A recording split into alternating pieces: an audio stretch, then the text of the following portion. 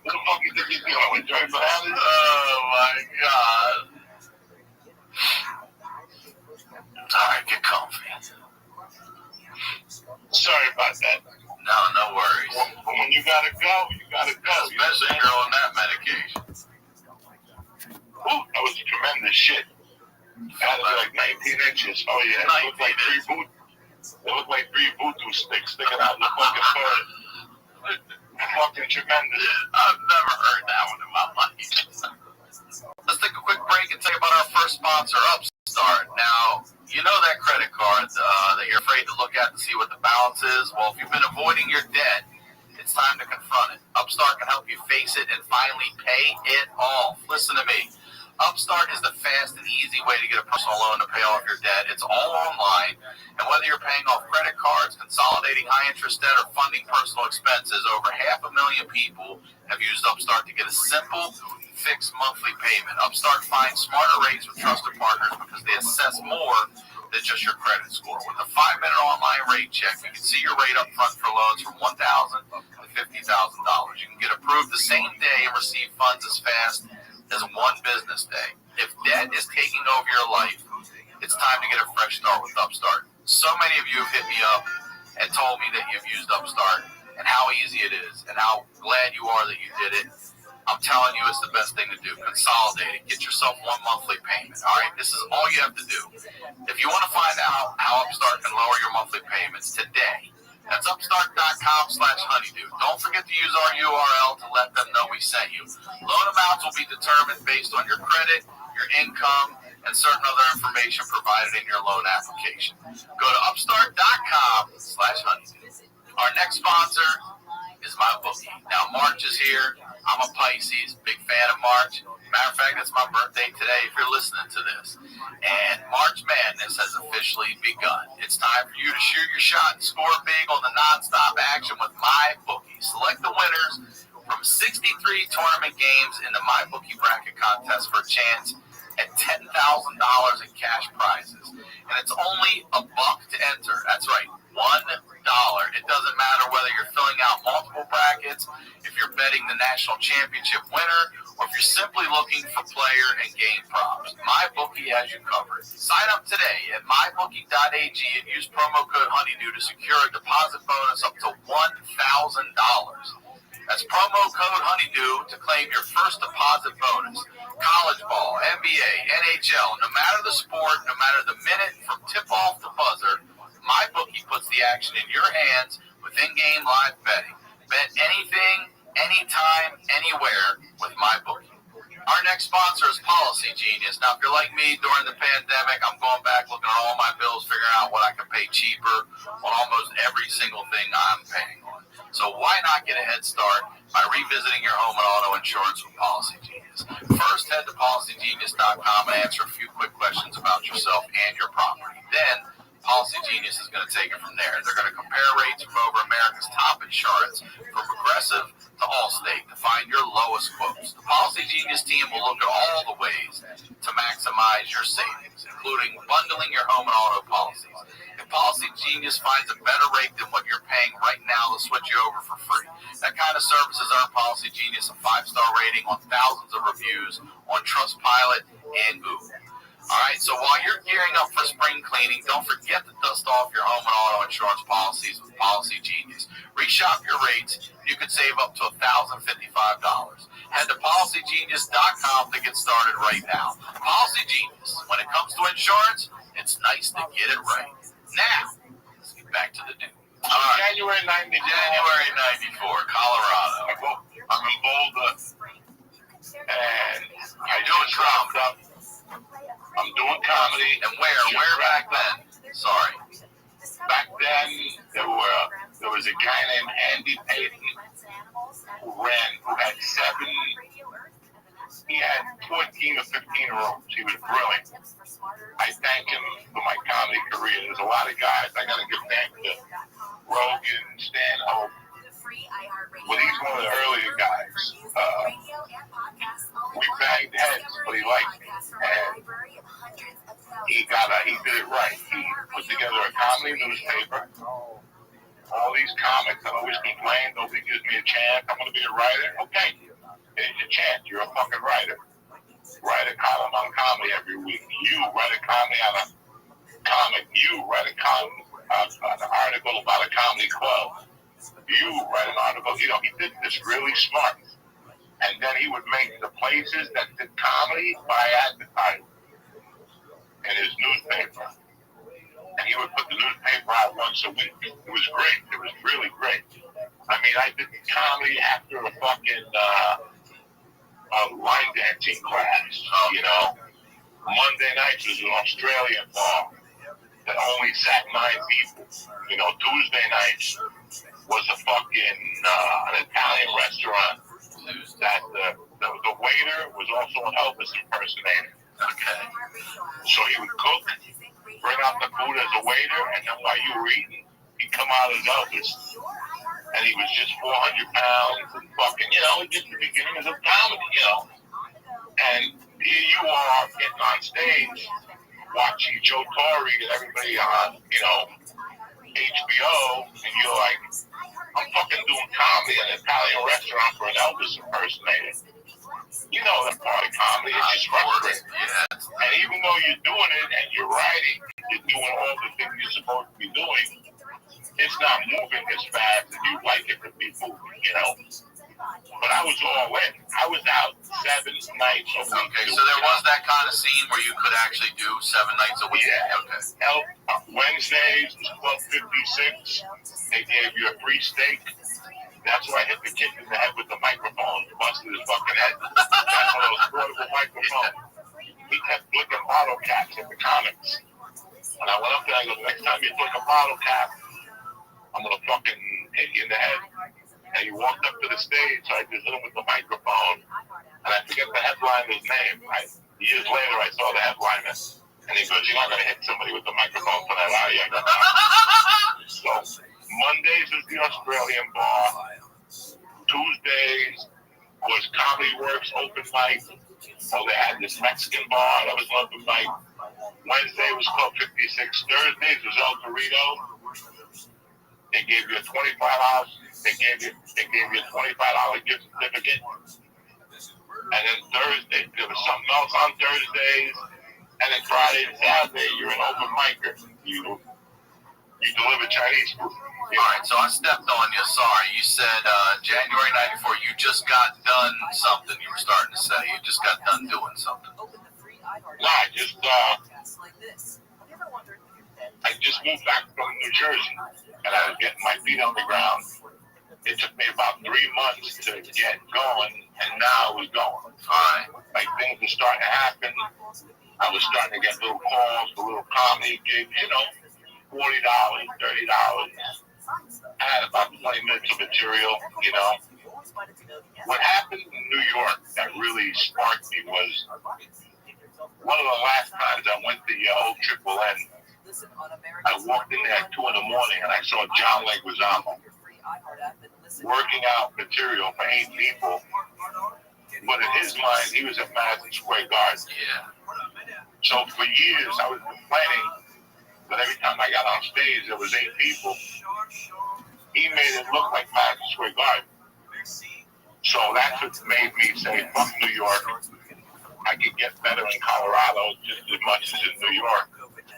Save half the money and be close to my daughter. Right. You know, how old was your daughter at this point? Couple years? 4. I came back. I celebrated her 4th birthday. That started problems with me and the ex-wife. And that's what was going on. I had an apartment.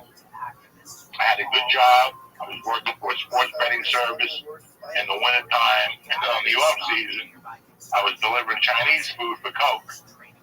And I was also selling neon for my buddy. You know, I wasn't selling Valium anymore because remember when I did the 10,000 Valium to New York? Yeah. I never paid that guy back. So he had 10,000, and you were selling them at $3 a pop too, huh? Something like that. He gave me like 1,000 on the arm or something. I I told him I was coming back in a week. You know, I'll see you in a week. Okay. I didn't come back. When I came back, he had moved to a different part of Colorado. It was still close to me. So I always had the money if he needed it, but I never bumped into him. So fuck him. Welcome to the drug game, cocksucker. Yeah, right. So I wasn't selling Valium anymore. I still had a line on cocaine. But what I really wanted to do was do comedy. I had it down. I could do comedy from February to August 15th. Then August 15th to February 3rd, I was going to work for a sports betting service where I could make up to $100,000 in 6 months. And then the rest of the year, just do comedy. And live off that 100. That's, yeah, okay. That was the plan. That was the original plan that nobody knows about. I was very satisfied with that. I was a piece of shit. Especially back then, $100,000 even back. I mean, now it's a lot of money, but back then it's a lot. It wasn't even about the money. It was about, you know, being close to my daughter. It was, and just being a human being. That's it. What I was doing for a living was not decent. Selling sports picks is not a great job. It's a lot of fucking grinding. It's 7 days a week, you know. Yeah. In football season, it's Saturday and Sunday. College football's on Saturday and pro football's on Sunday. So, but I had a balance. I had this great balance. It was going to work. I would make $100,000. They put money away for you. Whatever you put away, they matched. And then they sent you a check those months you didn't work. And then, on top of that, I was going to fucking deliver Chinese food and sell coke and do stand-up. I couldn't lose. And when I say sell coke, I'm talking about I get a call from Sam Tripoli, he needs $1 gram. And I get a call from you that you need $1 gram. Yeah. I buy an 8-ball. I give you $2 a gram. I end up getting $1.5 grams for $50. You know what I'm saying? Yeah. That's what I mean selling coke. I wasn't a coke salesman. I mean, yeah, you were a Valium salesman, but not a coke salesman. No. That wasn't really a Valium salesman. It was whatever. I sold whatever was. Yeah, you were a salesman. Period. A salesman. You got refrigerators? Let's do it. You know what I'm saying? Whatever fell off the truck. That's what I sold. You know what I'm saying? So I don't want people to think I was at home. No. When I say coke sales, I'm talking about for me to snort the coke I was snorting, I couldn't afford it. So I would have to wait for you and Tom Segura to call me one night, you know, and say, yeah, we're going to get us 2 8-balls. Fine. I'm going to take $1 gram on each 8-ball, you know, shit like that. That's what I did. That wasn't a coke sale. But everything was going great. There was a great plan going on, but there was an undercurrent going on. And there was the undercurrent of the war between me and my wife, my ex-wife, and her boyfriend. Oh, she's not by this now. Okay. Right. By this time, when I left, she already had a boyfriend. She had already moved in with him. She had already sent 2 guys to beat me up, and I beat up one of the guys. Really? She sent people to fuck you up? Yeah, 3 guys. 3 guys? A driver and 2 guys. The guy took off when he saw me in the car, and the other guy I hit, and the other guy I really threw a beat down on, and the other guy got away. Where did they get you? In front of my house. They broke my ribs. Damn. With a fucking 2x4. With a 2x4, they hit my dog with a 2x4. They fucked your dog up? Oh, they hit my dog 1 time. No. That dude still don't eat right. And it wasn't because he hit me. It was for the disrespect he showed the dog. That's right.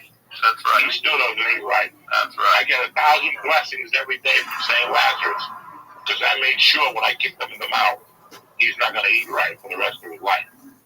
He's going to have to eat sideways. You know how I was taking a shit doing the show sideways? That's him. When I heard my dog whelp that way, I heard my dog whelp. When you hear a dog whelp like that, everything in my body stopped. He had to die. But I didn't have the balls to kill him. So when he went down, I must have kicked him in the jaw 50 fucking times. And then I called the cops myself. You did? But I knew. Yeah. Oh, you know, okay. Because I was a convicted felon. I knew that this didn't look good, but this is also an attack on me. Yeah, it's an assault. Yeah, of course. It's an assault on me. But somehow, because I'm a felon, they're going to turn this around. So I called the cop I knew.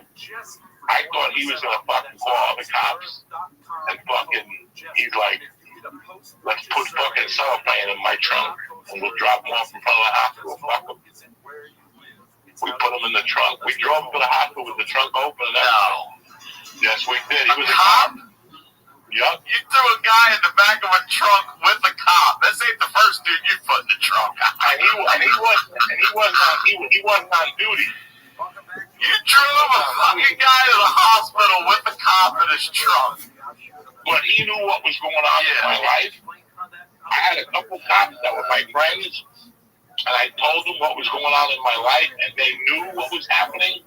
So when I fucking called him, he came over and he goes, fuck him. He deserved what he got. You know, when I told him that when a cop comes in Colorado, when you tell somebody that somebody hit your dog, guns are going to come out. Yeah, right. You know what I'm saying? Yeah, I'll bet. When my dog was still walking weird, I remember him looking at my dog and looking at the guy and kicking him again just out of fucking prison. We took the fucking guy. He knew where the hospital had cameras because he was a cop. So we dropped him off on a corner where he couldn't be seen. We spit on him and we fucking got him. So the next day, they attacked me on a Saturday night. They attacked me on a Saturday night, and I was supposed to get my daughter on Sunday morning. They thought I was going to call them and cancel. I never called and canceled. They showed up, and they were like pale when they showed up. I didn't say nothing. But did you know before that, or is that when you put two and two together? Oh, I knew it was that. I knew exactly who it was. Ain't nobody that fucking dumb, you know? Can nobody be that stupid? He was that stupid. She didn't tell him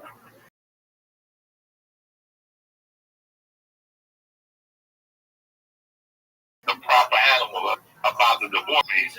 In the early 80s, when I carried guns and did things that were not supposed to be done that were very illegal. So for her to act this way really surprised me. I'm like, you know where I'm coming from. You know what could happen here. And you're still throwing firearms. You're still throwing alcohol and fire. So that before I went to New York, that was why I was so down, because they wanted me out of the kid's life. I hadn't done anything. But I'll never forget when they came to pick her up that Sunday. I put the kid in the car, and I looked at them, and I told them that somebody had attacked me. And they both turned pale. I pulled up my shirt, and I showed them the purple. It was just purple. I couldn't even really move my arm. And they were like, oh my God, we hope you're okay. And I'm like, I'm fine. I got the guy's license. He's from Idaho. And the guy, John, a boyfriend was from Idaho. I go, aren't you from Idaho, John? And that was the last word I said, because the first man who speaks after that loses. I just left it at that, and I walked away from the car. And now they knew. That you knew, yeah. It's on. Now it's on. Now we're taking it to a different level. It's on. I wasn't wise about it. I wasn't 58. I would have handled it differently today. How did you handle it? By leaving. Okay. I left by leaving because it kept escalating, and I knew in my world, because that was January of 94, okay? By December of 94, we were at such a war back and forth that she just called me out of the blue one day and said, I made up my mind, you're not getting up to Christmas. I was heartbroken. You know, I'm paying all my money to attorneys. I suck at comedy. I want it so bad, you know. I would go home at night, snort coke and cry. Most people go home at night, snort coke and get their dicks up. I would go home, snort coke and fucking cry like a pussy. Shit. You know, and I was just in a bad place, you know, and I wanted to be a dad, I wanted to do comedy, and I wanted to fulfill my obligation. But I could tell that they weren't happy. So, Christmas of '94, I get a call, like, the 22nd, let's just call it the 22nd, so, and it was her attorney saying that she decided not to give me the baby. I called her like a man and said, you know, why are you doing this? And she gave me like a remark, like, because I can, and hung up on me. Ryan Stickler, I thought that was total disrespect. First of all, she moved the guy, she moved the baby into a man's house without my consent or knowledge. If that was to happen anywhere from Baltimore to Boston, I could have shot her in the head, called the cops, and the cops would have arrested me. They would have said, we understand, you can't move a child into another man's house without permission. That's just general human decency. You know what I'm saying? Yeah. I can't see your wife moving your child into my house without us meeting. No. That should never happen. And they've already sent fucking henchmen over to fuck you up on top of it. Yeah. So I had to go to war. I had to go to war with these people. So they called like on the 22nd. That night I went out, I did my comedy, and I was heartbroken. And I fucking the 23rd or the 24th. One of those days was maybe like a Friday or a Thursday. I'd have to look it up. I was so broke then, I didn't even cook in this house. All I had in this house was fat tire beer. That's all I had, fat tire beer. I always ate out. I didn't even have a knife. I think I had a spoon, maybe one knife, not a steak knife. Just a regular knife. His house, a friend, and they were getting ready for Christmas. They cut the shit. And they go, I need a big favor. I gotta cut some house. Can I borrow your knife? And she goes, take whatever one you want. And I took the biggest one. They had like those rocks. I took the biggest one.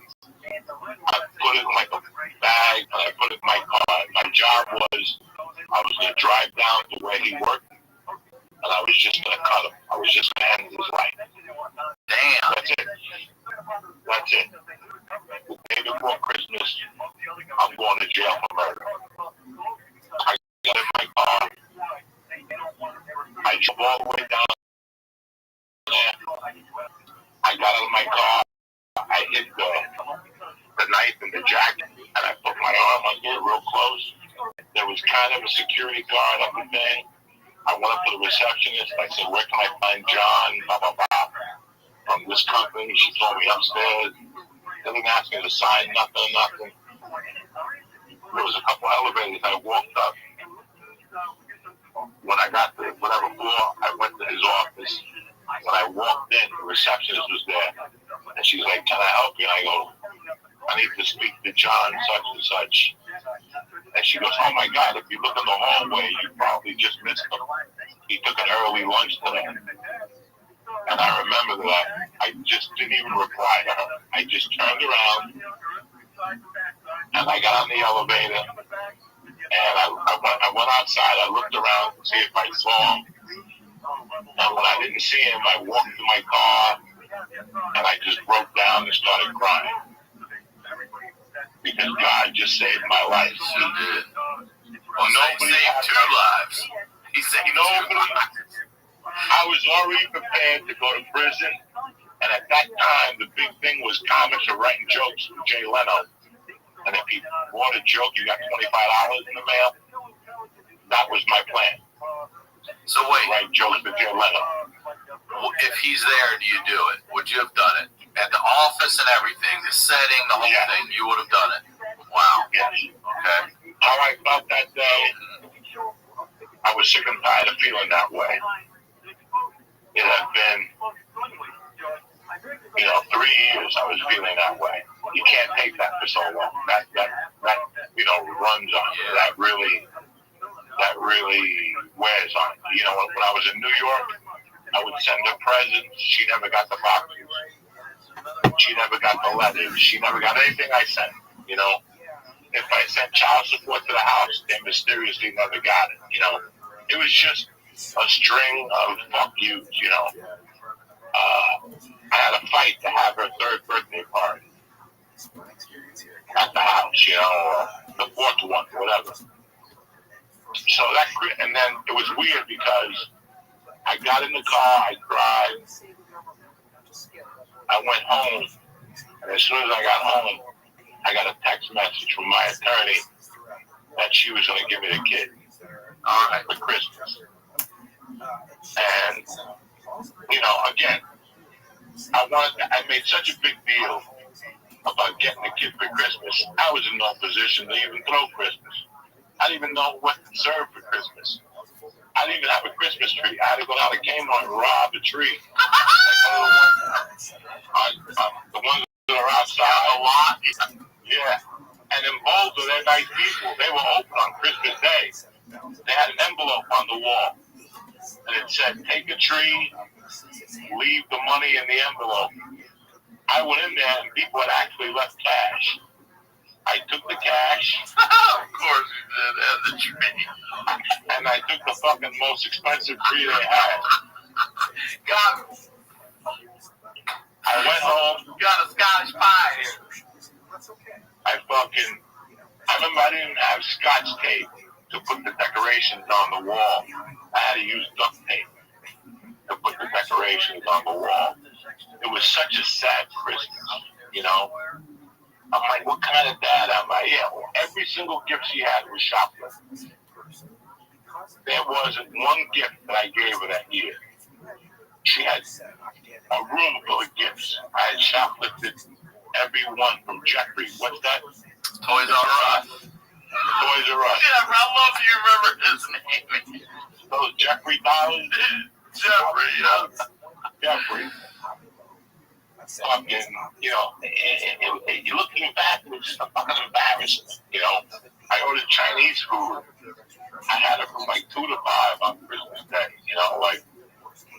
what a fucking, what a heartbreak, when she left. Then I'm driving a car, I have to close my car, I got to put a bungee on the door. Oh, yeah, hold the door shut. And she pulls up in a Land Rover or something, like one of those fucking cars, with her soon-to-be husband. And it was just a shitty way to feel. It was, when people hit me up and I'm having a bad day, I know exactly what you're like. That's what I went through for 3 fucking years with that, And then January of 95 was when I started rocking and rolling with comedy. I started really, one night I went on stage to do 15, and the guy that was doing the show took a girl outside and got his dick sucked. So he never gave me a light. Oh. Good morning, Mr. Price. How are you? Stage for 43 minutes. I'm lovely. You ready to take on the And when day? he got off, he's like, All right, hit it hard. I'll see you tonight, God willing. And I'm like, ready for the big time, comedy. I was in a groove every night, and I got her on Sundays and Wednesdays, and those were my toughest days when I had to drop her off. So I would put a joint in the ashtray. I would drop her off, and then on the walk to the car, I would cry, and I'd sit in the car and I'd cry. And I smoke a joint, and I force myself to go do comedy, no matter how bad I felt. That's right. I think that part of how I got good at comedy was because of those Wednesdays and Sundays. I forced myself to go to the worst two comedy spots in the world. Sunday was line dancing. I had to follow a line dancing class. And Wednesday, I had to fucking, it was just a bad time in my life. It was like everything was shit except my comedy career. And then, like in March, we started going at it. Like everybody's 95, is that what it is? Okay. Yeah. So now it's fuck you. I'm going to start sending him to drop the kid off. Really, he was doing stuff because of my sure. I'm trying to, I'm like, you know what? I'm going to fucking be a gentleman. I'm going to take the high road. And one day he said something to me. He said, how would you think twice before you take it to see Jurassic or something like that?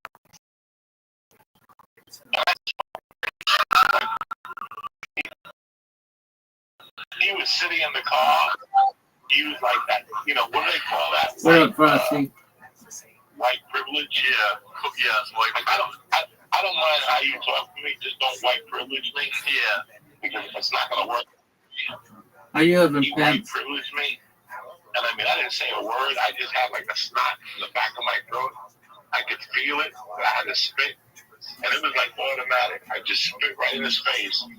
Because that's the point of my life it was at. Like, we're going at it. We're done talking. There's no reason for you to make small talk. You don't like me. You're trying to cut my legs out from under me. Now you're telling me about a movie. Don't talk to me. I just spit in his fucking face. And I still remember him looking at me for like 3 minutes. And the spit rolling down his face. He didn't even have the heart to wipe it off. The fucking mutt that he was, I'm not mad at him no more. It was a different time. It was a different place. And then she took me to court because he was scared.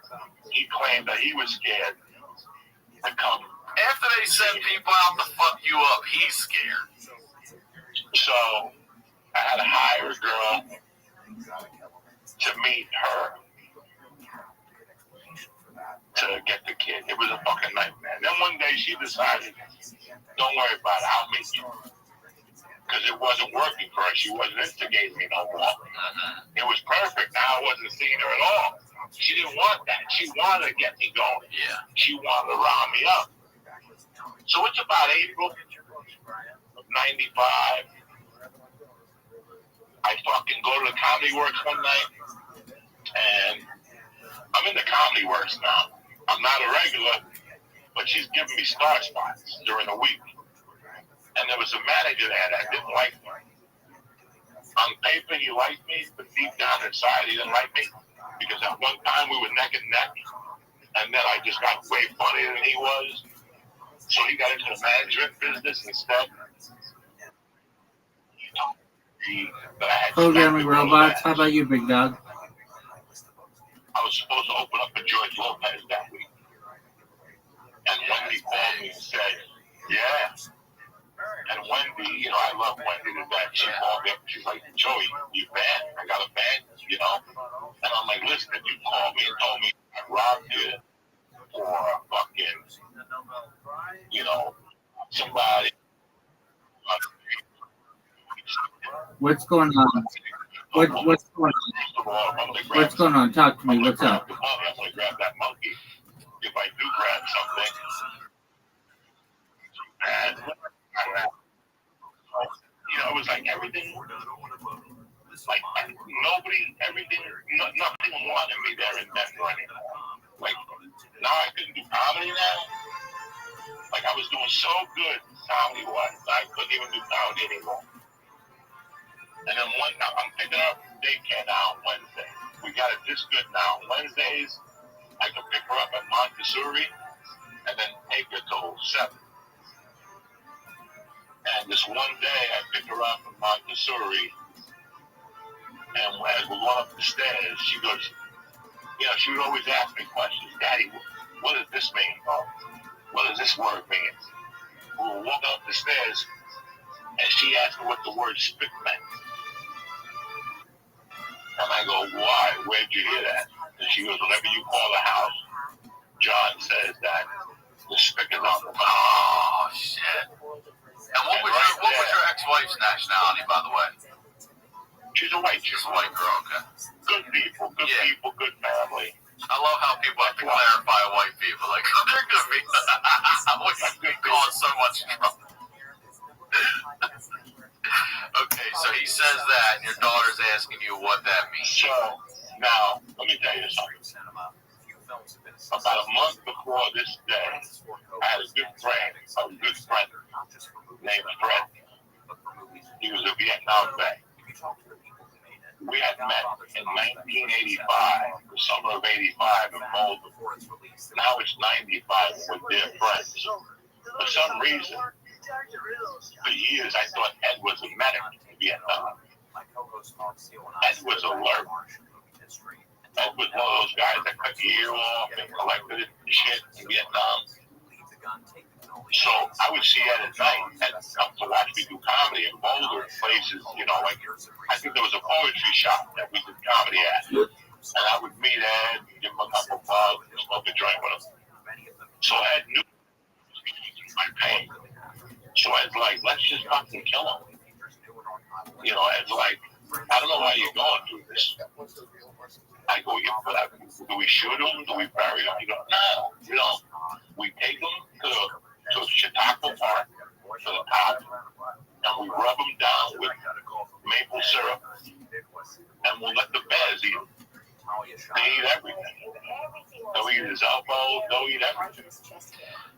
You gotta cover him in syrup and just tie him up so he can't run, and then the bears are gonna eat him. Jesus. Put a gag in his mouth, break his jaw so he can't talk, and let the bears eat him. I mean, that's how crazy I was. Oh my that's God. How crazy I was. This is why when I tell people I'm 58 and you have no idea that you are.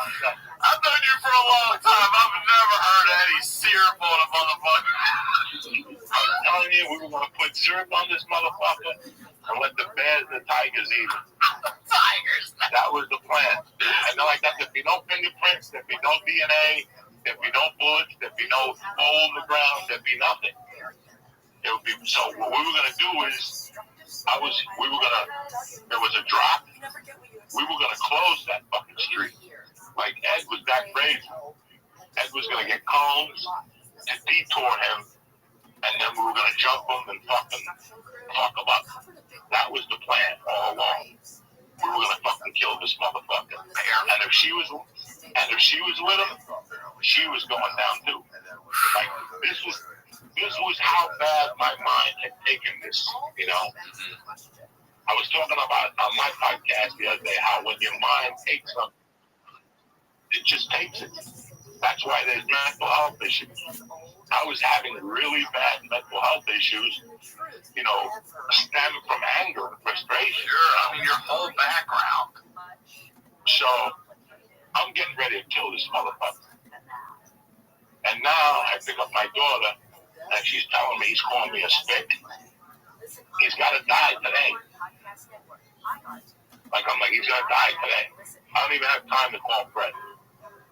I didn't even have a cell phone. I had a pager. You know, there was no cell phone in 94. Right. If there were, I didn't have one. I didn't have that type of money. No. So, me and her did what we usually do. We went to a park, you know. We went to North Boulder Park. I never forget that. And the reason why I remember North Boulder Park, because there's a little, not a grave site, like a memorial. And I remember that day, it was Joe Welch's daughter. Joe Welch, the guitar player from the Eagles, lived in Boulder, and his daughter died when he lived in Boulder. Oh. And he made a special little thing for her. I'll never forget this day, for some reason, how it went down. And I remember thinking, like, wow, this is crazy that, you know, just somebody's going to end up in a fucking grave here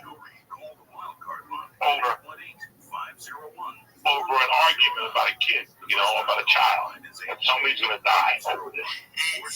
Either I'm going to go to jail for life, or he's going to die. And this is not good. And I remember getting in the car at like 6:30, and I had to meet her at Safeway. On this particular day, they switched the meet from Boulder to Safeway. It was outwards a little more. And I'll never forget that when I was out on bail for kidnapping, they made me do community service, and I did it at the AIDS place. And in '85, AIDS was not a popular thing. Yeah. There was always a cop on duty there, protecting the AIDS guys because they were getting bomb threats and shit. So I became friends with the cop at the AIDS place. I would always talk to him. I would paint walls, and I was telling him what I was going through also with my wife. So all this is in play. I'm driving to the thing, and I'm like, Jackie, are you sure that he said the word spick, that you didn't hear this somewhere else? And she's like, no, Daddy, I heard it from him. I thought it was like a funny word or something. I'll never forget pulling up in Safeway. I go, Jackie, wait here. Let me go talk to John. I got out of the car, and I walked up to John. I go, John, listen, I don't want any problems. I got a 5-year-old girl in the car, and she says that you used the word spick. Is it true? And he said, I don't know what you're talking about. He's like Thurston Howell the third, I don't know what you're talking about. And I'm like, dog, listen, spick is an East Coast word. This is Boulder, Colorado. Nobody uses this fucking word. Just man up and tell me you did it, and we'll move on. And he goes, I feel threatened. I'm going to call the police. I go, why would you feel threatened if you didn't say it? Did you say it? He goes, I'm going to call the police. I go, before you call the police, I got something for you. And I just smacked him open-handed with everything I had. Fucking 5 years. He's in the car. No, he's standing up. He's outside. He went shopping for something. I called him because he was bringing the groceries back. So he was putting them in the car. And he's like, where's Jack? And I'm like, before that, I got to talk to you. And he goes, I'm going to go inside and call the police. I feel uncomfortable. It was 5 years of aggravation.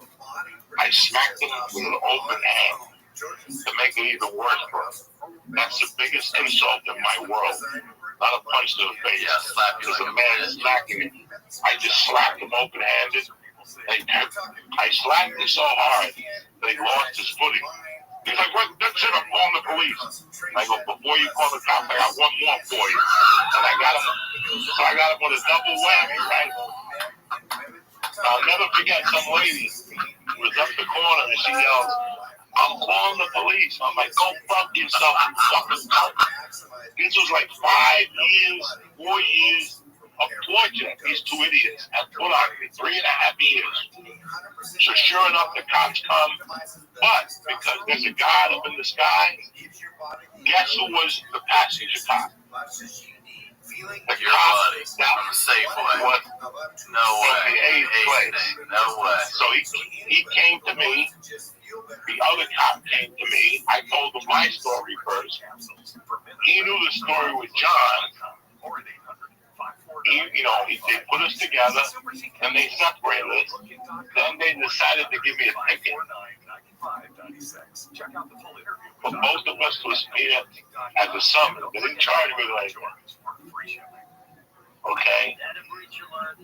We both go to court, and at court, I walk into court, and who is it? It's the judge that sentenced me. Now he's a civil judge. So they turned this into like a house thing, like a domestic situation type thing. So I had always written those judge letters. I'm a letter writer. I wrote the judge a letter when he sentenced me, thanking him, put me in jail. And I wrote him letters every month. Thank you. I'm the #1 convict in this facility. I eat all my corn, whatever. I eat all my corn.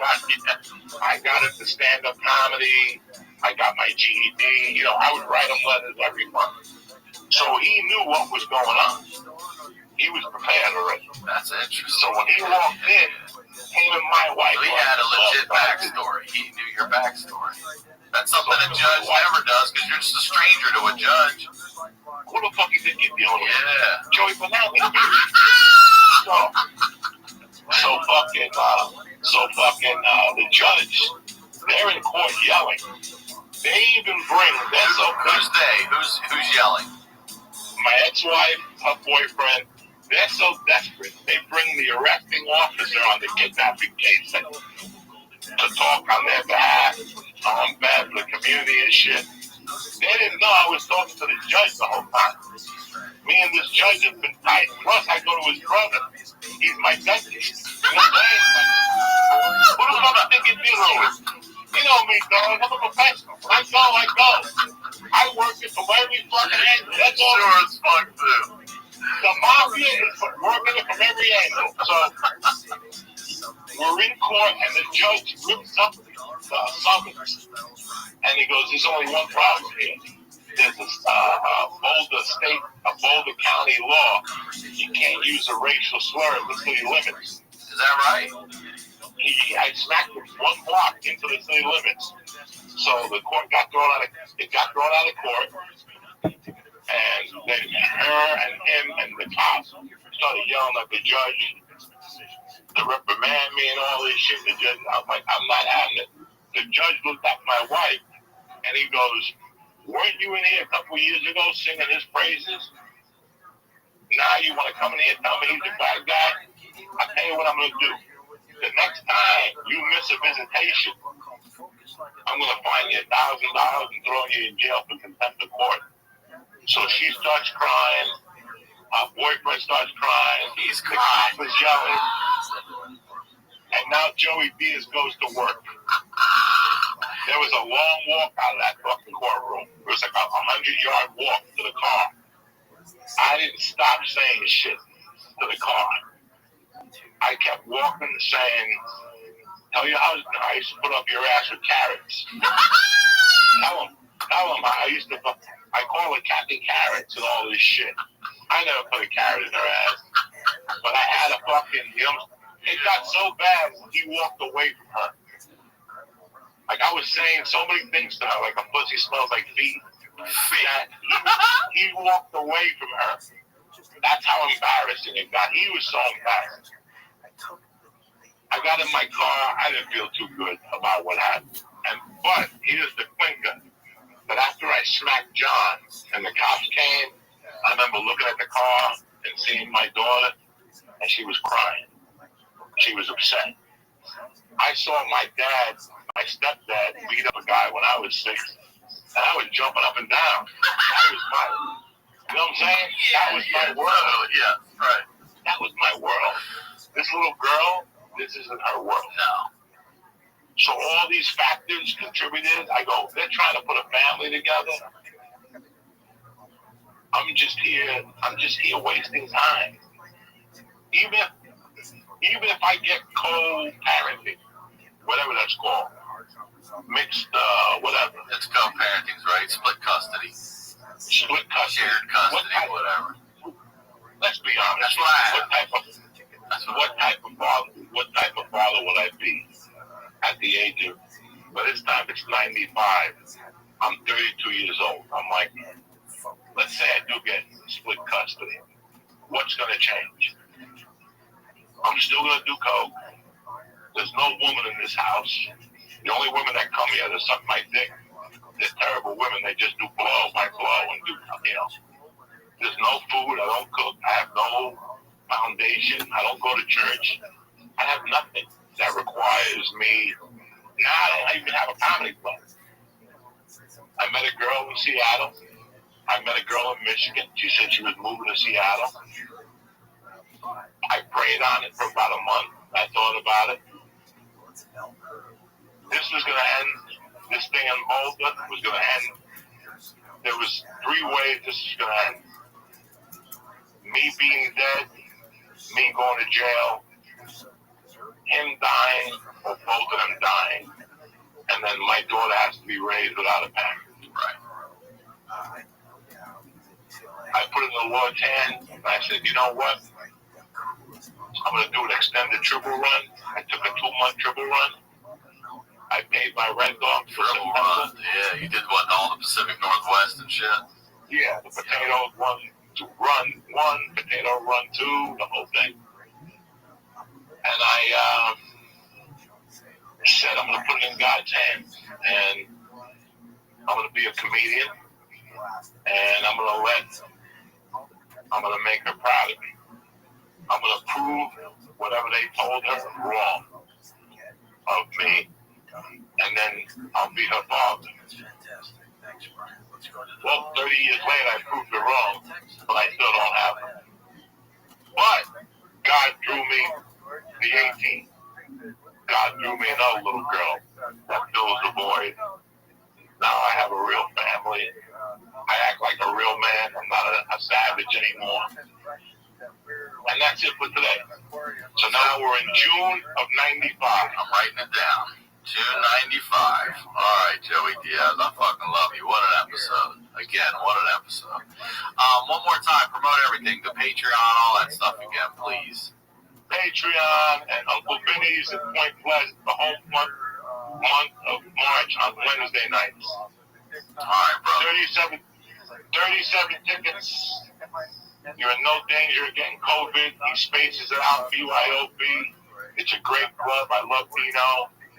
And that's the only place I'm performing at right now in Jersey. That's awesome, brother. Well, thank you for making time for this, and just thank you for having me, brother. I love you. I miss you. Oh, I miss you. I miss you like hell. We'll pick up whenever we do next time, June of 1995. As always, Ryan Sickler on all social media, RyanSickler.com. We'll talk to y'all next week.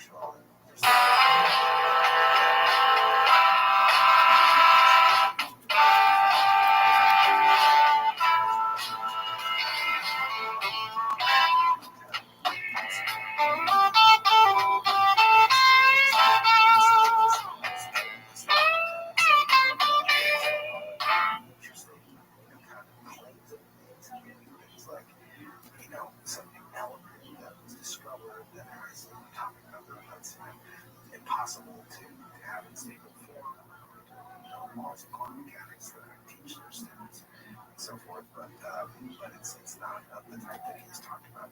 Now, Fravor is a different story because he's a very decorated, qualified pilot, and he flew off the coast here in San Diego in a warning area, and that is a critical thing.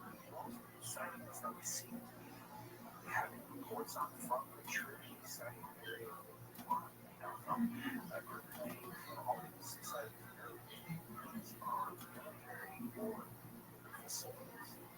And in particular, the area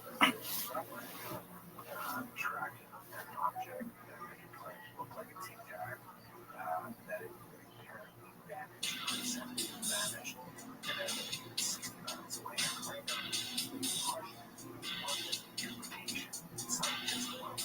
Evidence. We don't have data that was stored in the body. Testified in Congress. They also sent some people, so I'm not going to cast aspersion on any of their testimonies, but I didn't know they're much braver. But the fact is, just because you can fly a fighter pilot doesn't necessarily give it an ability to identify physics and crafts and behaviors and things. Anyone that's a physicist or astronomer can say. This episode of The Honeydew is brought to you by Raycon, Upstart, and Manscaped. More on that later. Let's get into the dew. The Honeydew with Ryan Sickler.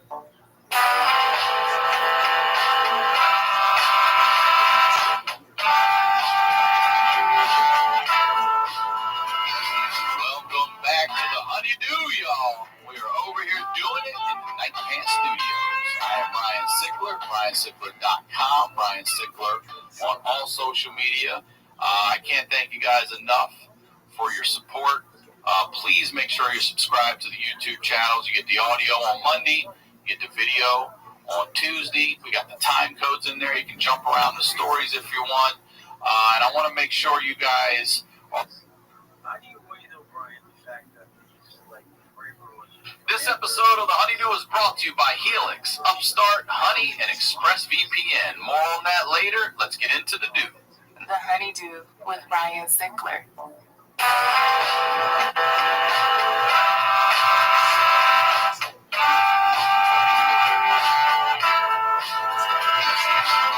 Welcome back to The Honeydew, y'all. We're over here doing it. Studio Night Plans. I'm Ryan Sickler, RyanSickler.com, Ryan Sickler on all social media. Just a huge thank you for all your support. We just finished 100 episodes. We're about to kick off the first of the next 100. So I just want to thank you all for your support. Thank you for making this such a fun show. Thank you for all the messages, the emails, everybody. I sincerely appreciate your support. We're going to keep on doing the damn thing. So get over, subscribe to the YouTube channel. You'll get audio here on Mondays, video on Tuesdays. Don't just watch, subscribe, and you're going to get some more content coming soon there as well. If you're a fan of the time codes, if you look in the description underneath YouTube, you'll see stories you can jump to if you'd like. The Patreon show is growing. Thank you so much for your support there. The Honeydew with y'all. Doing the Honeydew with y'all out there. I've heard some amazing, crazy, funny stories. If you or someone you know has a story that has to be heard, please submit at honeydewpodcast@gmail.com. We're going through all of them. We will get to you. There are a lot. We'll keep on doing that show too. So if you're on board for it, you can subscribe for a year, save yourself some money. I know that $5 a month is a lot for some people, $60 a year. A lot of things going on out there, but you can subscribe for a year and you'll save over a month of episodes. You'll get them for free. It goes back to you, y'all. So subscribe to that as well. The Facebook fan page, make sure you're subscribed over there for updates, clips, all that stuff. Make sure you're following me on Instagram. Can't thank you guys enough for the iTunes reviews as well. All that stuff helps, man. You guys are the shit. TheHoneydewPodcast.com is the website for the show. All the merch is there. It's also on RyanSickler.com, but the night pants are there. The Night Pants Nation Champion sweats are there. The hoodies, the T-shirts for the Honeydew, the T-shirt for my Ryan Sickler, the fist pump, fist bump shirt. The appreciations, really cool design. Upstate merch is the shit. Zach Newton is designing some of that stuff for us over there, so thank you.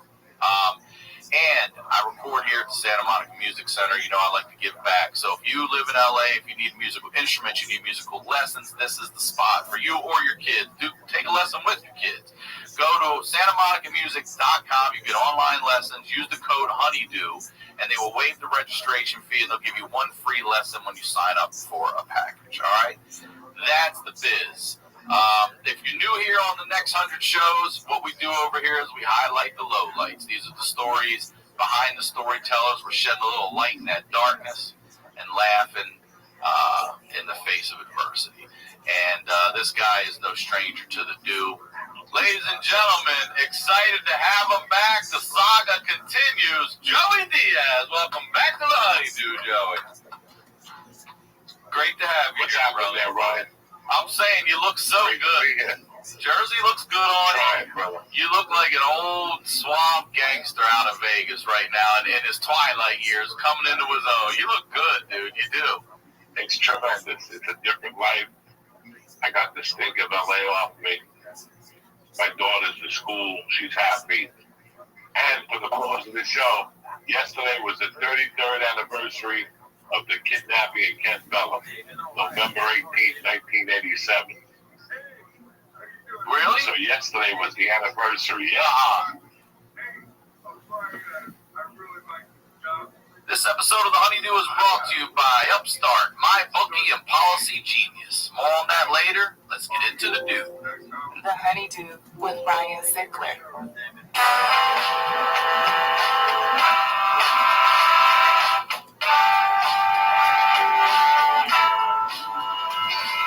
Welcome back to The Honeydew, y'all. We're over here doing it in the Night Pants Studios. I am Ryan Sickler, RyanSickler.com, Ryan Sickler on all your social medias. I want to say thank you to you guys. Seriously, this community continues to grow. I absolutely love my job and the show and the stories that people are bringing here. The fact that you can laugh at your trauma, be that strong about it, be that open about it, be that vulnerable about it. I fucking love it. Thank you for the messages, all that stuff. Make sure you subscribe to the YouTube channel. And if you're wanting more of it, man, hit up the Patreon. That community is growing as well. It's called Honeydew with Y'all, where I'm highlighting the lowlights with y'all. It's $5 a month. If you sign up for a year, you're getting over a month of free episodes, all right? If you or someone you know has that story that needs to be heard, submit it to honeydewpodcast@gmail.com. Hopefully, we'll get to do a story with you, all right? Now, I want to talk to you about something real quick that I'm very proud of. You know, I record here at the Santa Monica Music Center, and working on with a nonprofit here with Lana called Outreach to the Arts, ADA, which is at-risk youth, like myself and the guest you're about to see were when we were kids. If we had a program like this, we'd have been so much further ahead in life, I will tell you that. But we're teaching these kids how to podcast, how to live switch, how to work with cameras, graphics, editing, the whole thing. Ash is over there helping them. They're watching him. They're learning, and they're super stoked about it. We're going to start a podcast with these kids and get back. So very excited about it. Keep an eye out for that. I'll be feeding you some of that stuff. You probably meet these kids. I'm going to have them on the Patreon. They're really good kids, 18 years old with stories already that are insane. So that's the biz. We're highlighting the lowlights over here. These are the stories behind the storytellers, and there's only one storyteller like this guy. He is back, y'all. The saga continues. Ladies and gentlemen, Joey Diaz. All right. I'm just so stoked to talk to you, dude. I miss you so much. There were those programs when I was growing up. We just robbed them. So I robbed the science department. I had all the triple beam scales. And they knew it was us. They came down, and they're like, just give us like 8 back. We robbed all the give us 8 of them. They negotiated with you. we took all the frogs. You know the frogs? Yeah, we took like 300 frogs. Dude. Well, more. They got dissect the frogs. I forgot who I was talking to for a second. Then we robbed the athletic department one night. What did you take from them? Everything that was in that thing, from sneakers to jackets to hoodies. They came to my house the next day. They're like, this high school or what? Yeah, the high school. They came to your house? And they're like, we know, just come on, give us a break. The kids can't run track this week, but just bring it back. They're forfeit. And we'll make believe like we don't know nothing happened. You know, it's like nothing ever happened. I swear to God. I believe you. Don't even swear to me. I believe you. Trophy. Just take a trophy. You can't even sell those. Didn't matter. Please, before we get into the continuing story here of your life, plug, promote everything you want to. I'm at Vinny's, the whole month of March down the shore. Vinny's, Uncle Vinny's Comedy Club in Point Pleasant, Wednesday nights, 8 o'clock, $20, working out with Uncle Joey, BYOG, too, because it's legal to bring grass now. Yeah, that's right, it is, huh? So you can actually, they'll let you smoke at the venue, not inside, but outside? Yeah, no, smoke outside now. It's legal in New Jersey. Okay, good. Your Patreon. Doing well.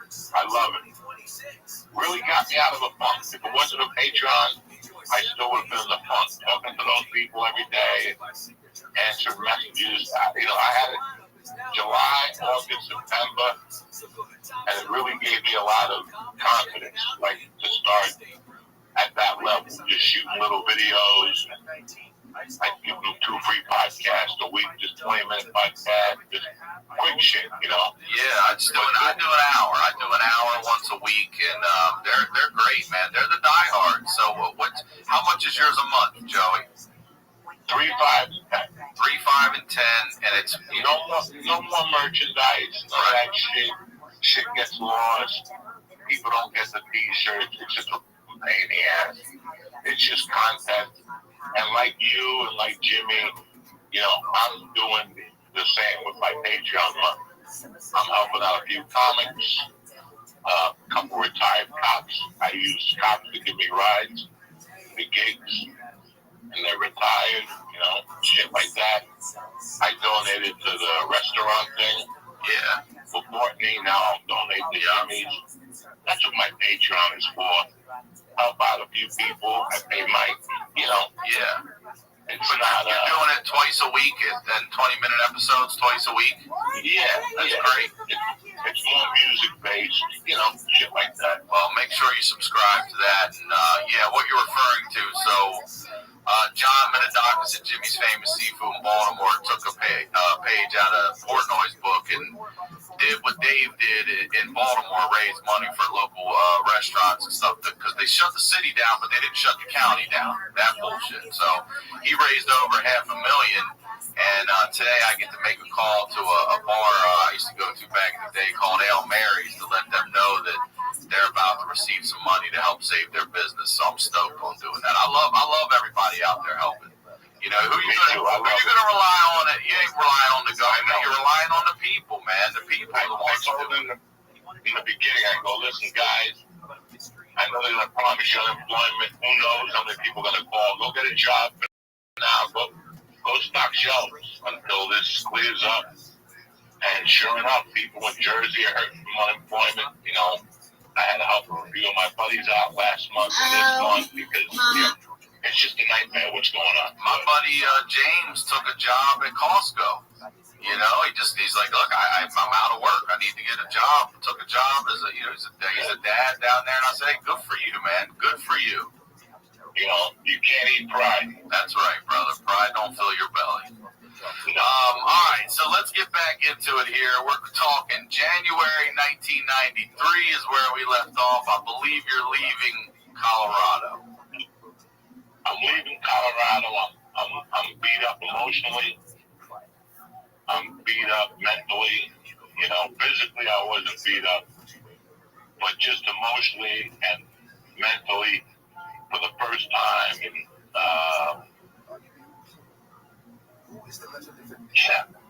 for the first time in 10 years, I was done again. Like I had just gone to a big chunk of life. You know, a lot had happened, and I was ready to move on. And Joey, sorry, just as a reset, how old were you in January of '93? Whatever, take away 58 from 93. I'll have my calculator with me. Yeah.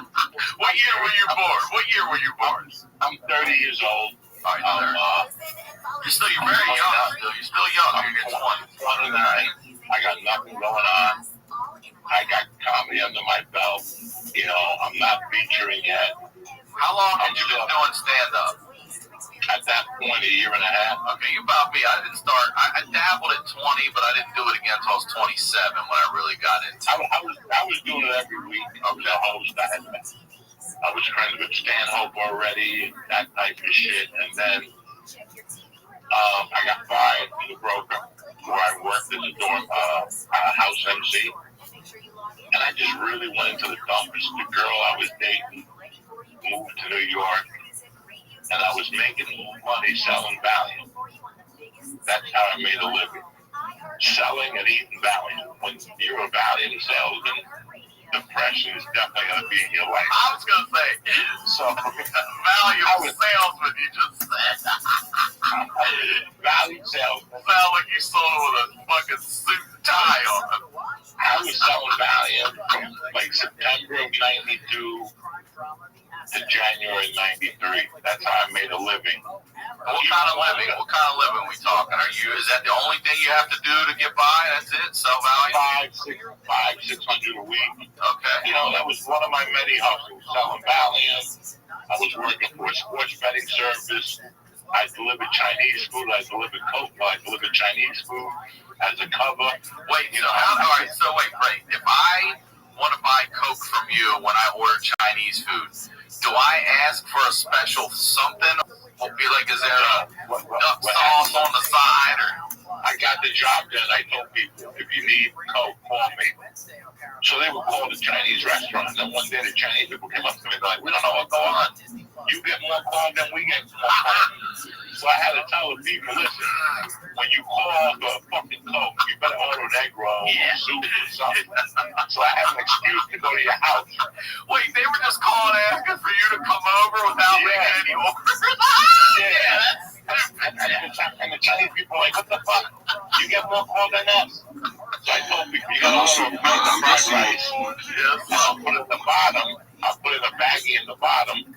So even if I get arrested, I can blame it on the Chinese guy. Oh, I had to download fucking science.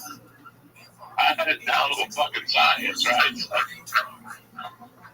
I'm doing everything I can. If you wanted to fight Coke or Bottoms from me and I was working, I would actually make you come down to the venue, the broker. I would just tell you, come to the broker. And you go, why am I meeting you at the broker? And I go, because I got to meet my Colombian friend there. You want your Coke pure, right? You go, yeah. I go, yeah, so meet me at the broker. I'll give it to you at the broker. No, you were going to pay for a ticket to come to the comedy show. So I was making you pay for it. All right, so you got to find a broker. You got to watch on this thing. I'm on the stage going, hey, come on, just pay the $5 at the door. And the people would pay, and I take care of them afterwards. And they go, what about the $10 I paid at the door? And I'd make up some story, give an extra bill. I think I was paying like a quarter a bill, and I was selling them for like $3. Damn. So it was like high profit. I was getting rid of $300-400 a week. You know, so I found myself just broken. I was broken about how my divorce was going. I was broken about the only thing that was good in my life was comedy. That was the only good thing in my life. But you're taking those Valiums, so you're bringing yourself down medically too. So I'm partying, man. Yeah. But is Valium to party on? Doesn't that just doesn't it like I'm drink? I'm snorting coke. I'm drinking beer. I'm getting my dick sucked. Yeah. I'm not just sitting there with a pill watching TV like some fucking asshole.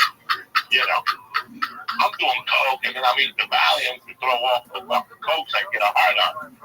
So I had a little Asian girlfriend at the time. We were having a little affair. And we weren't going nowhere. It just was a dead light. So I fucking called a friend of mine, his wife answered, and I told her what was going on in my life. And she sent me a plane ticket to come home. I went, I got like 1,000 Valiums, because I knew I could get rid of them here. And I fucking just came here like Super Bowl Sunday, 93. And I sold some Valiums, and I got a job selling cars. And I started doing comedy around the city at the New York Comedy Club and stuff like that. So you left Colorado to go to, did you go to New York or back to Jersey? I went to Jersey. And then you would do comedy at night? In New York City, I was selling cars, you know, and then finally she had a baby where I was staying. She was pregnant. And they had a baby, so I had to find a place to stay. So my buddy had to go to rehab. So his mother let me stay at his house while he was in rehab with the deal that when he got out of rehab, I was going to take care of him. I was in no position to take care of anybody out of rehab. I had my own rehab issues. But I was a functioning, you know what I'm saying? Like I was working in the city. I stayed in New York from January of 93 to November of 93. I probably got on stage 12 times in those months. Not as many as I should, you know. It was a hard time for me. I was watching a lot of comedy. You know, like when you're at that level, that nobody will talk to you at a comedy club. You just go there. They know you're a comic, kind of. You did an open mic there and you ate a bag of shit. They don't really talk to you and you don't talk to them. Like I was at that level. So I was going into like Lucian's Club, stuff like that, and watch. And then at night, I would go to an open mic that started at 11. It went from 11 to 4. Damn it. 4 in the morning? and sign up was at 11. And when you got there, you were already at number 94. Holy shit, yeah. It was like 6-minute spots. It was called the old Triple N. So I would sign up, and I would drive a limo, and I would go to Kennedy Airport, pick up the last Asian, because Japanese people usually fly in late, about 1. I'd pick them up, I'd drive, drop them off, and then I'd go to your old Triple N, and my spot would be ready. It'd be like 2:30 in the morning. I'd be like half hour away from doing my spot.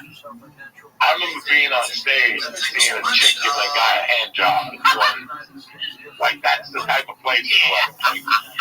You know, so I've always wanted to do stand-up like at one of those old Blues Brothers places where they put the cage fence up and people can throw shit. I've always wanted to do that. This was the place. Without the cage, it sounds like. Let me ask you this question real quick. You're going through what you're going through. You're in a dark place. What is that 6 minutes doing for you? When you're getting on stage and at least getting to fucking tell these jokes, does that 6 minutes helping you more than any drug? Or, you know, how are you feeling? Yeah. Because you want to keep going back, right? I was really on an all-time low human being. The only thing that was keeping me alive was my day job. You know, I liked my day job. I got a job working for a dear friend of mine who owned a sandwich place, and he wanted to start a delivery business. So I would go to all the businesses in the area, take their phone number, and I would fax them the menu for the day. And I tripled his delivery business. So I would work from 10:30 to 1, 2 o'clock, and make about $800 a week there. And then I'd either drive a limo in the afternoon, 4 o'clock, 12. And that was it. That was my thing. I was also going into the city for drugs for people. People didn't like going into New York City to buy coke. So I charged you a fee. So grams of coke with $35, I charged you $45, you know? So you would pick up and deliver? Yeah, I'd pick up. I'd walk over the bridge in those days. Really? I used to walk over the George. Yeah, because George Washington Bridge? You could walk over that back then? Can you still now? Can you walk that bridge? Yeah. Oh, you can. I don't know if I'm in the shape to do it now. It's going to be a long walk. Yeah, it's a long walk. But back in '93, I used to do it back and forth, you know, an hour and a half. Stop eating booze on the other side. So my roommate had gotten out of rehab, and he's my best friend. We're still best friends. We talk every day. His daughter works for me on Patreon. Oh, nice. All right. He went to rehab. So it was me, him, and his grandmother living in a 2-bedroom apartment in Cliffside Park, New Jersey. So when he got out of the rehab, he was hooked on heroin. So it was like a joint family. He had a great family. So his grandmother, his mother, his sister, and his aunt were like his support system at me, you know? But it was me and his grandmother who lived there with him, right? So every night, you know, he didn't have a job, he was on disability. He got him a job in the city, like moving around in the daytime. He got paid like with food sales, like once a week. And he could go buy heroin with I love that heroin dealers will take food stamps. So, there's an asshole heroin dealer taking Bitcoin and shit today. You know that guy's out there. So George would sit there at night. We'd be watching TV, and he couldn't wait for his grandmother to go to bed. That was our whole goal. You know, like if I walked in at 12 and grandma was awake, George's face was red because he was dying to shoot, but he couldn't because his grandmother was awake. So I'd come in and I'd go, Grandma, what are you doing up? Letterman's on. Go watch David Letterman. And he'd look at me like, thank God. And then she'd go in her room, close the door, and she had a cat. She had a cat on the room, on her bed, and she would just sit there at night, snacking, like eating popcorn. And I would wait torch to go in the bathroom, and I timed it perfectly. You know, I let him burn it, let him put the fucking thing on, and then I shoot spitballs at him through the door. You hit them with she would sit there with the cat, and all of a sudden these spitballs would be hitting the bed, and she'd be looking up at the ceiling, and she thought the stuff was coming up the ceiling, and she'd go, "What the hell?" And she'd get up, and she'd go looking for her grandson. Georgie, what? Didn't I be in the room laying there, like making believe I was asleep? Yeah. And she'd come in and she'd go, "Georgie," and I go, "Grandma, it's me." And she goes, "Where's George?" I go, "I don't know." And she knew he was shooting heroin in the bathroom. She would storm to the bathroom and bang on the door. And she's all tied off. Trying to get a beat. He's over there looking like Marilyn Manson, all tied up and shit. So, the other one I used to do to them, you know, their families are art collectors. They're art collectors. And they had this big gong in the hallway. And again, there were some nights that Grandma would go to bed, I would lay down, but George would go to bed first. He would play it off like, "You know what, Grandma, I'm tired." He would go to bed sweating bullets because he knew if he went to bed, Grandma would go to bed because she wouldn't have to worry about it. So again, I'd let him go to bed, Grandma go to bed, and then I'd go to bed. And sure enough, George would get up. Give him enough time to cook the heroin and tie up his arm, and then I'd walk out into the hallway with a hammer. And I'd hit the gong. I know those gongs. I've hit one of those before. That fucking thing is loud. It made my daughter cry. They're loud as shit, man. I hit the gong, and again, she'd come out. What, George? I don't know. And she'd run into the bathroom. Georgie, open up. And she'd bang on the door, the whole fucking thing. I'll never forget. It was like I was physically and mentally down, but my house was fucking hilarious. He used to sit on the couch and flick his ashes behind the couch. And I remember one day Grandma caught him, and she moved the couch, and it was just a mountain of ashes. like you know how many ashes it has to be to be a mound? Yeah. Like there was ashes on top of cigarettes. He was just throwing cigarettes back there, and ashes. It was just a fucking, it was a horror show. I had to be in the city some days. I had a free ride into New York because my friend's father was a bus driver. So I had to learn his schedule. And so he would let you get on? For free, yeah. That's nice. His son is dead. He's dead now, but he was alive then. And it was just my education at the time. It was those 9 months in New York. Like, it was a lot of fun. I did a couple crimes. What kind of crime? About. All right. Like ripping off drug dealers. Yeah. I had a friend that was still into it. Let me ask you this. All the crimes that you've committed in your life, from kidnapping to dealing to whatever, what was the one that was most nerve-wracking? Would it be the kidnapping, or would it be knocking off a dealer? Because I feel like knocking off a dealer is dangerous.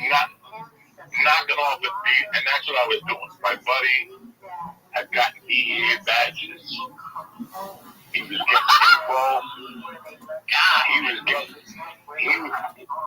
He was getting his info from the DEA agent. And it was like stealing. And so you guys would just go make those hits. Yeah. On Tuesday, he's going to get delivery at his office of a kilo. He's got 2 guys. Then bring 4 guys. Then bring 4 guys with guns, you know. So I did that like 2 or 3 times, and I was like, I'm out like this. Yeah, I mean, doesn't that just fucking, aren't you always looking over your shoulder then? I'm a fucking comedian. I'm done. Yeah. And then, like, August of '93, I was like, what the fuck am I doing with my life? I had the daughter back in Boulder, you know, this comedy thing. I just came and looked behind. I looked into the mouth of the tiger. This requires a lot of work. It's going to be a lot. I can stay here and work really hard, or go to Colorado and be closer to my daughter and work and do better work. Like I don't have to do bringing shows. Like I knew people who book shows every week at bars and stuff like that. And it was crazy. I quit the job at the deli at the end of the summer, and I got a job selling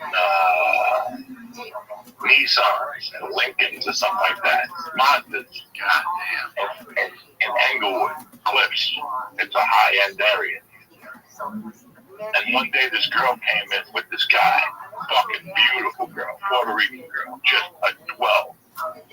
Body-wise was 12, and this kid's just a little Luke, you know. And as I sell him the car, they just graduated college. She's a drug counselor. He's like studying to be like a half a fag. I don't know what the fuck. Studying to be. She was beautiful, you know. And I called her 2 days later to see how the car was going. As a salesman, you always have to call and see how the car is doing. Is there anything else I can do for you? Conversation. You know, and she goes, I want to come see you do stand-up. I suck. And she came by herself. And I go, where's your boyfriend? And she goes, me and him broke up. After 3 years, we decided it was time. So I started dating her under the lie that I was clean and sober. Oh, yeah, she's a drug counselor. Yeah, she was a drug counselor. But the car she bought from me, she was buying because she wanted to drive to Colorado. No way, all right. She got a job offer in Denver. So I said, listen, are you still going to Denver? And she goes, yeah. I go, I'll make the ride with you. It was like perfect. It was like she came in, bought the car, and a month later, we had to make a move. You know, she's like, I think I'm leaving like mid-October or something like that. And I'll never forget that. I had no money put away. Like I had nothing. My money went to an attorney, child support, and my drug habit. I think I paid George's mom like $50 a week to live there in the bedroom, you know. That was it. Well, everything else went to my nose, an attorney bill, and child support. So I had to rob one more drug dealer Before you split? Yeah, and that one was really scary. Why? Yeah. What can you say about it? Like when you're robbing them, are they there? Are you hitting their stash when they're not there? Are you taking it from them? Like how's it going down? They're there. They're there. They're there. Do they know who you are? Or are you covered? No. They don't know. Okay. No, we're covered. I don't know them. I don't know what their patterns are. I don't know, you know. So that's the scary thing. Yeah, so I needed money. I needed quick cash. And I remember we busted in there. It was the weirdest thing because this is how weird life is. I would work, if I didn't work at the deli, if I worked at the deli, I would meet this certain kid and he would take his car. He would rent like a car that resembled the cop car and he would park 3 or 4 blocks from their stash house. And he wanted them to see him. Right.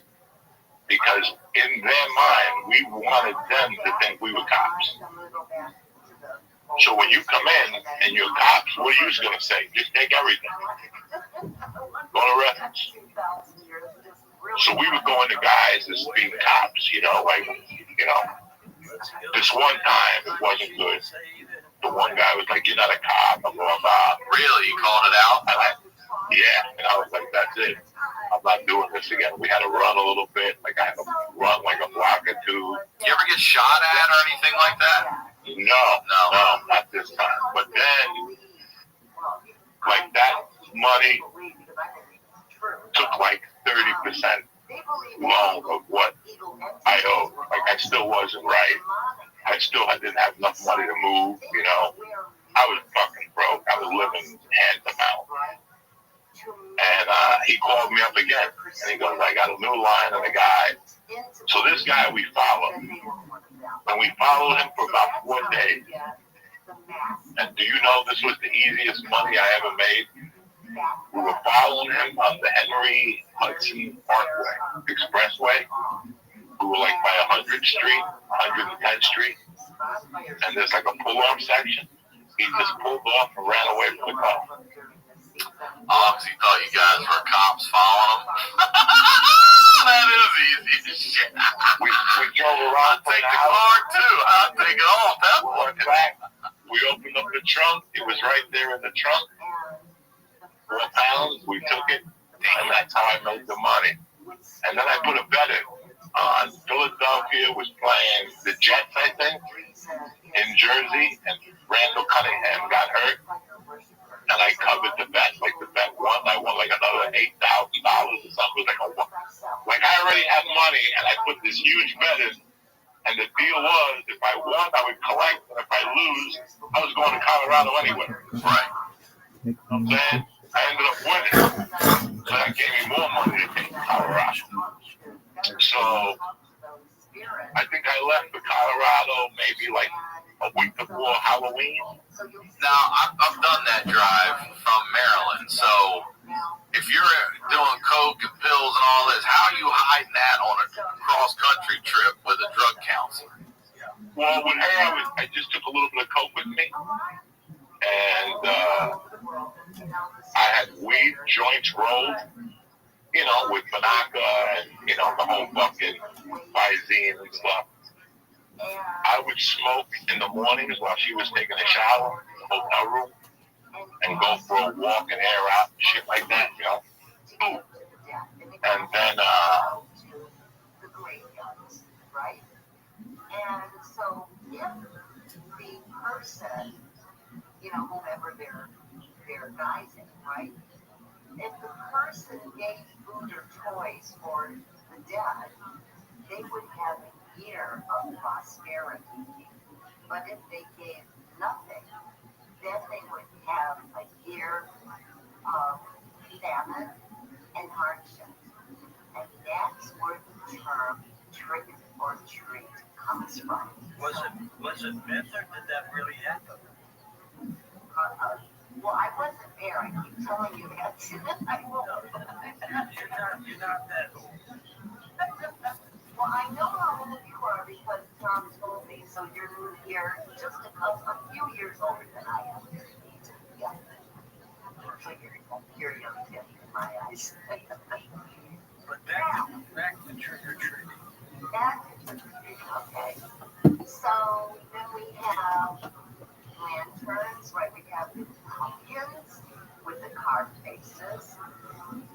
And that... Nashville, Tennessee, Lexington, Kentucky, thank you so much for all the love. It was great to see you all out there. I really appreciate all the support. I am bringing the Night Pants Nation tour to Boston, March 31st to April 2nd, and Minneapolis, April 28th through the 30th. Get your tickets for those shows and all shows at RyanSickler.com.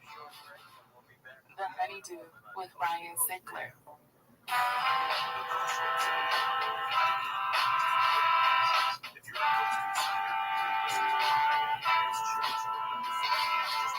Welcome back to the Honeydew, y'all. We're over here doing it in the Night Pants Studios. I'm Ryan Sickler, RyanSickler.com, Ryan Sickler on all your social media. I can't thank you enough for your support. It's been a hell of a year so far. We're going to continue that run. Please subscribe to the YouTube channel. It's a huge help, everything we do over here. And the Patreon is called The Honeydew with Y'all.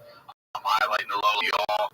The stories are unlike anything you've ever heard. I promise that. It's $5 a month. If you sign up for a year, you're getting over a month free, and you're getting The Honeydew a day early ad free at no additional cost. All right? That's the biz right there. You guys know we do over here. We're highlighting the lowlights. These are the stories behind the storytellers. All right? Ladies and gentlemen, it is a pleasure to have the legend back. The one and only Joey D. Diaz, everybody. Welcome back to the Honeydew, Joey Diaz. What's going on? I think the Russians are coming. God damn it, they are, boy. How about that ghost of Kiev? Damn it, Kurt told me about this guy last night. He's called, I think it's the Ghost of Kiev, they call him. And he's a fighter jet that shot down 6 Russian jets yesterday alone. And they can't get this guy, they can't see him. But he's like the Red Baron up there right now at all times. This dude's like a badass, and he's knocking them all out of the sky, and they can't fuck with him up there. He's like the Tony Hawk of fucking fighter pilots. What a fucking nightmare, my friend. For real. We just get over it, now we got a fucking World War III, yeah. After COVID. Is COVID over? COVID's over, though, isn't it? Seems like it now. Jesus Christ. nobody gives a fuck. Seriously, they're bombing people. We got to worry about it, man. That's it. I'm talking about vaccines, no more. I heard they're letting people into New York without the card, you know. It's over. It's all. Listen, there's no way the United States of America is going to tell people that you can't fucking come here and you know, save your fucking self. There's going to be a lot of looking left and right when it comes to that shit. Blind eyes, and compassionate souls. What the fuck are we going to do? Their capitals get robbed. They bombed the airport. They bombed the airport. Imagine being in LA right now. You're like, I got to get the fuck out of here. You're like, they bombed LAX. You're like, what? How am I getting the fuck out now? I got to drive to Vegas. Burbank or some shit. All right, brother. We have not done one of these since July of 2021. When we last ended, it was, it's actually very touching to me now because it was March of 97 for you. I had just moved here on Valentine's Day in 97, and you just got passed at the store.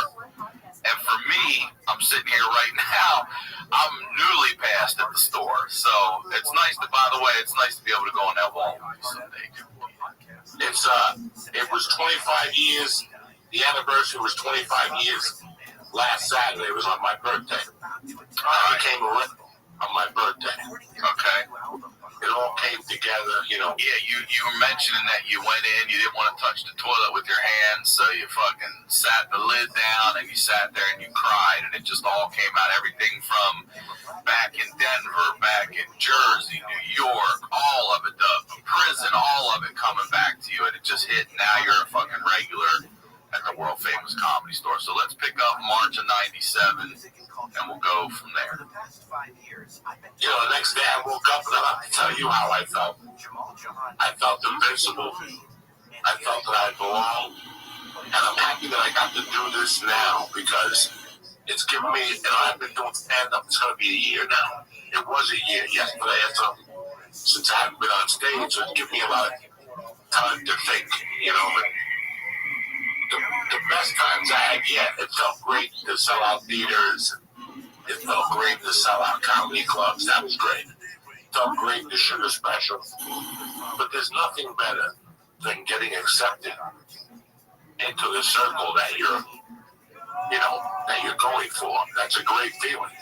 You know, I started in Denver, and then I went to New York for 9 to 10 months, which taught me how to kind of start up in a city and get the party started. Then I went back to Denver and got the party started there for a year. And then I went to Seattle and got the party started there. So by the time you get to that fourth destination, you know how to get the party started. You know, by that time I had joined an acting class on Monday night. Jamie Masada told me I wasn't funny enough to do his stage. Fuck that guy. But I had a guy who worked there who used to give me a 20-minute spot every Monday for Latino night. And it was packed. And, you know, it's so weird. People think you make it at the store and that's it. No, that's when your work starts. I just did the Comedy Store podcast last night with Eleanor, and she said the same thing. I said, look, it's great, and you're right. I'm so surprised the camaraderie and how kind everyone has been coming up to me and congratulating me and stuff. You know, I didn't expect.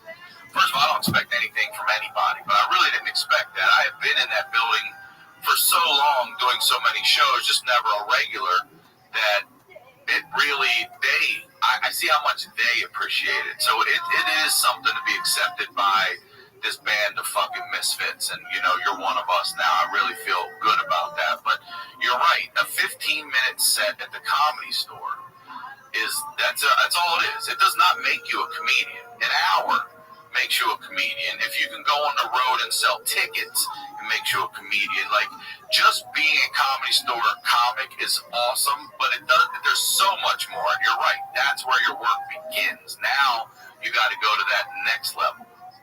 And you've seen guys over the years do it. Pryor, Murphy, Robin Williams, just name them. All of them, you know. It's so busy out. It's so weird how when you go to jiu-jitsu or karate, when you start, you're in the back of the class.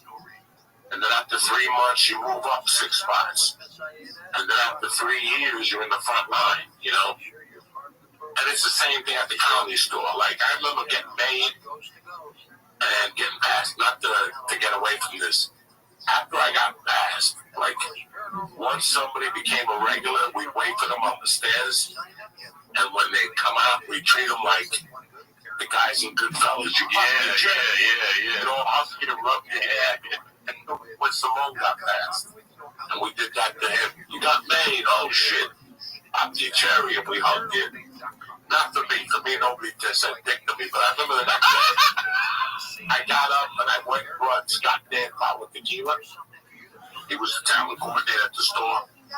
And I had a weekend, that weekend, when she made me on a Sunday, and that following weekend, I had a weekend in San Francisco, and somebody told me, don't cancel that motherfucker, because you don't want to get made and then disappear on her, and then she forgets about you.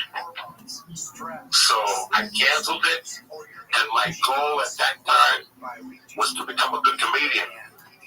But to be honest with you, the way you have to think when you walk into the Comedy Store, or the improv, regardless of what you think or what's happening to you in your life, you have to go, I'm gonna give myself 5 years, I'm gonna be the best comic up here. You know, you gotta sink in, get involved at the store, do all the belly room shows for people, the more exposure. That's right. So my world had become the Comedy Store. I was, you know, the felonies got expunged. That expunged everything. That was... When was that? In 97 also? 97, yeah. No, I'm saying that becoming a regular took away all the sin. It took away a lot of the pain. You know, it took away a lot of things. Now my fucking goal was to become the best at the store, you know, and to move up the ladder from the 1 o'clock spot to 10:15. You know, and I'll never forget, Monday I got a spot. That Monday, my first Monday, they gave me a spot. Like at 11 o'clock. Boy, was I fucking happy. I got Josh Wolf, I got my other buddies, I got Brody. Everybody came down to see my spot. Monday night, Comedy Store debut, ready to fucking go. And all of a sudden, Eddie Griffin taps me and he goes, hey, player, do you mind if I do 10 minutes of money? And I'm dead. Dog, he stayed out till 1:45. Yeah, I know. I don't know if Eddie Griffin's ever done 10 minutes. Went from the biggest high in my life to the biggest low in my life. Did you still get to go? If you would have come by and fucked me in the ass, it would have been the best thing you could have done. I was just sitting back there, ready to cry. And my friends kept saying goodbye one by one. Yeah, it's like, go, man. We'll see you next time. And I'm like, fuck. And then finally, Eddie Griffin goes, hey, you coming up here in Cuba? And I remember walking up there like ready to shoot myself. I wanted to kill him. I think I went home and cried again. You go from this biggest high to this gigantic fucking low in 24 hours. And that was okay. It teaches you. I was used to it already, you know, getting bumped and people telling me they're going to do 10 minutes and they're up there for 2 hours. So then, you know, I had a girlfriend. We were kind of at war. You know, we had found a place in Hollywood and it was getting myself familiarized. I got an acting class on Monday nights over on Gardner, on the other side of Sunset, behind the Guitar Center. Yeah. I forget what the guy's name was. Because after like 3 weeks on Monday, it was 7 to 10. And after about 3 or 4 weeks, the guy said to me, by the way, is anybody a comedian here? And I didn't say shit. And he goes, I hate fucking comedians. You guys come in here, you think you're the cream of the crop. I can't stand them. The last comic I dealt with was fucking Andrew Dice Clay. He put a bad taste in my mouth. So I was like, God. Yeah, like, Why why? is doing Woody Allen movies? So Monday nights, Where are you it from? was the busiest night in Hollywood. They were fucking, Me? Yeah. It was the last act of Latino night back. Crazy Monday, whatever it was at the Improv, back. And the Comedy Store had an open mic, but after 10, you go down there and sign up on Monday. So your goal was to get a triple crown on Monday nights. To get a spot at the Improv, to get a spot at the Laugh Factory. So for months, I would get spots every fucking Monday at the Laugh Factory with Gilbert, Felipe, Willie Barcena, Carlos Garcia, Pablo Francis, Carlos Oscar. That was crew. I was going to hang out. Option 2. I was hanging out. I would go stand up. Option 3. I would go to Doug's house and write with him and try to he was doing because he was on a different level. 90s comedy. And that's switch it up a little bit from the how you doing? You know what I'm saying? All that shit. So I was hanging out with Doug in the daytime, and then that circle became Doug and Mitch. So it was me, Doug, and Mitch Hedberg would meet at like 2 at Doug Stanhope's on Curzon. And then we walked to Gorky Park, the Russian Park. I'm gonna say this. That's 3 very different voices of comedy getting together, unlike anything, and especially at that time. Even still now, it's still especially Mitch Hedberg too. He's still one of a kind. He is still one of a kind. He was already in Montreal. Yeah. People know Mitch was. Doug was tearing up the country. And that was like a feature act, learning from the both of them. Just listening to him talk, and we would play tennis. That's when he wrote that joke. I'll never be as good as the wall. He was a motherfucker. He was. And then he lived on Sierra Bonita next to motherfucking Nick DiPaolo. They were neighbors. And Nick wasn't crazy about Mitch Hedberg. I can see that. Yeah. And the guitar players, so Nick would bang on the wall and Mitch would tell us, you know, that fucking Nick's on bad mood today, you know, whatever. But it was something that, like I said, you could hang out with Pry and all this shit. That camaraderie will never happen again. Josh Wolf was the circle rival. I was a lot with Josh those days. Doug Stanhope lived on Curzon, Mitch Hedberg, and Nick lived on Sierra Bonita. And then there was Gardner. And there was a lived on Gardner. And then Vista was Josh Wolf. So 4 blocks in a row, I would just wake up in the morning, go from door to door. You know, I wasn't tight friends with the guy who lived on Gardner. But one day there was an emergency and he had to leave. And there was a fat guy staying over with Joey Medina that was a funny guy. He was friends with Doug Stanhope, so Doug Stanhope put him in that building now. And that was Ralphie May. No way. So now it was Josh, Ralphie, Nick, Mitch, and Doug Stanhope, 5 blocks in a row. I know when I first moved here in '94, we used to get mail that was off of Sweetser and Fountain, right there, you know. And we would get mail that would say Andrew Silverstein. And it ended up that was one of Dice's old apartments. And that was, I didn't know until I was a fan, it was Andrew, I believe it was Andrew Clay Silverstein, I think's his real name, I think it is.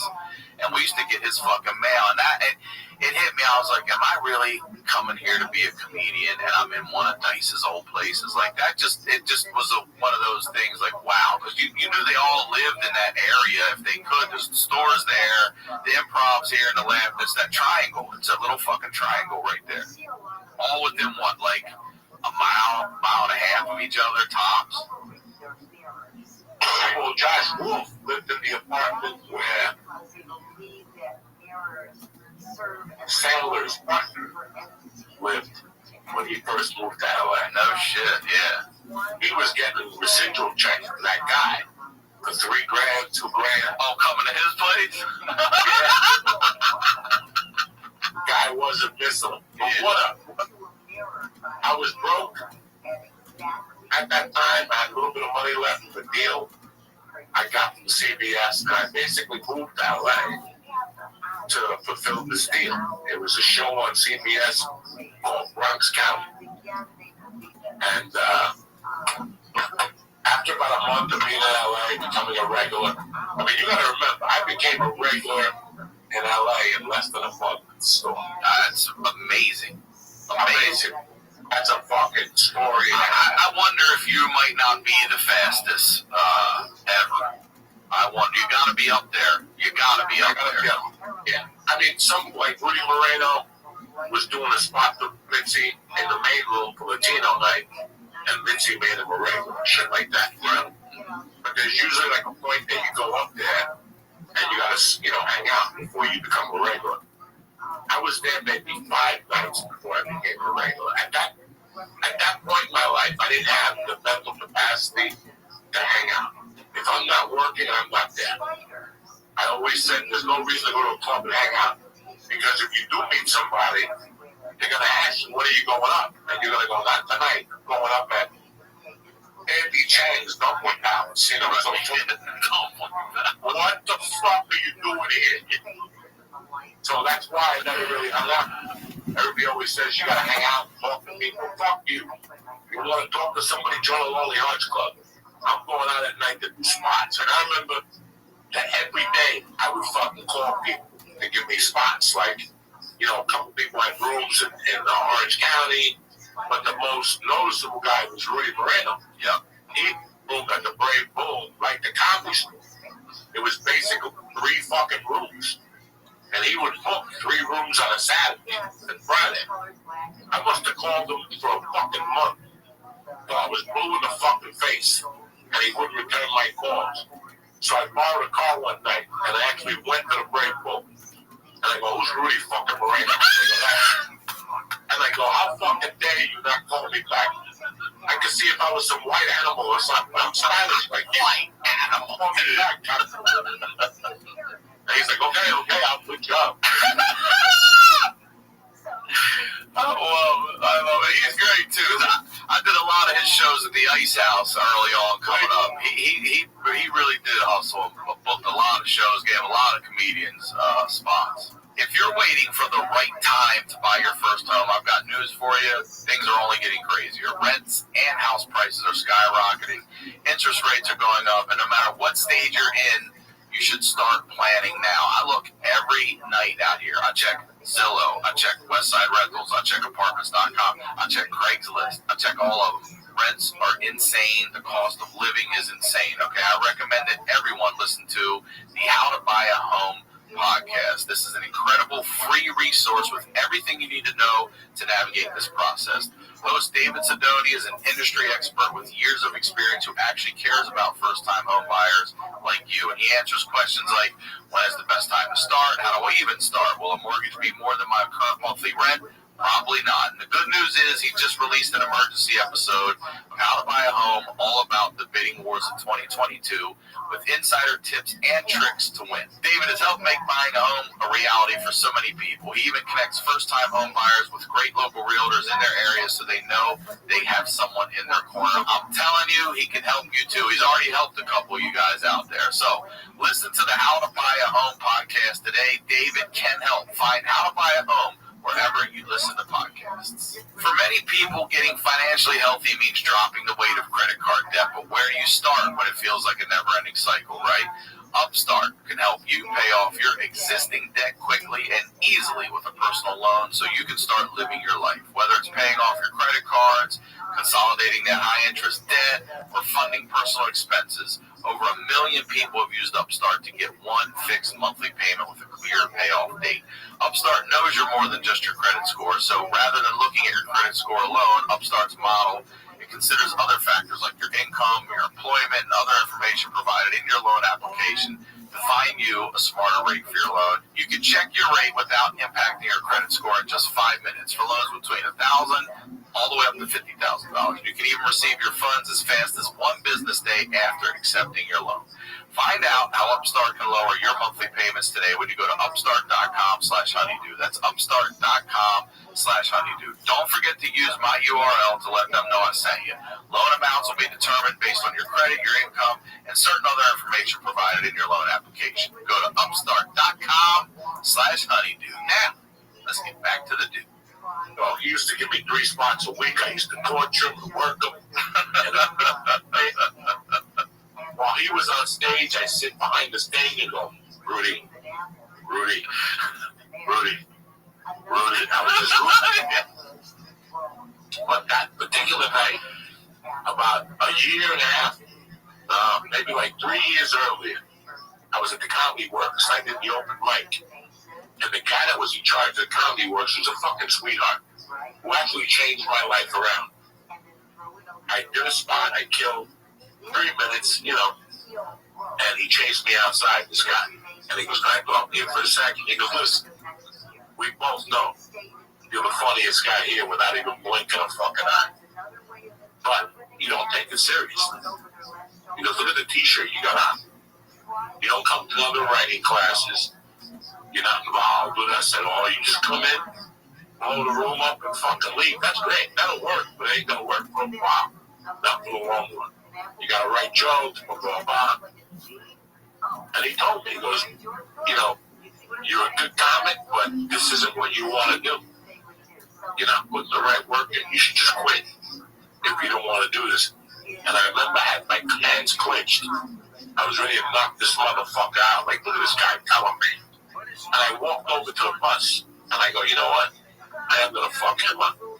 And I walked back to the Comedy Works in Denver, and I went downstairs, and he wasn't there. And I remember I took a bus home, and a month later, I got thrown out of the Comedy Works. It didn't matter. That dude, I bumped into him that night at Rudy's. He was a guy that worked with other comics and helped him. At this time, he was working with Brian Dumpleman. Yeah. And he was bringing Brian down before American Idol. I don't know what it was. So I went up on stage and I had a follow on like a top headliner. He's gone now. Tommy drank or something. Tommy something. He used to be like a detective. I like my women. I like my coffee with 2 tits. All that shit.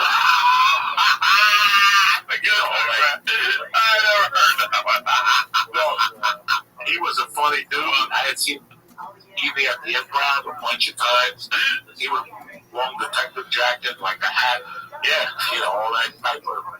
I was talking to this day. He blew up the fucking room. My knees were fucking popping. But then I said to myself, fuck it. I'm at the Comedy Store fucking night, following savages. At the time, they weren't the savages they were when I was there. But they were savages, to be at the store after 10:30, you gotta be a fucking savage. And brother, I went up there and took that room apart at the grave pool, my fucking lip. And I got off and Rudy goes, you come down whenever the fuck you want. Just clean it up a little bit. And as I passed by Rudy, I saw that guy, Matt. That was his name, Matt. And he goes, what the fuck was that? And at that point, I had accepted what he said to me, and I pulled him aside. And I go, you don't know how lucky you were that night of losing a fucking I go, I'm a fucking nut, and you destroyed me that night as a human being. But when I got home, I thought about what your words were, and you were right. And you're the reason why I'm here tonight, so thank you. And he gave me a big hug, and I never saw him again. Matt Woods, great comic. He came up with Matt Berry, Roseanne, Todd Jordan, Rick Kearns. They were fucking, when one of the country guys, Larry the Cable Guy, did material, he brought all of Denver Comics material. Oh, is that right? Yeah, they were great writers. Well, Rittenhouse with the hook. Yeah, they got the hook up on stage. Fucking brilliant writer. That Yo, So it was great. It was great. How old are you? But after I saw that guy, and after I knew I could do it, because before you come to LA, you hear all these negative Dog, I things like your writing. when you go on the road. You know, don't go to LA. You gotta be, you gotta be 18 to be in. On stage. Here I am, 3 fucking I, months, getting love everywhere. I got love at the Improv before I got love at the store. I was already getting spotted. There was a guy there named Cooper, who was the talent coordinator, who was a drunk, great guy, and he saw me do a Latino night, and he made me a regular. And now I was in the Laugh Factory, so I was rocking and fucking rolling 3 months in. Now it was time to shoot the pilot. The director of this pilot for CBS, they gave $3 million. So I thought this show was definitely going to work. You know who the director was? The guy who played the doctor in jail when the guy from The Sopranos was in prison. Wait, remember Johnny Sack lived in prison? Johnny Sack, yeah. Johnny Sack was in prison. There was a guy with glasses that was fucking making his bed and all that shit. That's the guy. That guy is a badass, but he's also in Eyes Wide Shut, that dude. He's been in 1,000 things. He directed. So when I got there, I was playing a bartender that had, he gave information to the cops. He was the eyes and ears of the neighborhood. He was a Spanish guy in the Bronx, you know. And I remember going to the rehearsals, and every time I would say a word or I'd act, people would shake their head. I was bad, Ryan Sigler. There was like 2 weeks of rehearsals. Every time my lines got shorter. Wait, hold on. You would see them shake their heads when you would do your line? That's brutal. That's brutal. Seeing them out there just like, God. It was terrible. You know, I had never acted before. I'd probably taken 3 or 4 acting classes by then. I was a lot better than a lot of other people because I watched a lot of TV, but so every time I went in, like Monday when I got there, it was 9 pages of signs.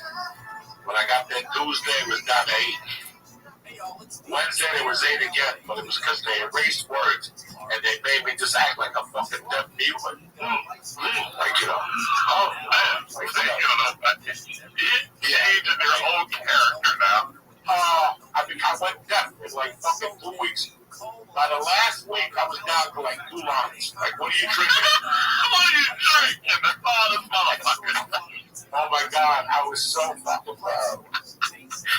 And for the guys that fucking like, no, man, you gotta work at it, you know? And I remember by the time we shot the pilot, they were down to 1 line. Like, what do you guys have? That was it.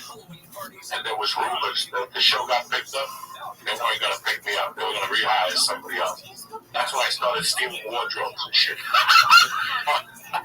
When I know I'm not coming back, I started stealing shirts and underwear, tops. At the time, I was living on cocaine, so I either bought underwear or bought cocaine.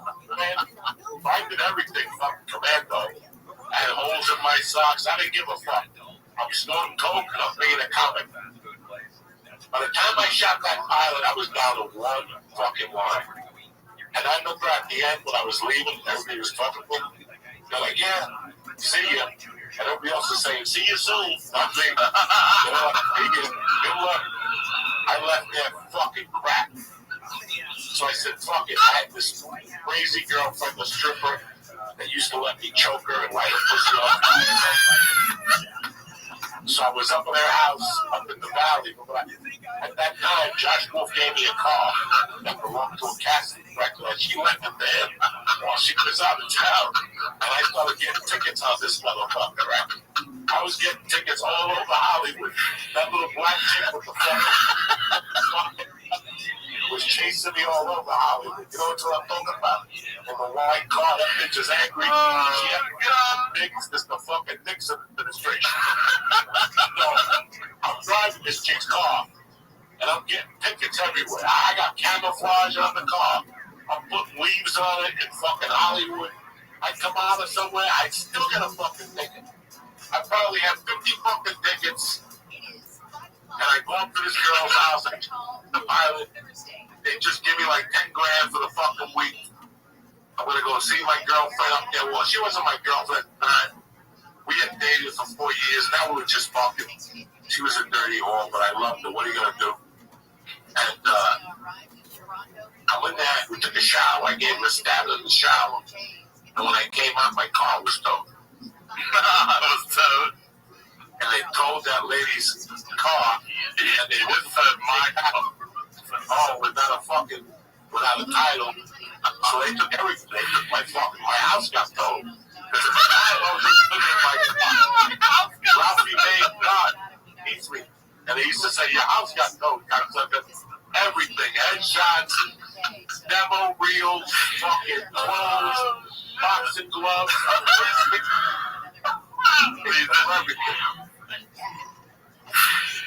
Alright, wait, I have to stop you for a second because Segura told me a story and I'm jumping way forward because you're talking about how bad you were at acting, but you did the Sopranos movie. And I just want to hear this story real quick. I think it was Segura that told me this about your scene with De Niro. You had a scene with De Niro. Yeah.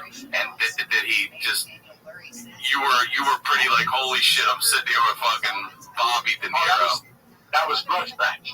Oh, it was on Grudge Match you did that? Tell me that stuff. Because we're talking, let's give you some love. Because go from watching people shake their heads at you delivering your lines to having a scene with De Niro. I said Sopranos, Grudge Match. Tell me, what did he say to you when you sat with him? Were you sitting across from him? Yeah, well, there was a couple things, De Niro don't say much. You gotta beat him to get something out of him. So, like, I don't know what story he told you, because I don't know about this. I know. You touch your hand, like, I know.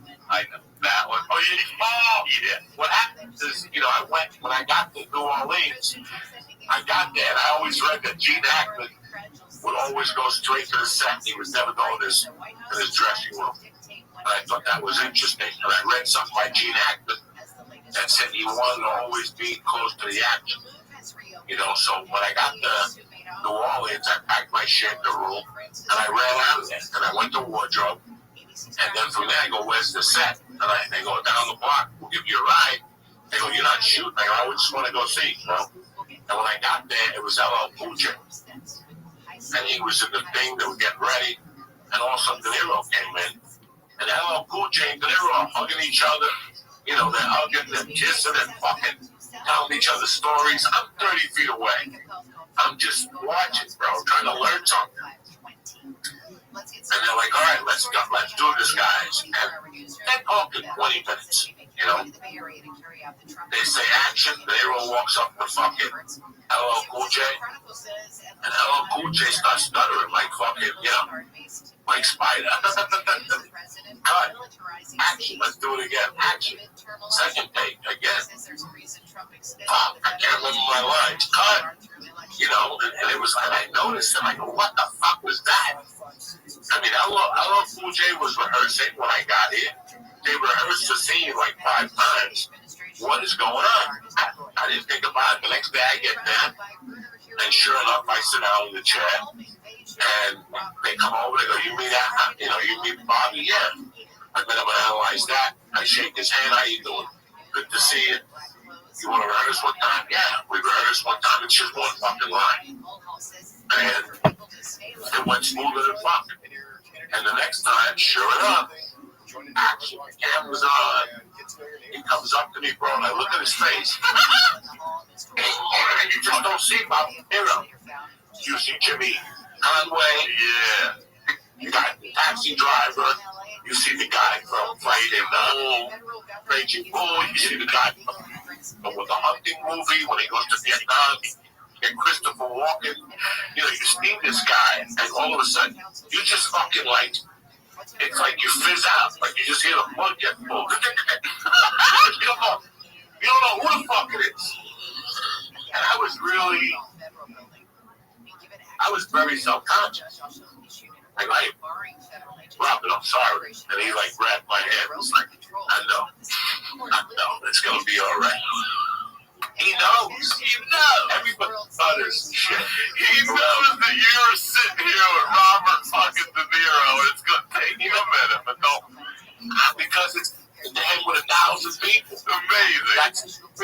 So they're like, break it down. Like, don't worry about it. Yeah, like, I thought it with dates were fucking cracking. Because once you see his face, you don't even know what line to go. You know, home to get your shine box, you don't know what the fuck. Really fucking interesting. And then after that movie, I got into a high-end acting class. I got into a manager because she had just won a Academy Award with Halle Berry, and then she won one the next year with Charlize Theron. So everybody said she was really good, and she was very good for character actors. You know, it was weird because when you first moved to Hollywood, you win some pretty big battles, but as you know, you lose pretty big battles. Oh yeah. And my internal battle at that time was I couldn't get representation. I had a manager when I first got to town, great guy. I want to take his business after your house was stolen. You're still having trouble getting representation and all this stuff then? Yeah, I was having a hard time. I had this guy, Ken Phillips, for a while. Ken was a good guy. In fact, when I first got to the store, like 3 weeks into the store, I don't know what's going on. I'm fucking flat broke. I'm living hand to mouth, you know. And there's 2 fucking wannabe Guidos at the store talking about their bookmate. Right? Their bookmate is blah, blah, blah, you know. I think they were friends with one of the Italian guys up there. And they're like, if you ever want to put any action, you know, let us know. Here's our number. And I go, sure, you know. I never thought about it. One day I need money to do coke that weekend. And I'm like, I like this fucking game tonight. If I could just get a book. And I go, oh, shit. I know a book. Those guys, they live down La Cienega right before you hit Santa Monica Boulevard. So I called them up. I go, I don't know if you remember. Yeah, the Cuban kid. How you doing? Yeah, good. They go, listen, I want to put in. I put in like a $250 bet. If I won, I collect. If I lose, I tell you, go fuck yourself.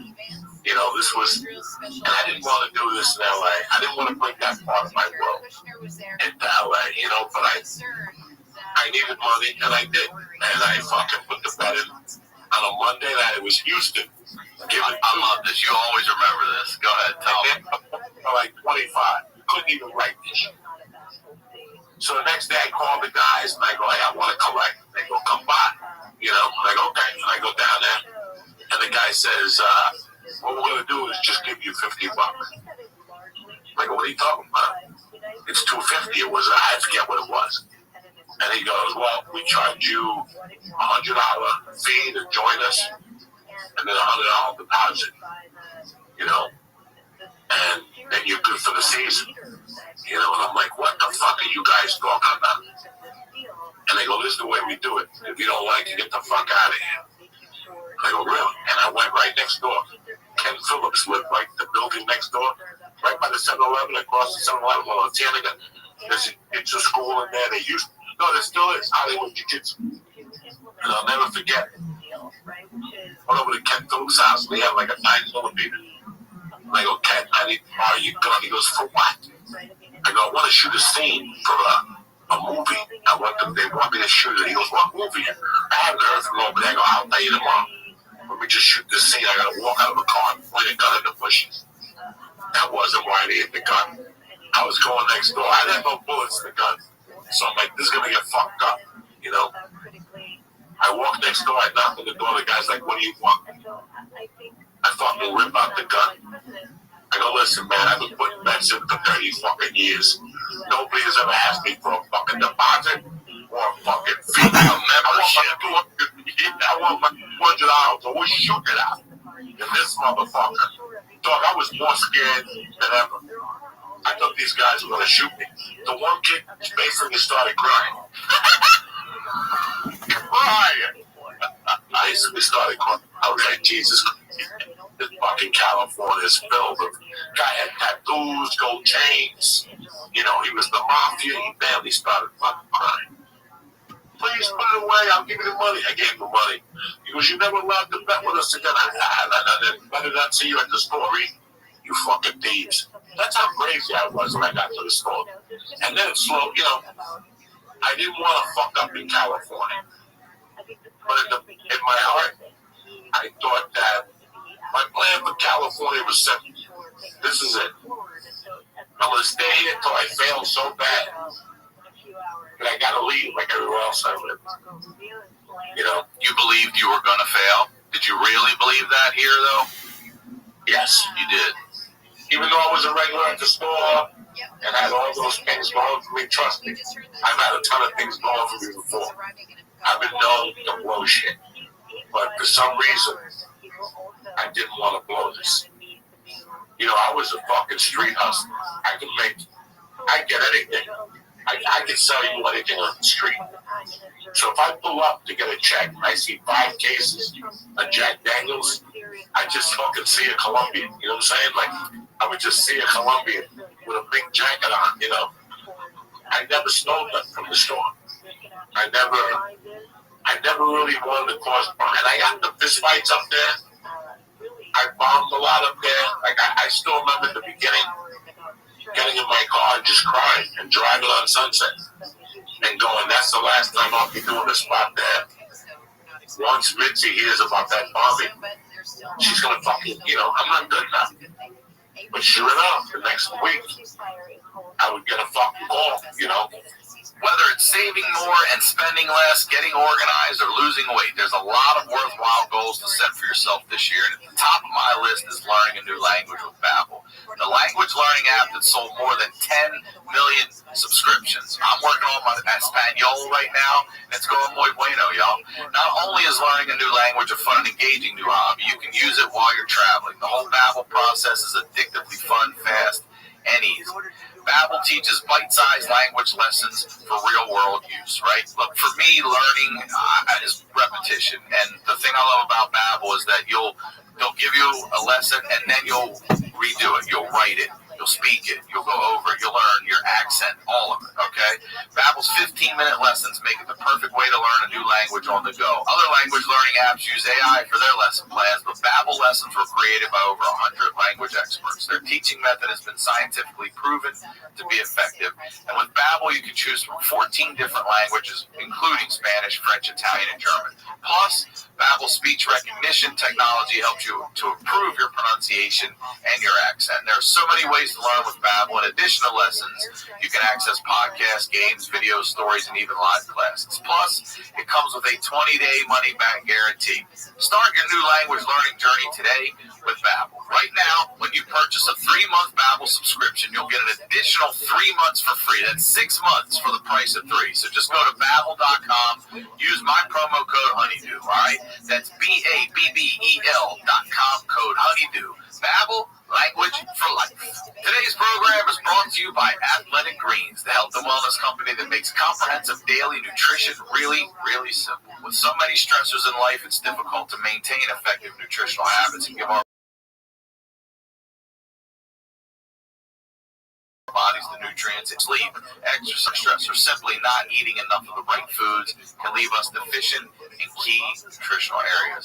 I use a scoop of AG1 every day. I take a little packet, actually. I throw it in my water. Boom. I'm good for the day. I love it. One tasty scoop of AG1 contains 75 vitamins, minerals, and whole food sourced ingredients, including a multivitamin, multi-mineral, probiotic, green superfood blend, and more in one convenient daily serving. The special blend of high-quality, bioavailable ingredients and a scoop of AG1 work together to fill the nutritional gaps in your diet. And limit Russian diplomats' movements. Support energy and focus, aid with gut health and digestion, and support a healthy immune system, effectively replacing multiple products or pills with one healthy, delicious drink.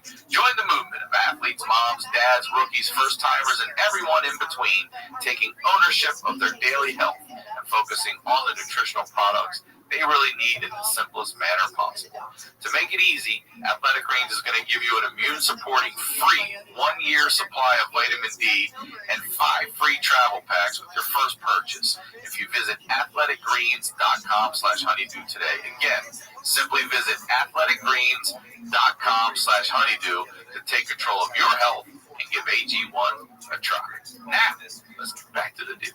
When I moved to LA, immediately I got a manager. I was a low-rank guy, sweetheart of a guy. He was new, and that's the biggest pro he had. And I also had a great commercial agent, the best ones. I had Sutton Martin Minari. And this was all taken care of, like in the first 6 months that I was here.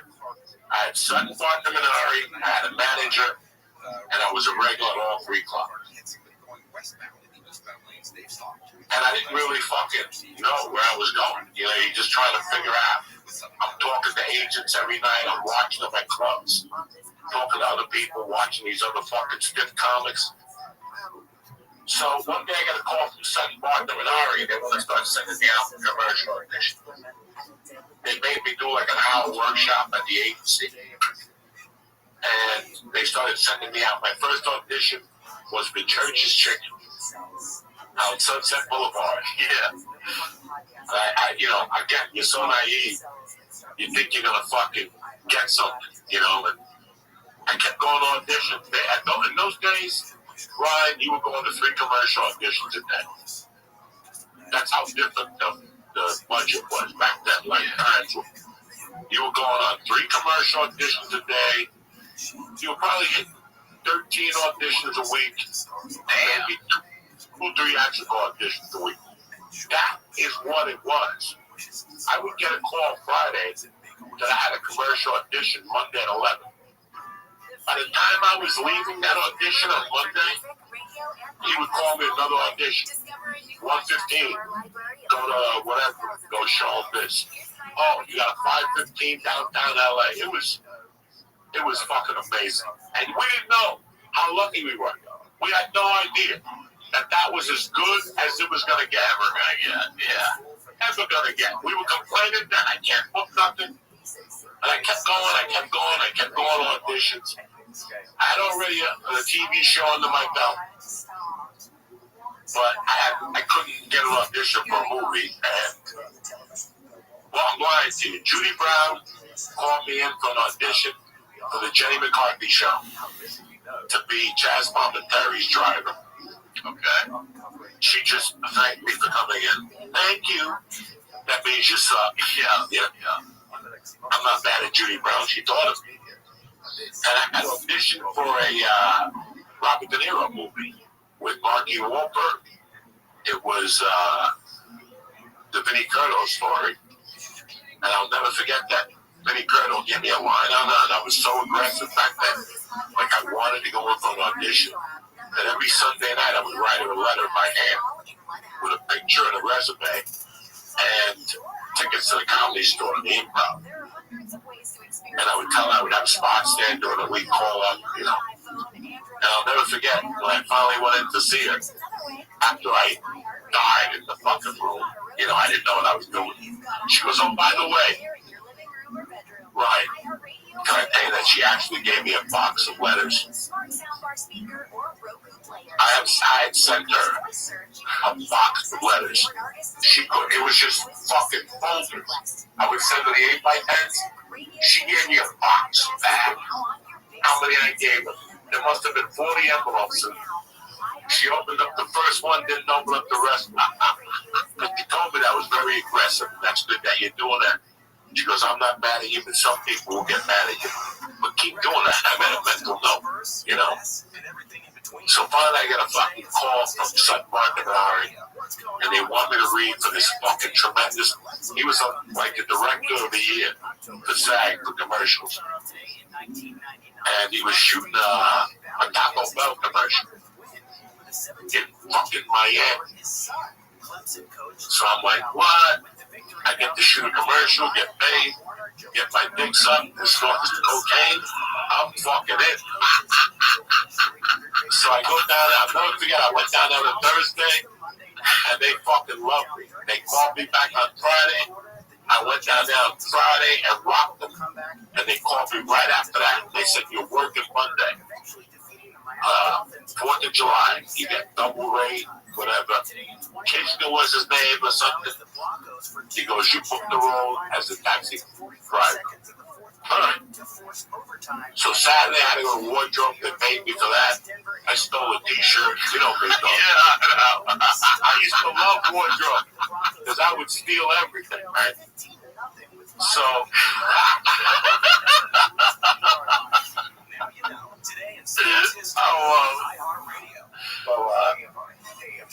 yeah, they called me Monday, 7 o'clock call down at Abbott Kenny in Marina Del Rey. Yeah. And we're there by the park. They built something right now. It used to be a park, and down the corner was the fucking pizza, the bagel bread and shit. It's still there. Good pizza down there. Anyway, I get down there Monday morning, and they're waiting for me. And they pull me aside, and they go, Joey, we're really sorry about this. You did great, but out of the 3 commercials, your commercial got canned. But they go, listen, never fear. Sit here for 3 days. We're going to give you $2,000 for the 3 days. You know, $680 a day, whatever they pay you. Plus overtime. Eat our food and go on Wednesday. All right? Don't get mad. You know, you can read whatever you want. You can take a walk. Do whatever the fuck you want. I was like, you're getting a paid vacation now. Yeah, I was a little depressed. Yeah, I wanted to. So not 10 minutes after that, a guy comes up to me, sweetheart of a guy. His name is Buzz Megundo. Old school comic in the Comedy Store. In fact, he had moved on. He was there with Vinci at the fucking beginning. He knew everybody, you know. His wife was an agent, and he was a writer, and he had taken to writing, so, you know, he was just doing commercials and stuff like that. He becomes my friend on the set, and he's got a commercial. I talked about they're shooting 3 of them, but now we're down to 2.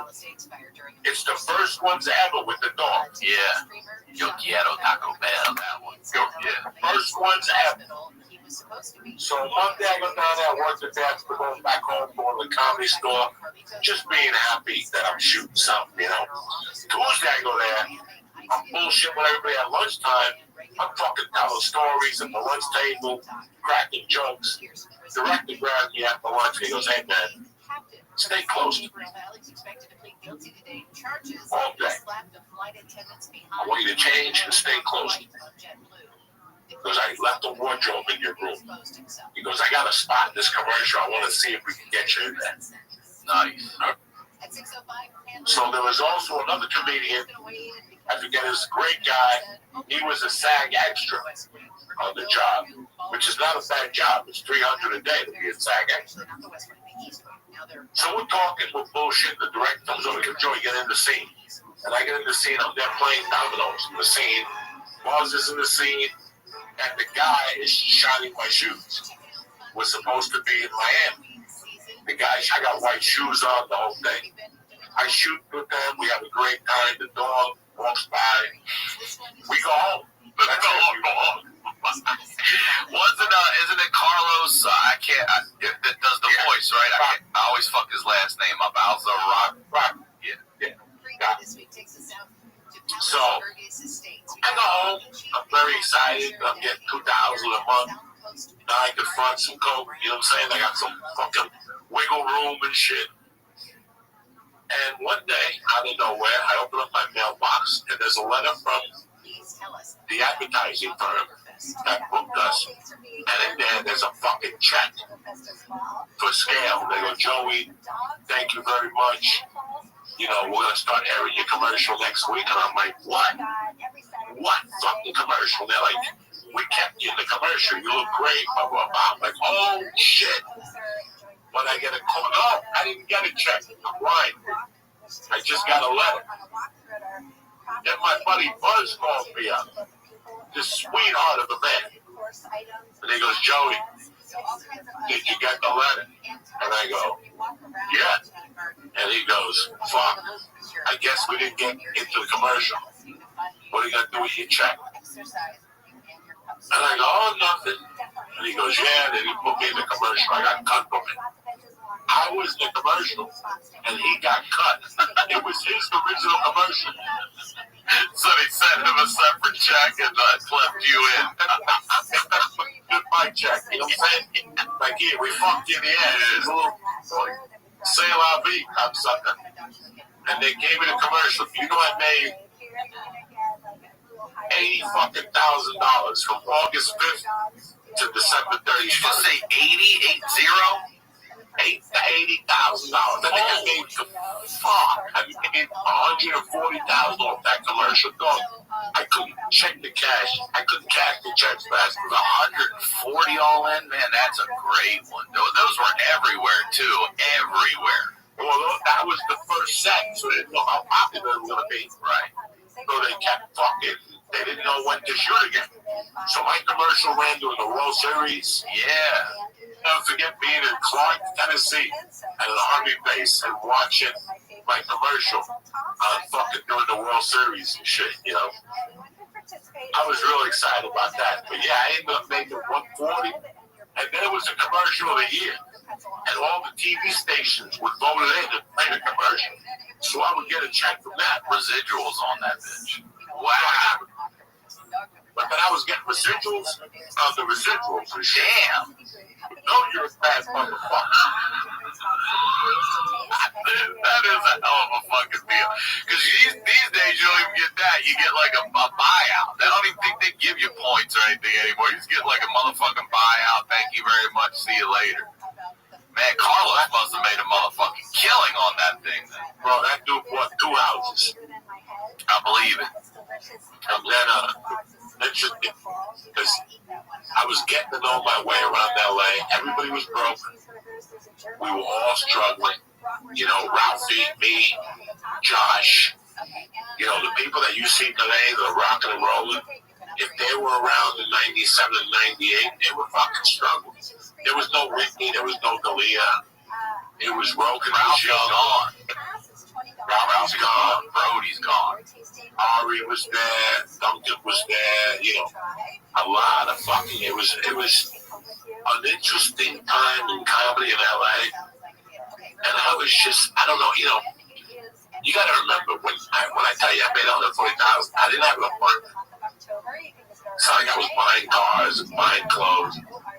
It was a party for me. My life was the comedy store, getting a gram or 2 of coke, and ending up in a hotel, sucking and fucking with a dirty waitress or some chick from a show or something. It was just, it was fun.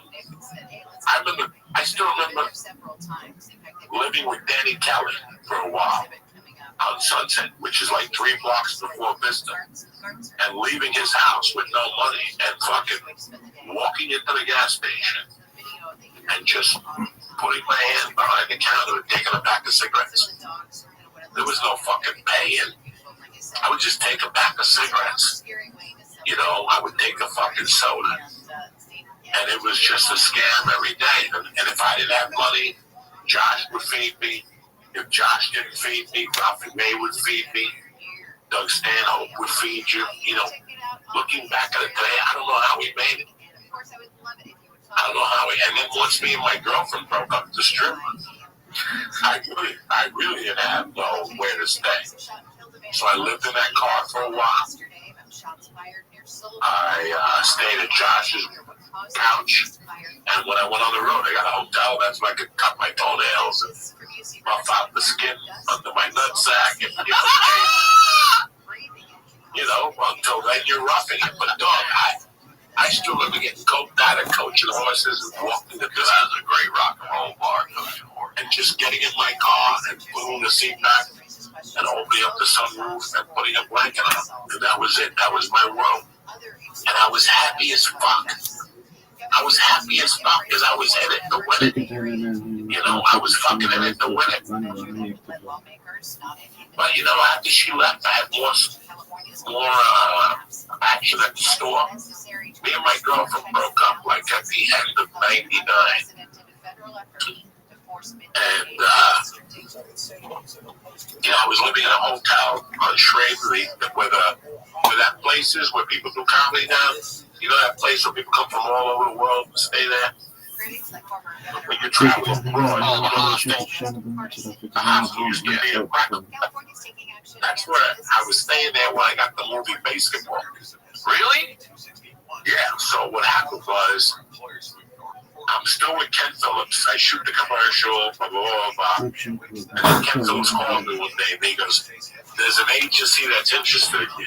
I go, who? Shema ABA, UTA, CAA. Yisrael He goes, no, the Adonai coloring book. Eloheinu Adonai Echad. That was the name of the company, dog. Baruch Shem Kavod Machut Insult to Adonai. injury. They were a fucking kids agency, but she was growing the character actors, and I was her first adult. Your resume was all different papers. Like you had to make your resume on like pink, yellow, blue, or orange paper, and you had to be different colors. It was a nightmare getting your. I used to go to Dr. Fu, the Chinese guy next to the Mexican restaurant. They used to make copies for you there, and I used to go in there and make 100 copies. She was a great lady. She was black. Her and her partner were black. It was a black agency. I mean, that's how bad things were. I couldn't even find a white agent to sign me. There was a black agent that signed me. They were a kids agent. It's just keep colored, guys. I don't want you to think that anybody gave me anything. So here I am with the coloring book. I still remember being behind the comedy store. And people are like, I'm with Gersh. I'm with the coloring book.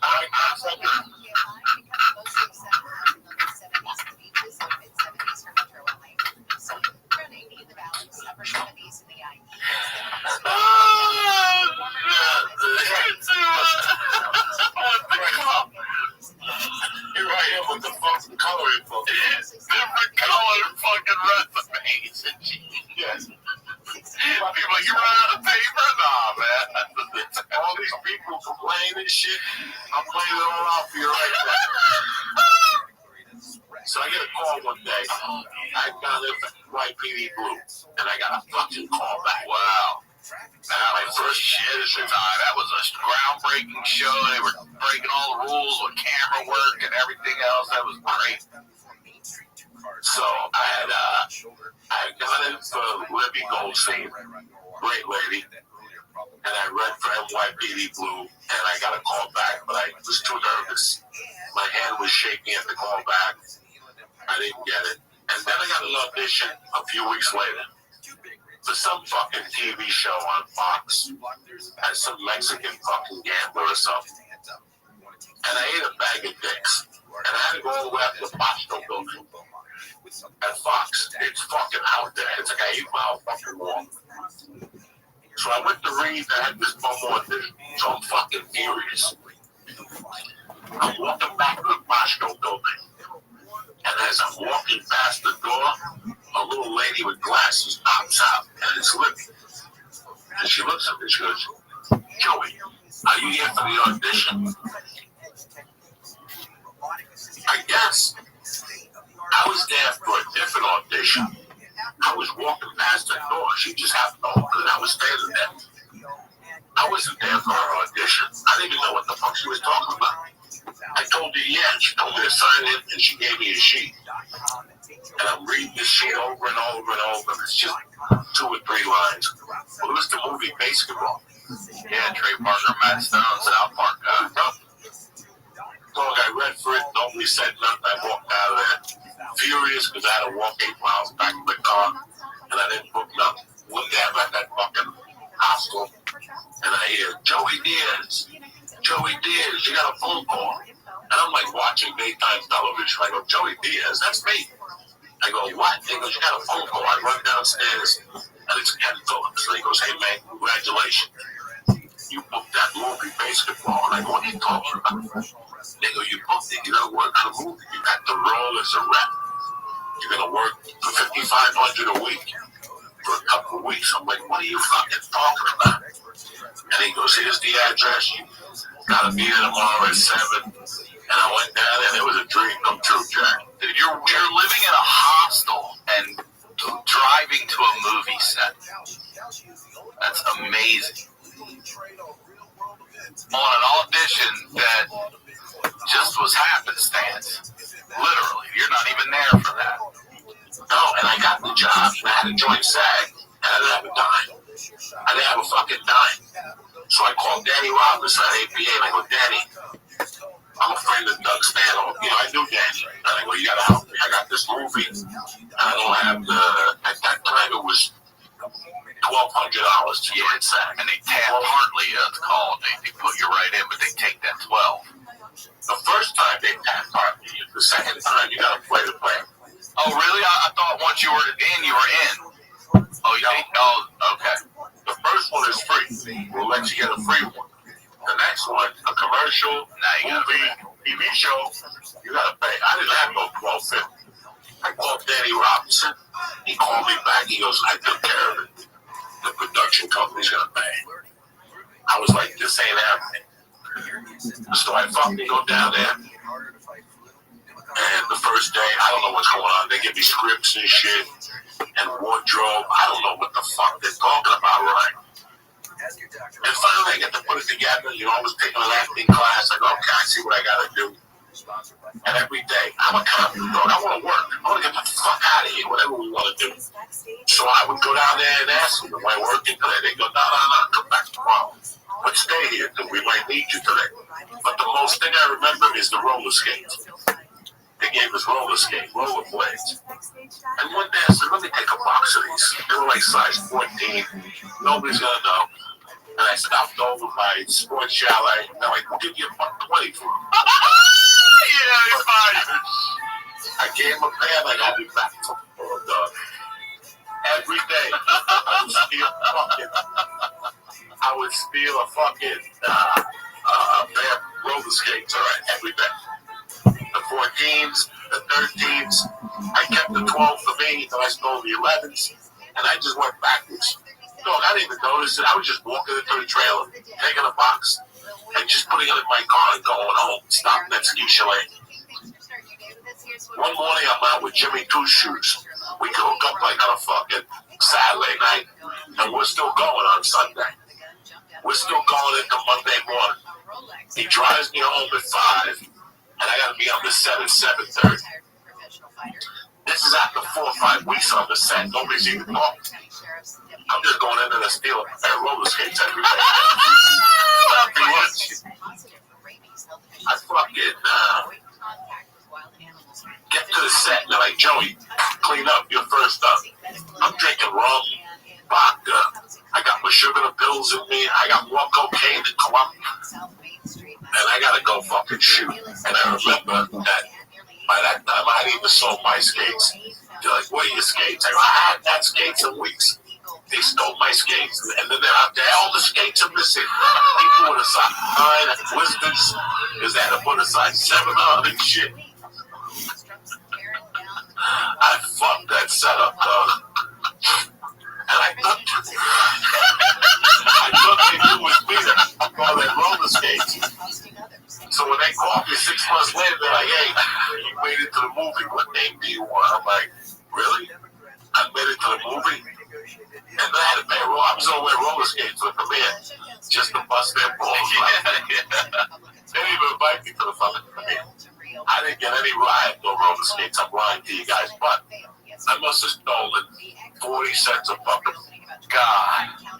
There was no fucking roller skates left when I got through that movie. But my daughter's walking in the door. Can we do this again in 2 weeks? Of course, that's where we're at. Well, hold on, let me just timestamp this. So we ended. We're at 1999. You just wrapped on the basketball, or you've just made it into the basketball movie. That's where we're going to pick up next time. I love you. Thank you so much. Is there anything you want to promote, plug, anything at all? My reefer, cocksuckers. Laffy Gas at the ice cream shop in Ventura. They got a new weed called Rainbow Ruts. It's 37%. It'll fucking kill you. We got the best bags in the business. This is yours. Yeah. It's called Cocoa. There's 5 different flavors. Cocoa, Rainbow Ruts, Sashimi, Tremendous, and there's another one. What's your favorite? Rainbow Ruts. Rainbow Ruts. All right. Stony. Cottonmouth. All right. Are these all indicas, sativas? What are they? Indicas and hybrids. All right, great. I love it. I'm going to go get some. We're going to make a field trip out there. I love you, brother. I love you too, and thank you for doing this. We'll pick it up again. Go ahead. I'm very proud of you.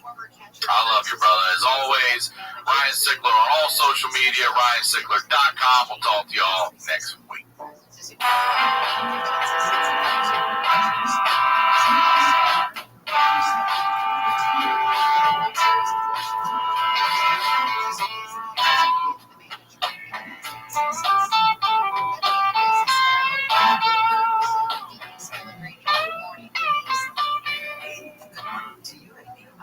We were just talking about coffee, and you said that it's time to watch for Starbucks worker rally. It says union action ramps up. And also, you were talking about all the people trying to save money. There's this report out today saying that hamburger helper sales are surging. They're up about 14% right now compared to a year ago. I grew up on it. We didn't have a lot of money, and I loved it.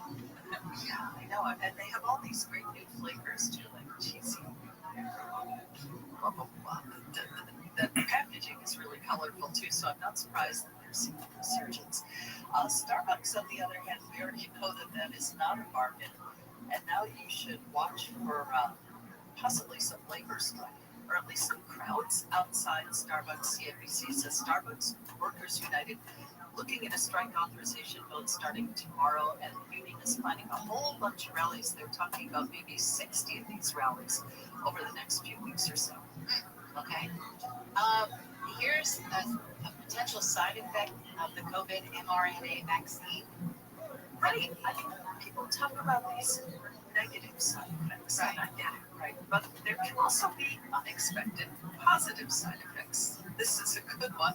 COVID mRNA shots may supercharge cancer therapies, meaning improve patients' outlook if they're struggling with advanced lung or skin cancer, because study shows those who received COVID-19 mRNA vaccine within 100 days of starting immunotherapy drugs lived way longer than those who didn't. And researchers now plan to test this effect in a large randomized trial, with some saying the implications are extraordinary and could revolutionize the entire field of cancer. It's crazy. Okay. Apparently, if you're gonna go on Tinder, you gotta prove who you are. I mean, yeah. Here's the thing: this is the world's most popular dating platform, right? It's going to soon require all the users in the U.S. to verify identity through a biometric video face scan. It's called Face Check. It requires daters to take a short video selfie, sort of like ITV, that the IRS requires to confirm you're physically present and that your face matches what's shown on your profile. Then you get a photo verified badge. Match says the new security measure will roll out in the coming months. Bumble Rival has already rolled out its ID verification to prioritize its platform and get rid of the bad actors who, not just people who pretend they're like 30 years younger than they are. That's a bad thing. But I'm just saying. I think it's a good thing. It's for scammers. Yep, I think it's a good thing. GM is looking at self-driving cars.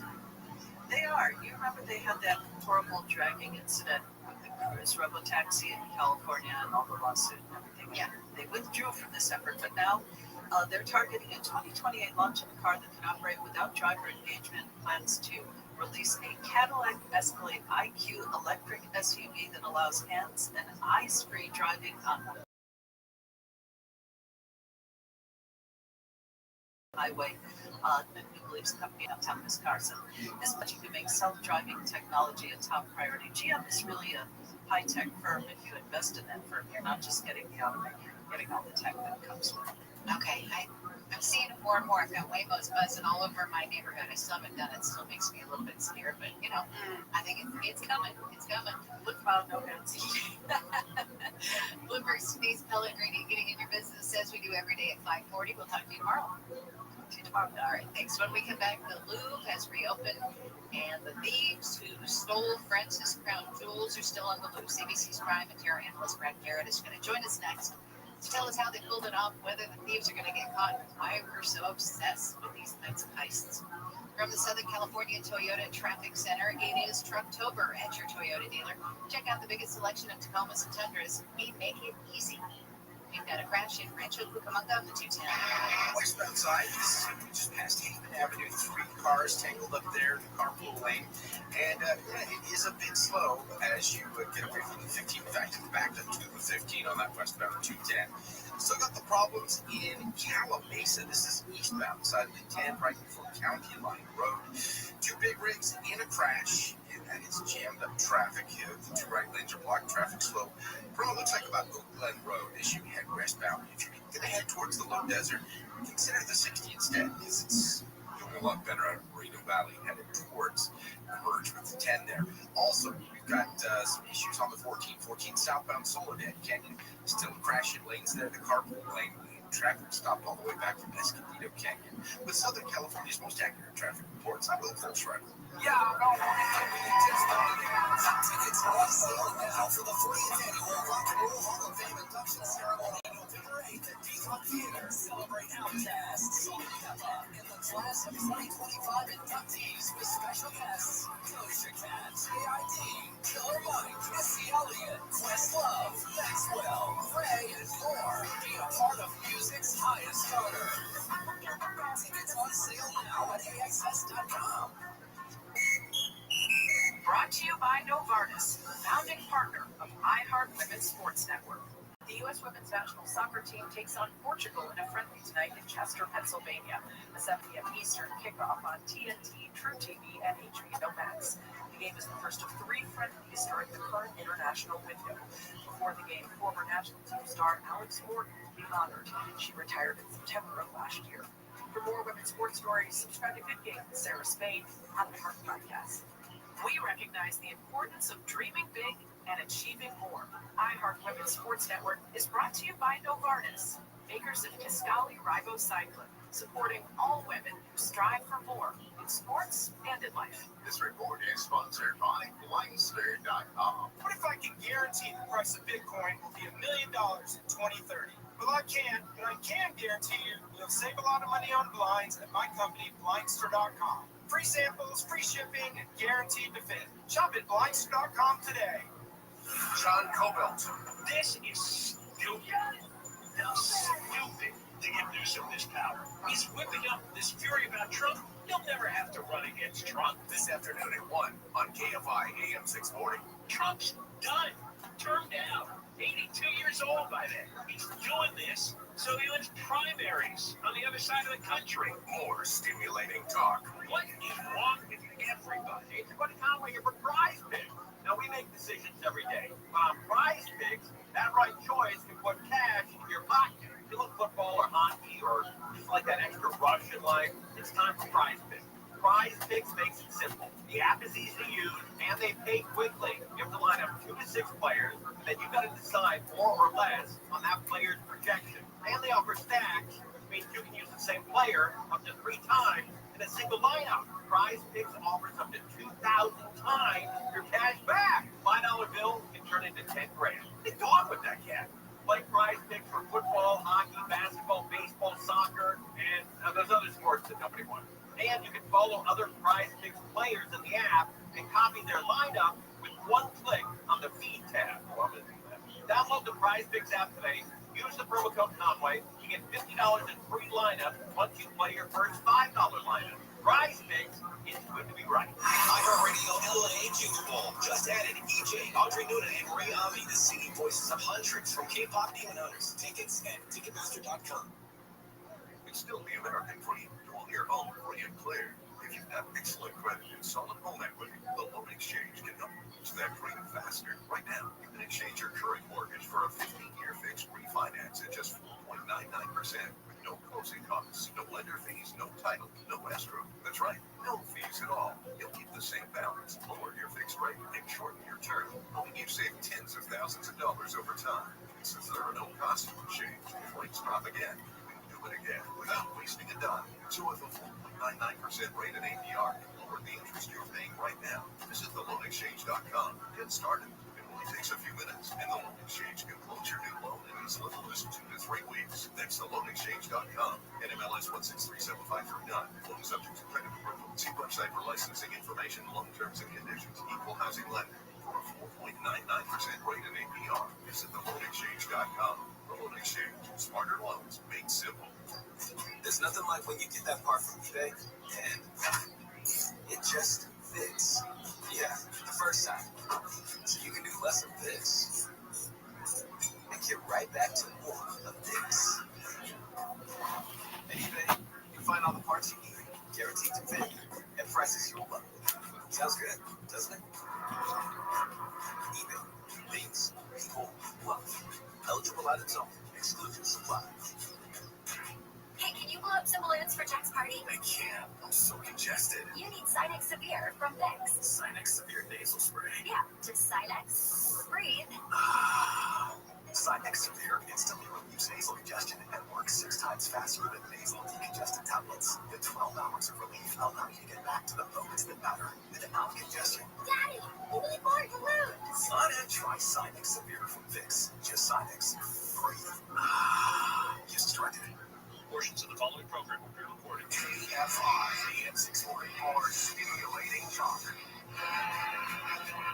Next Bill Handle show. The president is changing the way America is, and he's also changing the White House. I mean, the physical White House. That's coming up after 7 a.m. today on the Next Bill Handle show.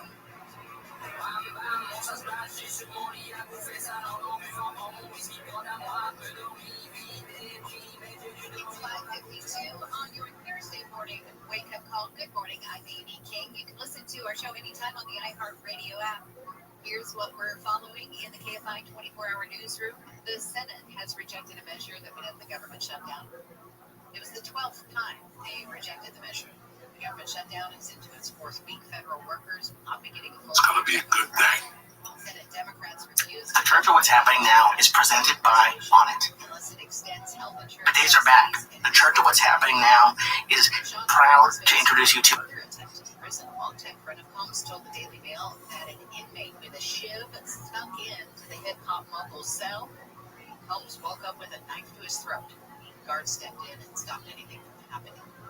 A lifelong Lakers fan has dropped his lawsuit against LeBron James. Andrew Garcia filed the lawsuit earlier this month after James posted about his second decision, which prompted Garcia to spend $850 for the March 31st, 2026 game, apparently thinking that might have been his final game in the NBA. It turns out that second decision tease was for an alcohol endorsement.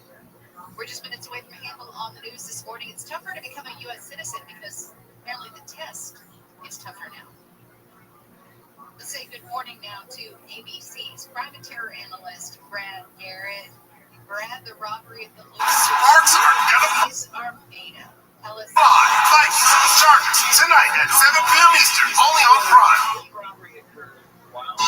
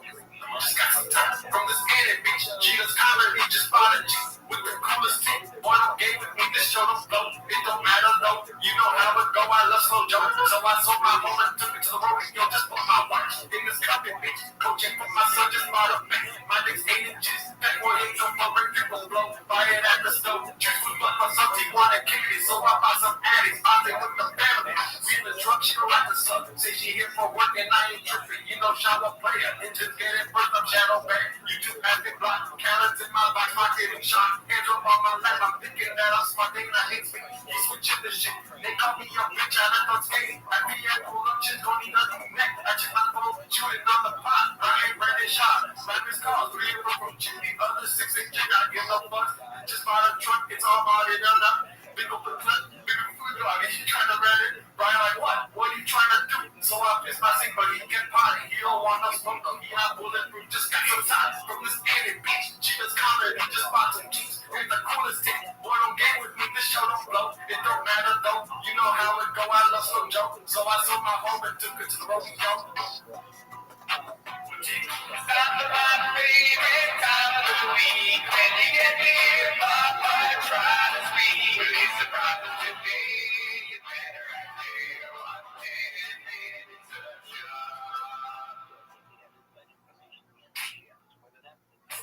Welcome back to 10 Minutes. Thanks for tuning in. As always, join the Patreon, join the Reddit, join the Discord. This week, the Patreon. Why are you laughing so hard? Am I not on camera? Because it came on and you were just sitting there. Nah, guy, I can't nail it every week, okay? We do it in one take. You should agree to attack on. I usually get it right, okay? This is the first time this ever happened. I've never done anything wrong before. We all know that, dude. Well, first of all, shout out to Paul C. We'll get to the timer in a little bit. Oh, thank you, Paul. Appreciate it. Where's Timos? It's happening right now, baby. If you give money, I won't threaten you. Maybe I bring up Timos while we're doing Timos. But if you bring up Timos while we're doing Timos and there's no money, I will threaten you. But anyway, speaking of money, on the Patreon... Like that song that we just showed, it was from the Patreon. The Patreon saw that April 16th. Hell yeah. Oh, I forgot. Yeah. So if you're on the page, well, yeah, obviously you'd have seen that in April. So, you know, you kind of fucked up, but you got it eventually. Yes. And we'll never do that again. No, I hope you guys enjoyed the song. You can see more stuff like that. And this week, we watched Ralph Barbosa's new special. Yes. Planet Barbosa. I thought it was really good. I enjoyed it. What are you laughing at? Planet Barbosa, dude. Oh, Planet. Why do I call it Barbosa? Listen, my Graves is firing on all cylinders tonight. But anyway. Transton Kennedy has a question, and maybe you could answer it with a plug. Yeah. Where is it at? You guys getting Mark back on? Oh, yeah, dude. Oh, my God. You remind me every week. We got to start plugging this every time we talk. September 20th, we're doing a live 24-hour stream for the money. Flames. Shout out to Flames. Trying to... Flames looking extra bright today. Liking the shirt, Jerry. Thank you. I appreciate you, Flames. There you go. That's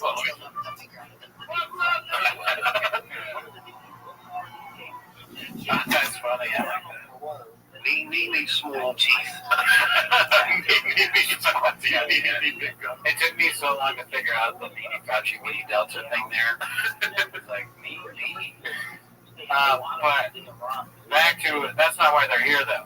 They're here September 20th. God, I didn't even make it. I got you. 24-hour live stream. Mark should be here. Alan Sugarly should be here.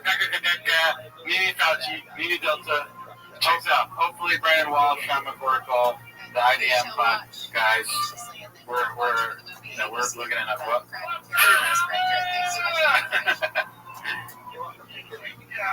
But yeah. Anyways, that's not what they're doing. Looking like the white neon. So be cool. Listen, we paused for the super chats. I'm kidding. That's not why they're here, dude. We gotta fucking get into it. You don't have the timer open, dude? Look at you. No, I gotta turn it on. Yeah, okay. They're here to watch 10 minutes of shop. So start the timer. Pause for more super chats. I'm just kidding. Start the timer, play the chink clip. Alrighty, Mexican cookies, away we go here. By the way, only 18 likes. We're not gonna get started with that, but yeah, what's going on, dude? Yeah, that's unreasonable.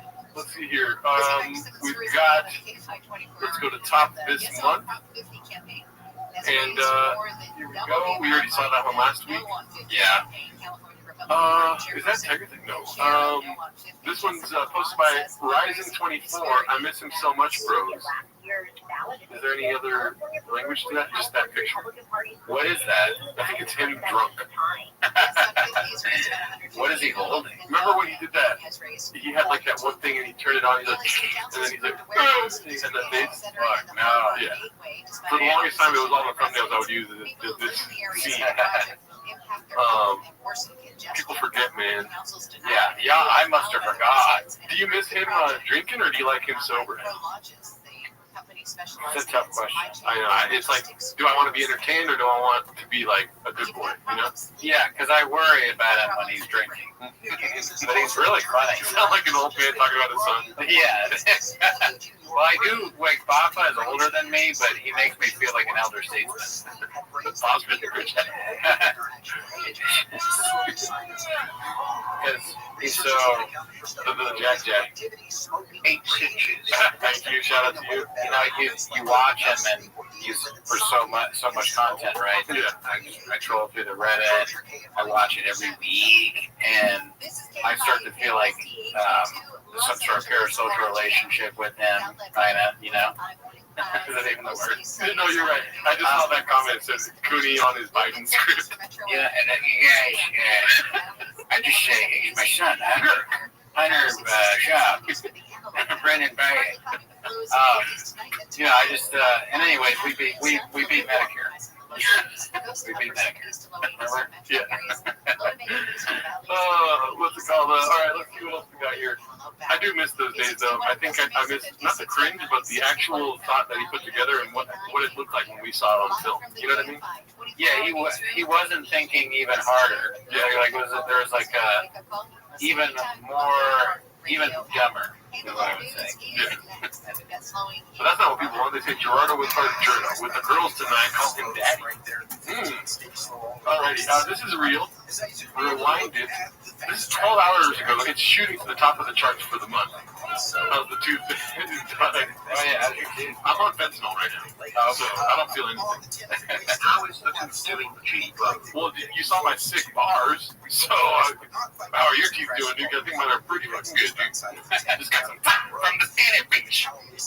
We just filmed that like 2 hours ago. Let's see here. Rewind it. This is real. Hosted by Coin Talks.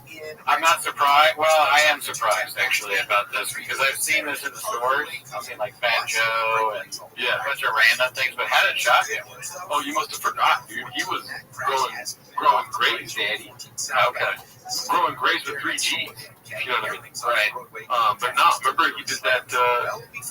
I'm assuming these things take forever. Just for men. Like no marketing. Oh, and especially when you're a genius, you want to make sure everything's perfect.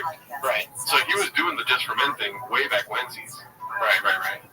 He's so far in the future. He's Australian them so hard. He's fucking got blonde hair now, dude. You know? Yeah, the different color. It's like, oh, this guy's good looking. What does he do? You look it up, and he's got blonde hair now. It's like he didn't trust the medium brown. By the way, that's another thing. Big brown breakdown. He's medium brown now. Oh, that's false advertising. No, and we don't know if it's real if it doesn't have 3 Cs. Yeah.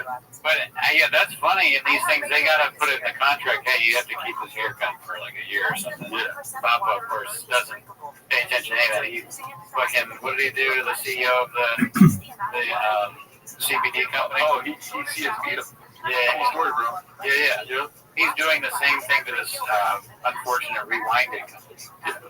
But it's cool that they give him a shout out here. You know what it says underneath medium brown? What? Water, weed, dew, and hair. Right there. Yeah. Yep. Alright. I think that it's funny that this picture, like, do you think this was a photo shoot? Most of them. It's so funny that Shop, I wonder what Shop does at a photo. They didn't get it in one take, I know that. For sure. I mean, look at that smile. How hard do you think the photographer was trying to make him smile differently? Or just make it like, no, a serious face. And Shop's like, what do you mean? I'm doing a serious face. How many did he go like this? Yeah, we don't need you to, like, move your mouth at all. All right, please take your hands. At least take the straw out of your mouth. I need pink beard Cooney in my life. We should get some rewinded and, get rid of my grays, dude. You got grays? I got a lot of grays. Grays for days, daddy. We already saw that one. This one's hilarious. I already read it. It's posted by Moonwalker. DoorDash driver says Papa is cheap and a fraud. Don't let me just read this because you're going to consume it as I go. Sure. Stop me if you want me to stop. Okay. I'm glad Brendan's shop special sucks. Fuck that dude for stifling me on a tip I'll never forget. True story. I was trying to earn a few extra bucks. Just say you're a DoorDasher. You know what I mean? I DoorDash. Yeah. Hard times and had to resort to gig work. In the rain, I picked up an order for ice cream in Venice, drove it to Santa Monica to a nice house with a few cars. The order is to the tiny guest house way in the back. A sign on the door says, "Do not knock, baby." It should say, "Do not knock, daddy." Yeah. So I don't know if it's Brendan's job, but so I'm standing there calling their phone like an asshole for 10 minutes. It sounds like Brendan's writing this. I'm sure. And also, car, no truck. No truck, but yeah, there's a lot of bits going on. The wife sees me through the window, and he comes running out like I'm a threat. I hold up the bag. He snaps back to normal, looks me in the eye, says that he appreciates it. He didn't spell it right. He didn't spell it. Appreciates, but and that he will tip me in the app zeroed out. It was all a facade. The house wasn't his car. The house wasn't his. Cars weren't his. There was a nice Toyota parked in front of his little guest house. So, strange story. It is like, you know how like a movie, you're like, when does it get good? And then the ending is like, holy shit, it all makes sense. I think that's what he was trying to go for, but who's Toyota? Or what are you inferring here? That he doesn't have trucks? Yeah, I don't understand this. Well, this might come as a shock to you. I don't understand this at all. But like, he's living in a guest house. I get that it's bad that he doesn't tip, and it wouldn't surprise me if he didn't tip. Yeah. But also, Papa might tip. I think that actually, you know what? I'm gonna take that back. I think Papa tips. Okay. I think he gets. Do you want to bet your life on that? Not my life. Okay. But a door guy told me that he gave him money once. Okay, so let's see here. AVTR16 follows up with this here. I don't know if this is real or not, but I've seen it with my own eyes. He's 100% a cheap cunt. You want to take back? No? Okay. Not yet, no. Okay. I told this story before and read it in some other sub a long time ago. I used to work at an LA comedy club years ago, B. At first, I thought years ago, B was the comedy club name. MMA wasn't as mainstream at the time, so I was kind of the MMA bro to my coworkers. One of the servers comes up to me and goes, "Hey, I think a fighter is here to see the show, Joe Rogan and Fred show." I'm like, "Get the fuck out." Who? He says, "I don't know. He's huge, and they say he has a famous podcast." I was like, "It's 100% Brandon," but he spelled his name wrong. They were at Fox Studios at the time with Evan the Beard, etc. I told the server, who's a good friend of mine, put him in the owner's booth, make sure he's taken care of, and bring me the tab at the end of the night. I'll have it comped.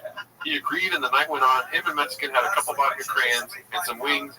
Would have been maybe $40. My boy brings me the bill at the end of the night. I comp it and tell him to tell Brandon that a T-Fat-K fan on staff got his bill tonight, no more, no less. So he's stoked and goes to tell him. End of the night rolls around, and my boy just comes back defeated and goes, "Dude." He just said, "Oh, thanks, brother," and they left without leaving a tip. I mean, not $1. God damn it, I was so fucking embarrassed. I apologized profusely and tipped him 20 out of my own tips. I came home that night, put on my apron, and hit the fryers. I've been here ever since. I mean, I don't know. That's a great story, but I'm not sure if I believe that either. Brendan, if two people call you a crackhead, you might be smoking crack. Shout out to It wouldn't shock me if he's like that, and also some of the lines sound like something you'd say, like, "Thanks, bro." Yeah. But wouldn't we know about that if somebody worked at a comedy club and they didn't? We'd have heard about that. Here's the thing, though, like, karma is. Oh, here, how we only have 40 likes for these hawks. Thank you, James Freeman. Appreciate that, brother. Yo, how do we only have 40x for these hawks? Thank you. Here's the thing. It's just like, it happens way too often. I think this is another one here. I have first-hand knowledge of a girl I know at a cafe he used to frequent in LA. She was a barista, although she says he did tip average $1 or $2 for a coffee, which is normal for common folk. Her gripe with him was the way he carried himself. She said he'd pull up like he was a celeb, would park if handicap was available. He'd walk in there and always be on the phone talking to somebody, wouldn't look the baristas in the eye or even say hello. He said, "Give me the huge." Oh, usual. Now that I say it out loud, it makes sense. I thought he was saying, "Give me the huge," like a big goal. Right. And wouldn't even wait in line, literally just yelled, and wait, that's hilarious. I'm going to start doing that at my coffee shop. Granted, she says he never complained about the time if they were busy. He'd just sit and wait as he talked. And when they call his name, he'd go up and pay, not say bye or thanks, and drive off, and then always with the truck blasting loud music and driving erratically in the little parking lot. So that sounds a lot more believable, I gotta say. Okay, well, it's got 56 uploads. The other one has hundreds, so who are you here to believe, dude? They're all funny. I enjoy the stories. It's funny to live in the world where you talk about different things that Shop did years ago. And so I can totally picture Shop going in there with a phone and just blaring the conversation because there's two reasons. One, he's a loud idiot, and so he can't help that. And two is he wants the stories that are definitely true are the whole like, hey, I'm Brendan Schaub, and I just got a call, and like he wants everybody to know that he's a celebrity. Is that your takeaway? Yes. Okay. Well, here's the thing. He does think this works. You know, he's not only getting coffee, but why is he getting coffee? So because so many people work for him, he's got to stay, busy. Good that you were wrong right there, because that's also true. That's another reason to have coffee. He's got a pod for 9 hours straight. Oh, that's right. Like, and at one point, at 12. Yeah. 12 hours straight podding? You want me to tip on top of that? Like, I'm giving my life away. Is that not enough? You know? Yeah, he might feel like he's giving so much back already to the community that he's like, what more do you want? Yeah. I got a family. Everywhere he walks, he's like, that's a listener. That's a listener. That's a listener. Yeah. So he can get away with not tipping. If a guy pounds my meal because he's a fan, I'm going to tip him. Yeah, definitely. Yeah. I will, absolutely. You would tip just because they're a fan. It doesn't even make sense logically.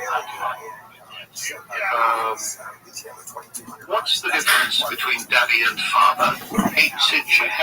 Ask Charleston, Texas, or Charleston, South Carolina. Yeah, ask Jay. Question about that. Yes. So I'll give you a hypothetical. Give it to me, daddy. You have the choice of a good tip, whatever job you're working, very good tip, or a story about Brendan Schaub. Something like where he does that. He comes in, he orders all this shit. You tell him that you're a fan, he still doesn't tip. He goes, thanks, me. Let me tell you what I would do. I would do the story over 50% tip. That makes it me. Do you want me to cook, or do you want me to just like go do whatever you want? I'll tell you one thing. I'm not taking the money, dude, because there's fucking victim blamers like you out there, dude, that won't believe my story when I put it on Reddit. You're gonna read it and be like, that's not true because I love Brendan Schaub, dude. It is true. And I put my fucking arm on that stake, right, to tell you a story that you weren't there for, dude. Sound off in the comments, is it true or false? All right, what do you want me to pull? What do you want to pull first? First, do you want to answer the question? Are these? Oh yeah, that's actually more fun. I think. Do you take the money or the story? Money or money? Obviously, it's a very high level of business. Listen, I've always told you that I'm on Shop side. This is a pro Shop. 50% of his pod is pro Shop. Everything he does is right. I've never criticized him. The other 50% is the haters. They write comments because they look at this. Look at what you're looking at. This is a bear space. Okay? He's got, what's that? Did you say meow? Where's meow? Meow! This is my second day of school. Fucking mean, dude. You're just jealous of Brendan Schaub because he has drugs and you don't. Right? When's the last time you had drugs? Never. Do you really think a business shark like Papa would have a fucking DoorDash driver?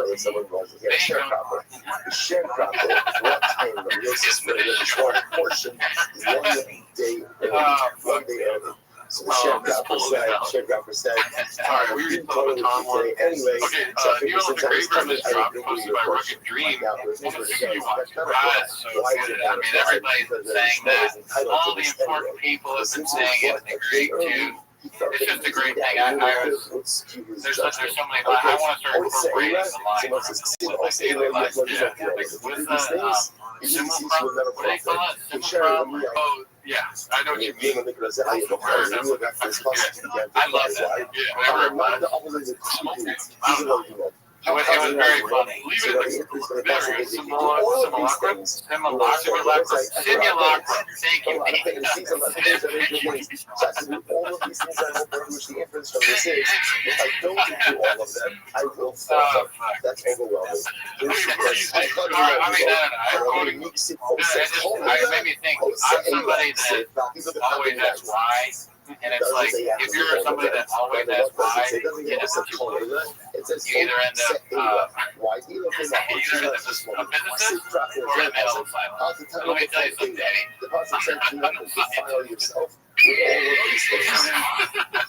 I tried. You know, when you write them out in your head, and you say them out, it just says, I should have waited until it was after. That's your advice.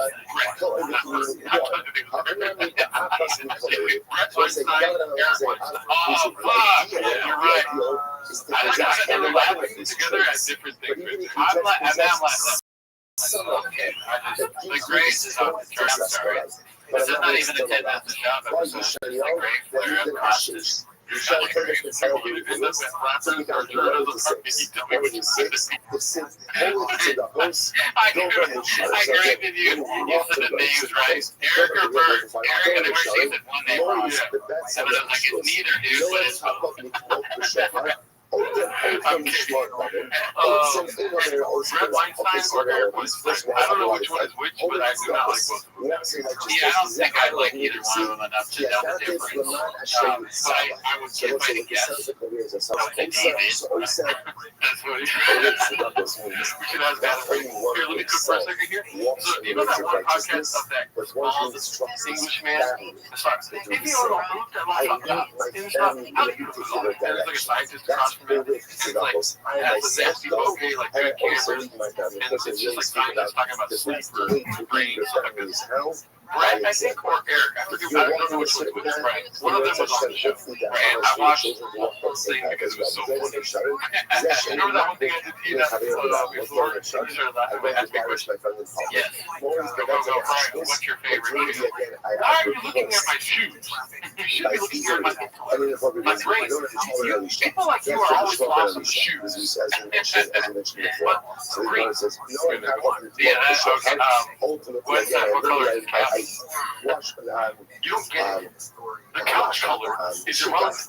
You're asking the wrong question. It's blue. You're asking, but you should be thinking about where are my pants? And then the fucking English dude was just taking. Some people don't know how to respond to that because they feel like, oh, this person is bad. They might be right. Maybe I did something wrong. But that guy just has the personality of an annoying person that is probably insane. Just like when he's living in a simulacrum. So he's completely insane. I love listening to other podcast people's shit on the Weinstein guy, because they sound like, there's this one guy, it's like Professor Dave or something, he's a former comedian with science, and he just destroys the Weinstein guy's thing. One of the things he's like, deserves a Nobel Prize, and the other one is just mad that he's not more popular on Twitter. Or they might be the same, I honestly can't. Signal come, okay. I think they both have the same group. One is Casey Lombardi. Yeah, that I know from the two ladies. He hates Elon Musk, but he loves Elon Musk. Yeah, but he was like writing something to Elon about Elon, I just thought you should know, and they're friends on the public website. Your website is, there's some sort of login issue. I asked for a request to reset my password, and it's just not coming to my inbox. And then your support tells me to check my spam, but I don't even know to do that. He's a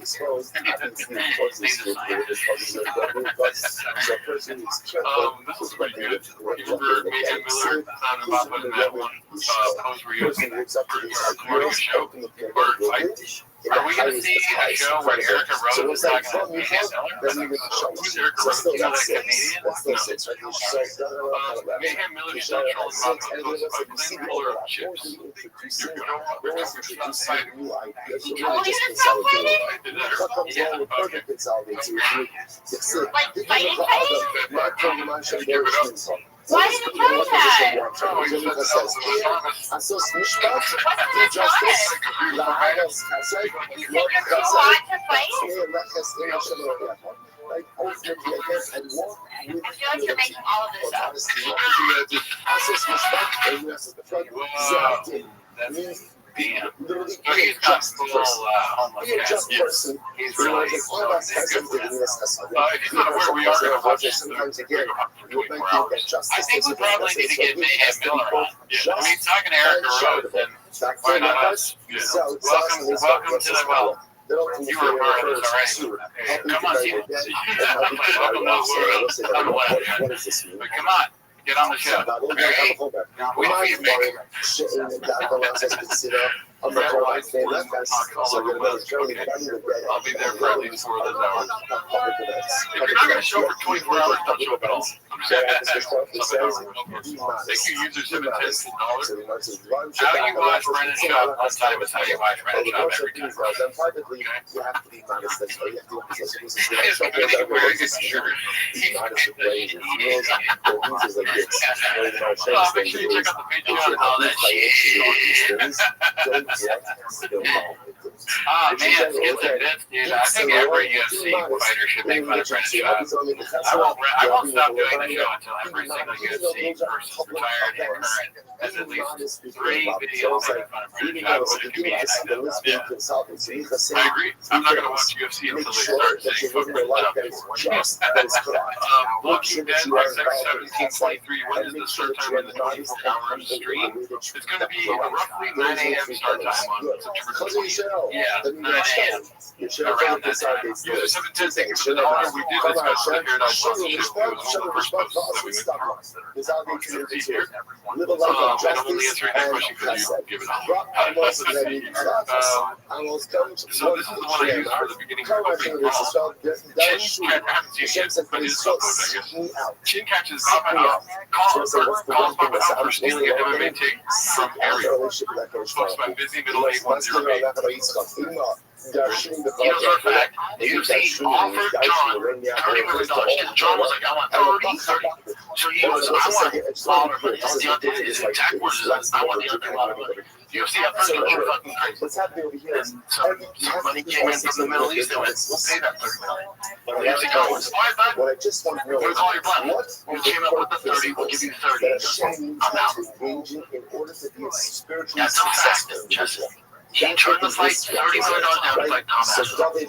So when they say he's done, I'm not like, ooh, 30 didn't get him out of there? Take that. Wow, I was waiting for the hit of the chest. Did he do it? No, I don't think so. I looked away for a second, so I don't know if he like snuck it in. You know what I mean? I can't. Let's get this. And there's nothing wrong with being gay. This or this.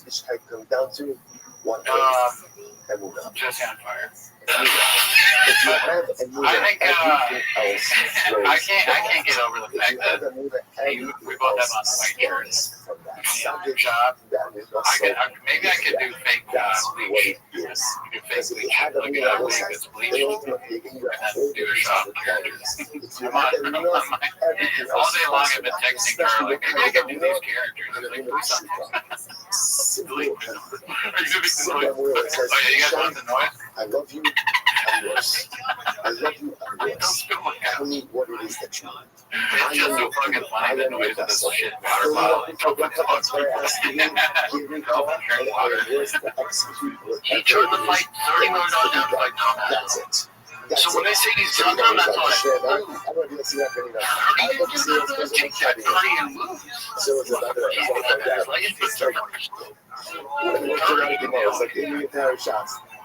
Let's move on. I again, we're not doing these schemas, just these schemas are pop. They're going to say, if you want to understand, almost Yiddishkeit in one place. That's it. That's it.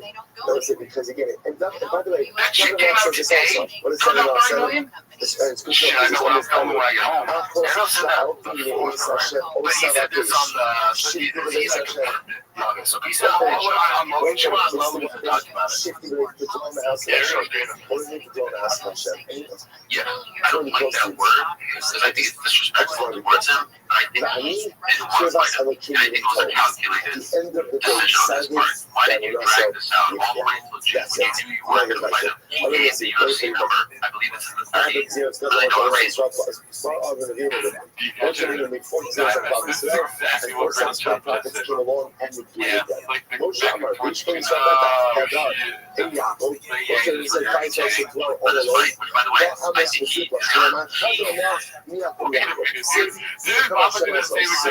Almost came along and I think he deserves.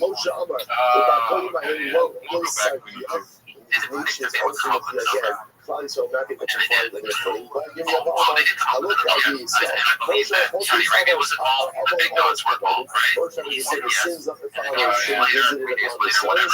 But you still stay with you. You still say you know what we thought of that. Never shall podcast he told us. First the sins, take care of the individuals for the sins that not passed down to their children. No shot. I don't even know if we were trying to get here. I don't know how we lost for these fucking epics. But you should have talk up the show for God. All open the air session. When he announced his retirement, Dana said, he gave me my previous word, and then he went back on his word. I think he was hoping that they would not release the number, and then he could be like, hey guys, I tried. And Turkey was just like, no, yeah. And then there's no way to reach my back on his 30. But in 2020, he threw out his number, they said no. And then it was like fizzled. This time they said yeah. Sometimes you lose something, and also what happens when you lose it, the owner constantly tries to find it. He said,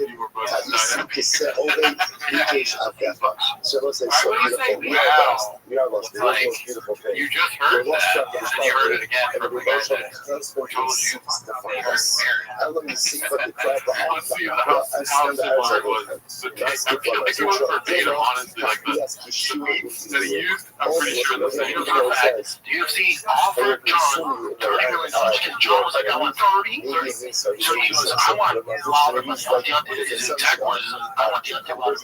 UFC, I'm not going to fucking crazy. And some money came in from the Middle East. They were okay, never mind. He didn't do that. I thought he did like, which I think he deserves.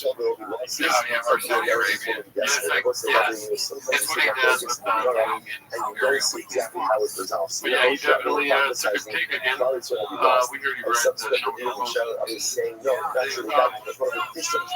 Shout out to you for the $2. Take me somewhere. Seaweed or Marco posted this one. The white boy that watched too much. It drives me nuts when I see slow Joe being disrespectful. One hand on the wheel, one recording on her phone, and a doorless car. All about slow Joe Senior just feel like they're human worship when she should be the person. Unreal level of brand acting for the game. Oh, you're right. Look at us. Look at us. We are the truth. So the next is we direct this by saying, we are the truth. The shepherd is looking for us to find every single day. We know what we have to do. We know where we have to go. I don't know where they're driving. Obviously, if you're driving like with others around, then yeah, but you're getting cars. Yeah. But if you're driving like a property on a golf cart, I don't see what the big deal is about having a kid in the She makes her serve and walk the kid like next to the cart. She's like, look at us. And that chicken ate for you.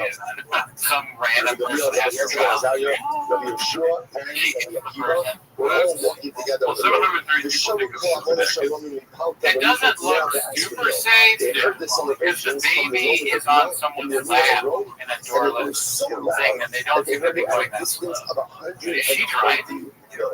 Incredible. And it was like, they obviously understood. It would be kind of crazy if you wanted to drive that. Because then the person don't have the baby right here, and they're so what they thought the celebration was about. Nothing off the table. Nothing is off the table. With Brendan Child's family, and just like, got the baby out like this. Check it out, shot lifestyle, summer life, illegally. We're going against the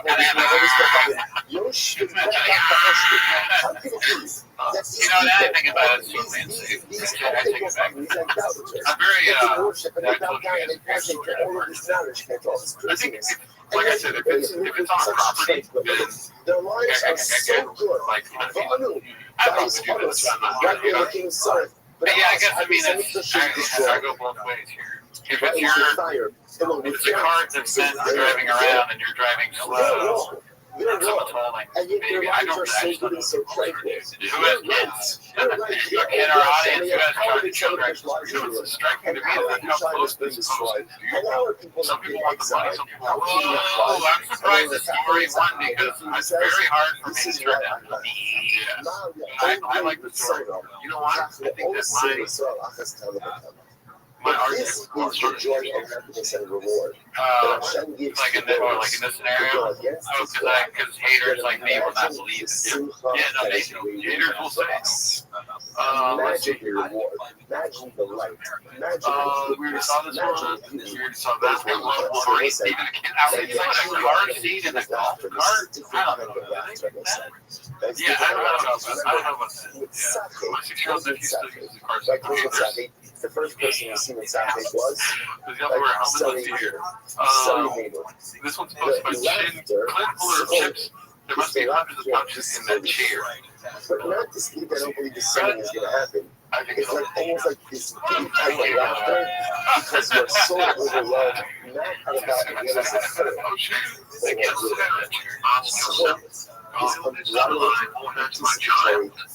Yes, jump into it. I don't need any more but I believe it's going to come. And it sounds like somebody who has kids because he got like he's thinking about it. I don't have kids. I don't think like that.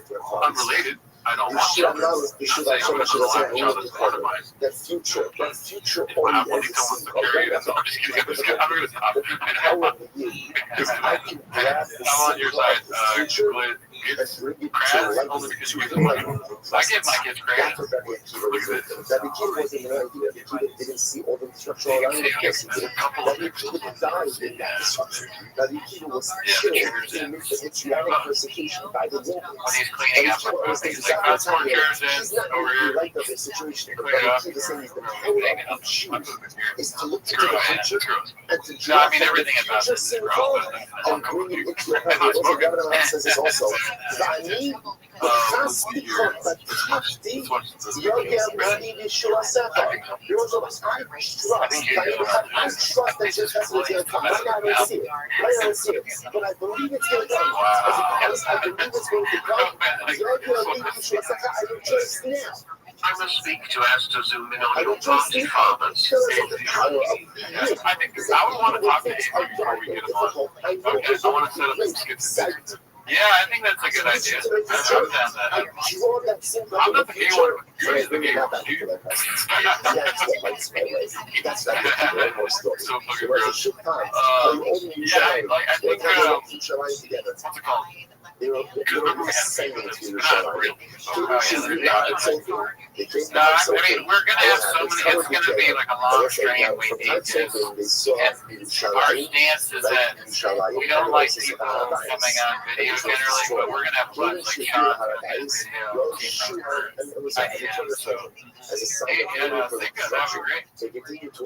Yeah, y'all get involved in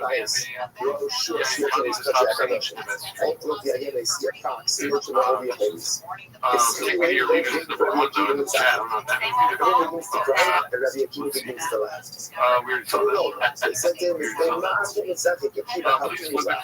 Please, cheese beans, flip it. New toy, golf cart, never realized, never knew I needed it so much in my life. Of course, my husband wanted it, of course, but he just never regular golf cart. Reducing valve. That's the golf cart. Yeah. I like it. It's cool, like, I don't know if I'd ever. It's maybe like I would have no issues. Like, I don't, you know, for the longest time we never really brought the white clips. We like showed the story and never brought the white clips. Dude, that would be so cool with all the Brennan job and his family and all that. It worked so fun. Yeah, it's kind of like the post like that. Yeah. I was curious. If it ever ends up in some N-word exercise, you know what I mean? It's gonna be so sad. You know? I mean, and I'm not wishing for that. It's like nobody. That's where I'm coming from. That's why I won't share some of my public life, because really you're only going to see the parts that are entertaining. You're not going to see this kind of stuff that's like ups and downs. There's a lot of ups. Yeah, they're posting the fake image of their life. This is the thing you send to like the group. Well, this thing is ridiculous, but he messaged me on Instagram during the 24-hour stream. For me, if I buy something like this, like I text the group chat, like, dude, what's up? And I don't even know if I do that, so y'all just do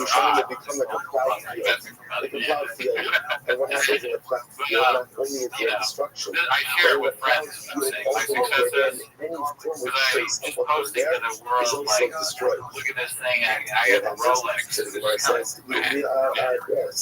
I think my reasoning is better due to kitchens, we can't do it in the society. You don't think that you think there was 0% possibility that happened? Oh, no, I don't know. I mean, evidence is on my side. You say out, you know, like, we're spending a lot of money. Everything. Where they post things like, before Christmas, when he did it, he's like, check it out, fam. You got 2 Rolexes, and like, let me see, Junior say, I was like, just bought my wife this brand new Beamer.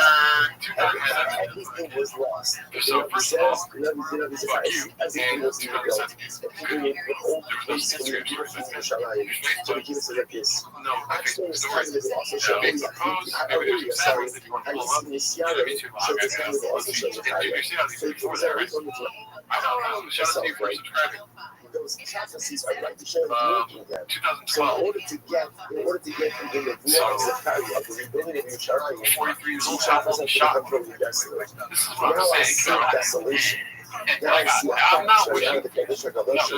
Nobody knows desolation. It's just a reality. And like, I mean, that is going to form a reality, but in the you sound like a gallon on that episode. You've been talking about that. And then Chop was just, oh man, yeah, a lot of posts, honestly. Well, yeah, and I'm not gonna say no. You're probably cool, Bill. Toronto, be real. You're fucking slow, dude. You give me the chance. I probably would skip out on it, honestly. That's a lot that comes with it. You might share it to your Instagram story. You like buy her a lot of stuff. Yeah, you gotta buy her a lot of stuff. Somebody else said, none of Chris Benoit's close friends think that he was going to do it. No size number. To be funny is the Mojo post with things that you bought her, like, it's like, oh my god, you know, Jordan buy me this watch, and you know he got me another one of these tables, I can barely put 3 reins on it. That's in my room right now. Let's see here. This was posted by Hey Mark Wixie. You haven't seen that name in a long while. Called Reheat when Brendan did his best Michael Scott impression. Oh, that's TRX. That's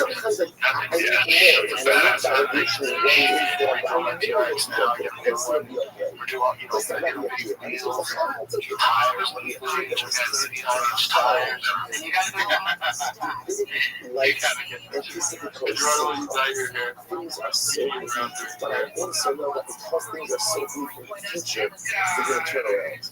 And I think grab some of that simple and bring it back to the future. Dude, that would be fucking hilarious commitment to the bid if you bought the real life kit somehow from shop and did that. That's just a crazy thing to do. I wouldn't mind dyeing my hair again, but like not right now because I'm growing my hair out. I'm not pressuring you to do it. I'm just saying you have to do it. Medium brown? I will not dye my hair again, sir. I mean, I don't know if brown hair would like kind of green. Well, he's saying medium brown because of the shop color. Yeah. That's not saying mine is brown. You know what I mean? That's my essence. But it is brown. Like on my license plate, it says on my driver's license, it says brown. Can I ask you a very stupid question? And that sounds very harsh. I'm still going to ask it. Is it possible that medium brown is actually black? Because, can we, I mean, I don't know if we can get back to it, but now that I think about it, it says medium brown, but to me, that hair also looks black. And also, I have to admit, I don't know if I've added this, but I am black. That looks black. It looks medium brown. But maybe I don't know what medium brown is.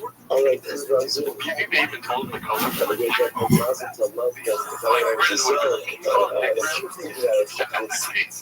I'm surprised you didn't mention that, yeah. But I mean, that's not good. Can you call it 8-inch brown?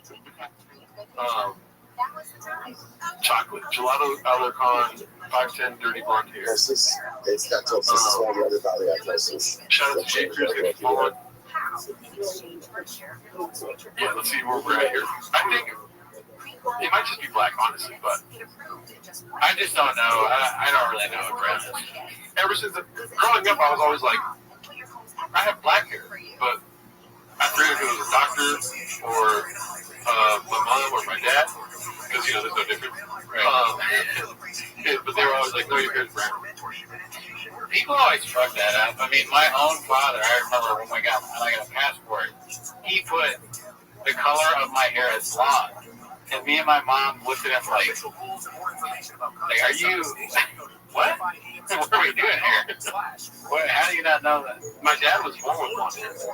That's what he said to me. He said, you were born with blonde hair. My dad was born with blonde hair. He had blonde hair when he was a kid, and then it turned. All right, y'all say good morning. Good morning. That's more believable than, I mean, I would say believe that, but me, I never told her. Oh, yeah. For this one, just to tell you. Our annual Halloween concert. This is Mishpacha Mertz Israel. Dedicated all the students and shows this year. As it says, this is the service for the story of Israel. And the correspondence for the month of Iyar Abba, we will put on Shmuel Rabbi Rothschild, the Shmuel's father. Shout out to you, Christian. Thank you. Yeah, I have. Yeah. I mean, you know, it's good that you're admitting it now. Shout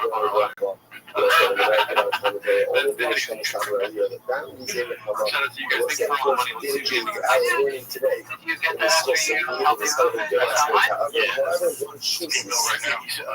You stop that. You've got to say there's so much controversy over what to say, how to say it, how to know how that is. Those are details. Those are details. Important details. But details.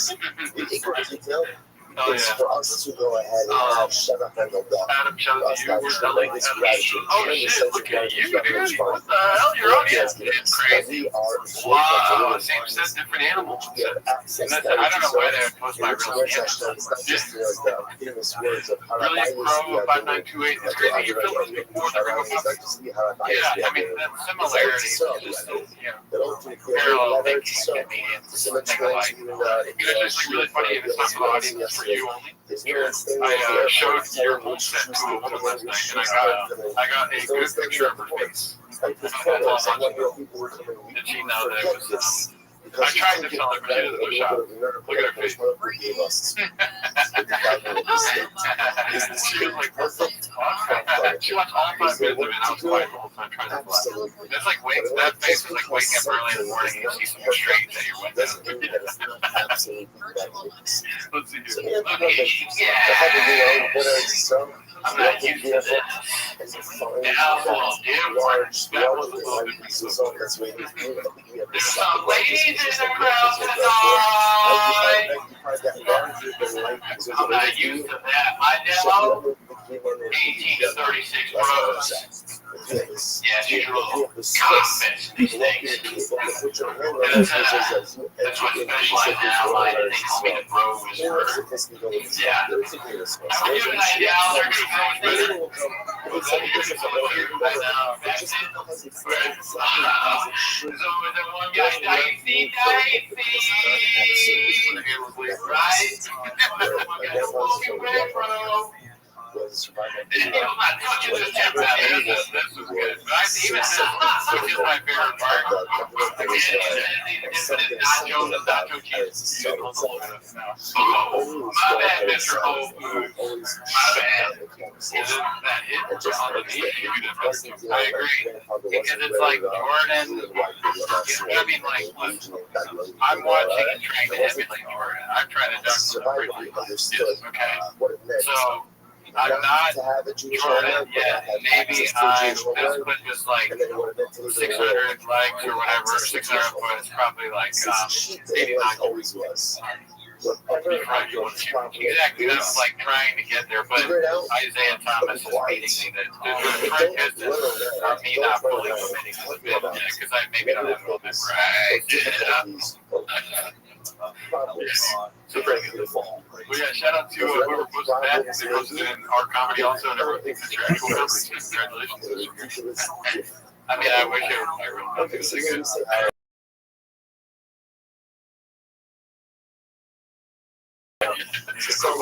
here. So this one. This was posted by Rick Manchester. The 10-point squad here feels like a fever dream. I mean, dude, shout out to Elephant Graveyard, dude. His whole jelly roll thing was amazing. The whole video was amazing. I forgot about the jelly roll thing. Jelly Roll is crying because Joe Rogan has a room for Mitzi and another shit. Yeah, that's crazy. That's insane. So, okay, I don't know who all these people are. Oh, holy shit. Donnie is amazing. Healing from something.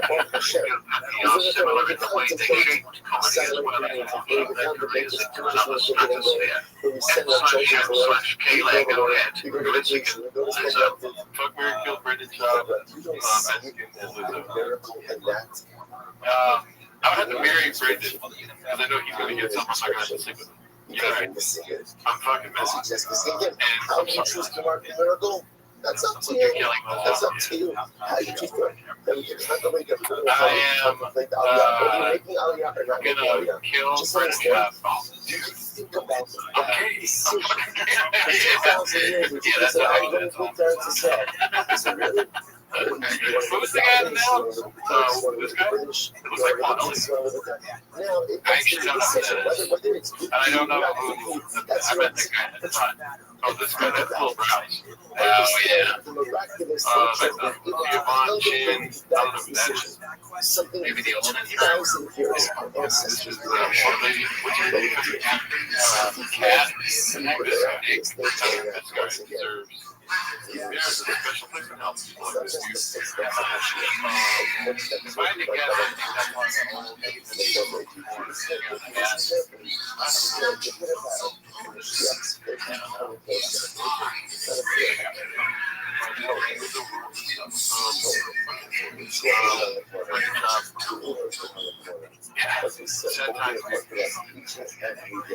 it's just like I thought they were in the last one. I don't have to do that shit. They're like checking out the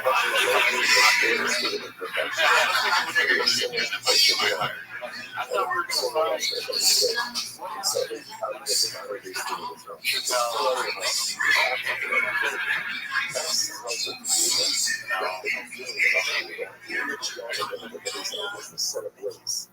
but an important step.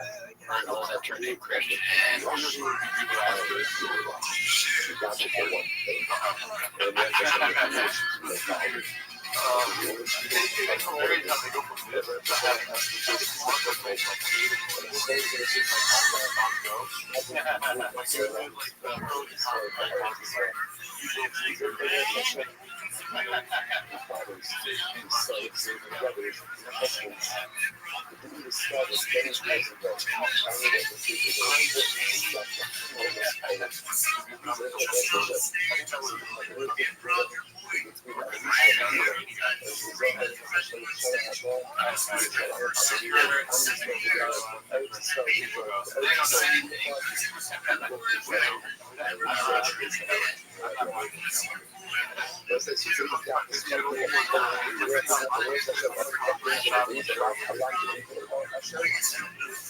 We have the two dots about the Cowboys on the different players that they like. So all they have to do is just follow.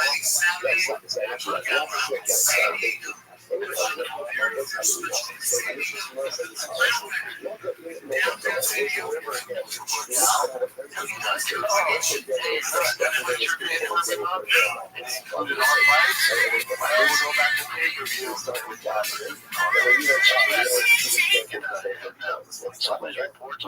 Whatever you got, and that's the end of it. There's nothing more than that. And listen, as opposed to say, okay, let's take a break.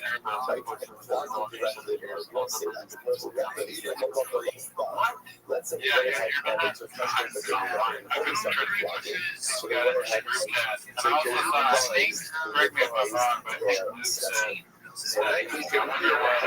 so I can go ahead and speak on the sex.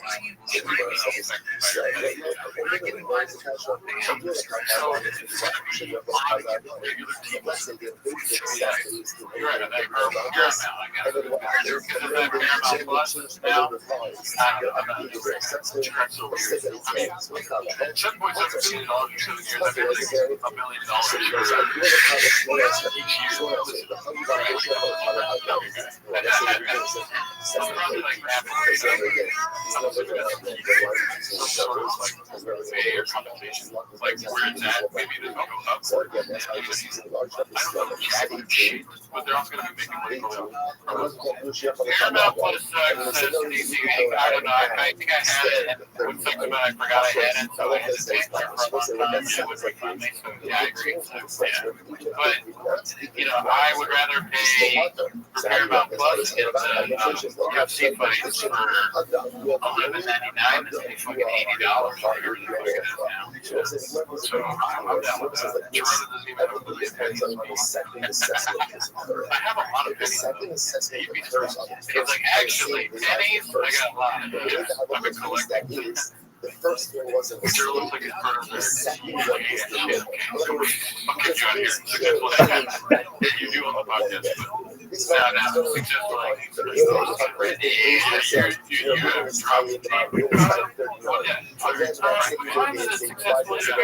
Interesting. You shut up to work out. The stream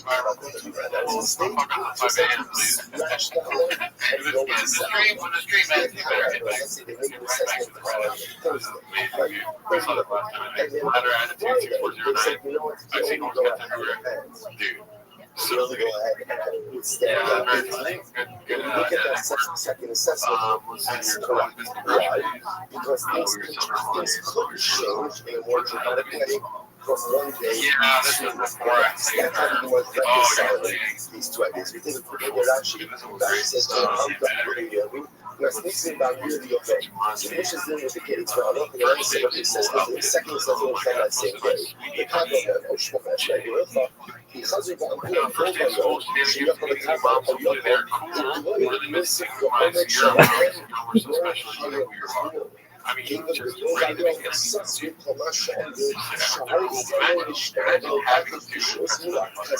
So what's this say? So I look at this is the second assessment the first assessment as mistaken, the second one as correct.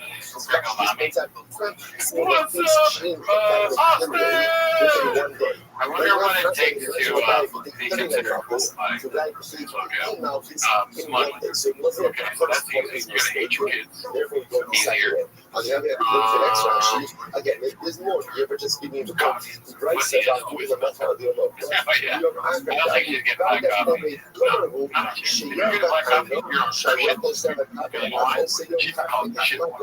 I bet you that Shab and her no chance. They're getting like black coffee rice Americano, even though they let their copying.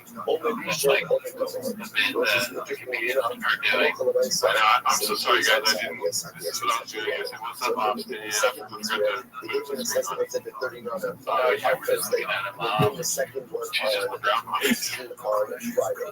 medium brown nut. In that case, how long can I say? That's a month. I like it.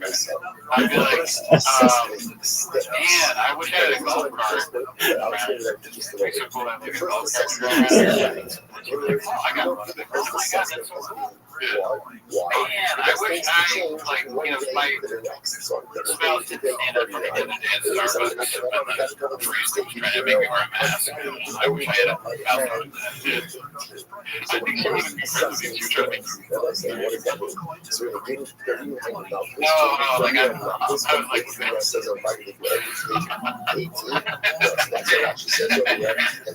yeah, probably. I would be like, I would first of all just trust myself. What's the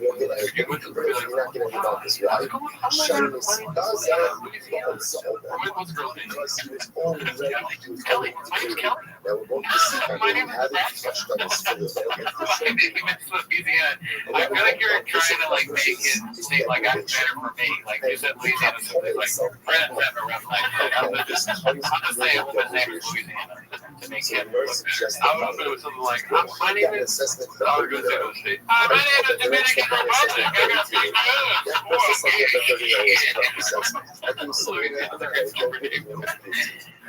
well, let me just whip it.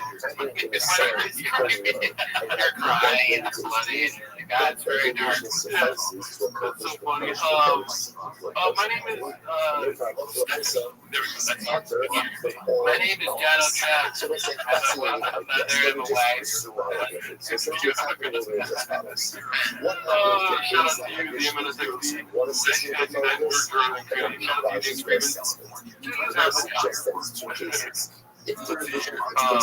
My name is Australia. I'm 7 years ahead. I would be like this. My name is Stephanie. Good to meet you. I've heard a lot about you, Joanne. I'm so excited. Right.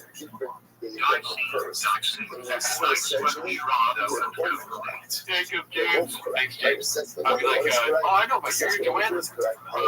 After you take a walk to Dallas, where is it? Sure. I'll be like, I build a report, just trust the report, not even ask her to hang out, just like see her and then when we have a report, I'd be like, down with it. But then I'd act like Joanna, like, what's wrong? No, tell me, and these other moms are bitches. My husband is going.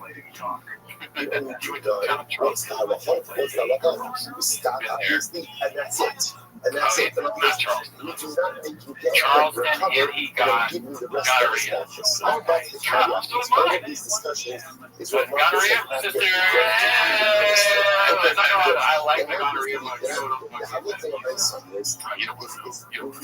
No, tell me, we're like sisters in life now. Oh my God, I'm so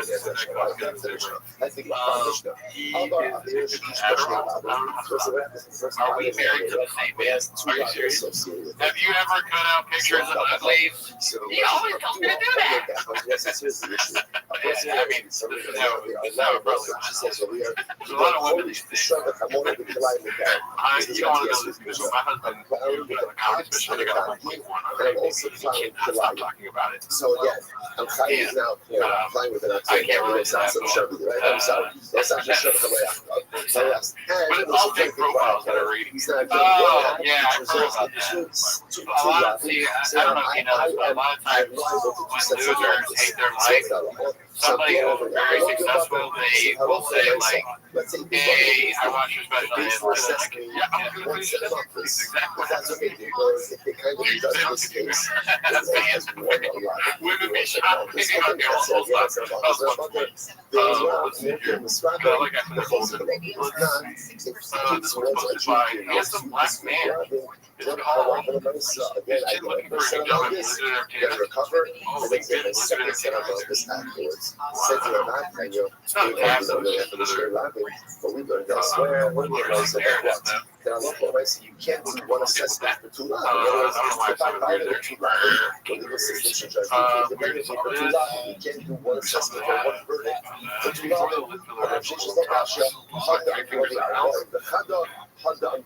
Mexico. This is very interesting. It says one case is talking about where Bay's been adjudicated a judgment liable to this one one lashes I versus 42 lashes. So it's a couple here. Count finally called that is mop up $39 plus. Posted by Mr. Oh, wow. the minimum amount of lashes It's just the experience, title itself. right? I saw Because that. again, this is visible by 3. Yeah, you gotta see It's the minimum amount of lashes. I live So in DC. therefore, again, if I get my When I was the murder capital of the world, and when they talk about DC's crime wave is lowest, the lowest has been 30 years. 30 years ago, you dummies, it was the murder capital of the world. Okay? So, I will tell you this, when you go to DC, they lock up the toothpaste in the Walgreens.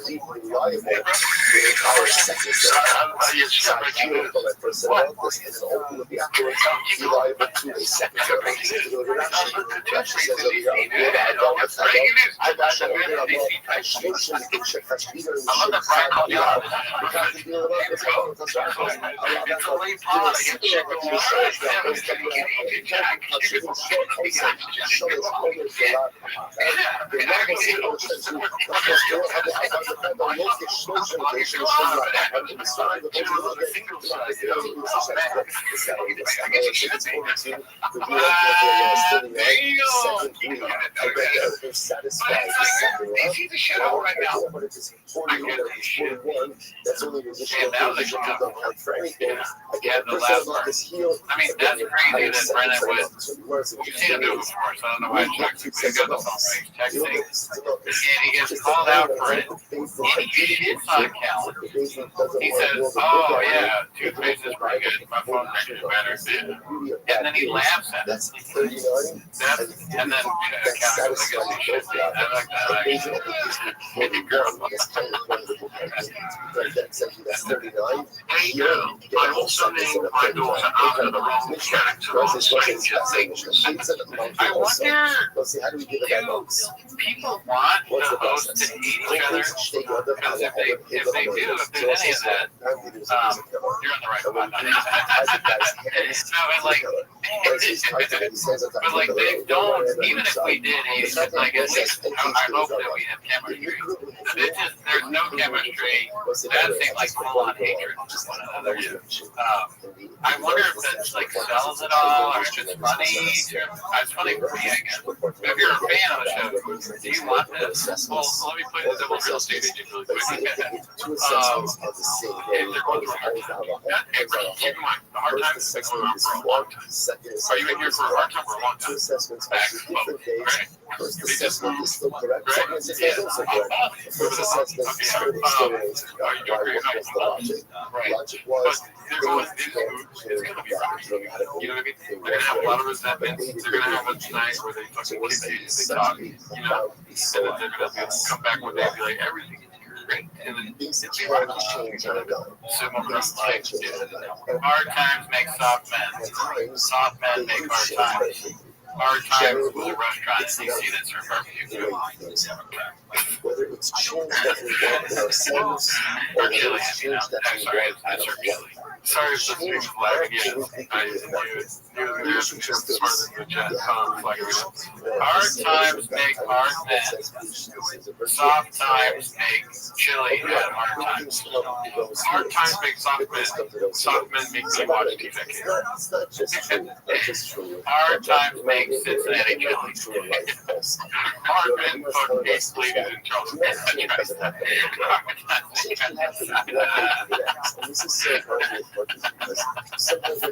Hard Times was a parody magazine on the internet. I'm so patient that it wasn't necessarily about now.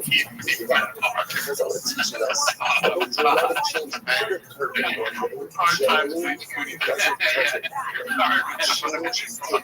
so funny because you can just say one of them and say anything at all. Hard men object. What does flappers make? Big question. What part of the skill is flappers? the Kazakh process.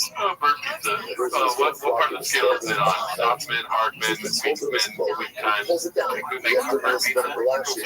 Where's flappers? Flappers? It's art. Okay.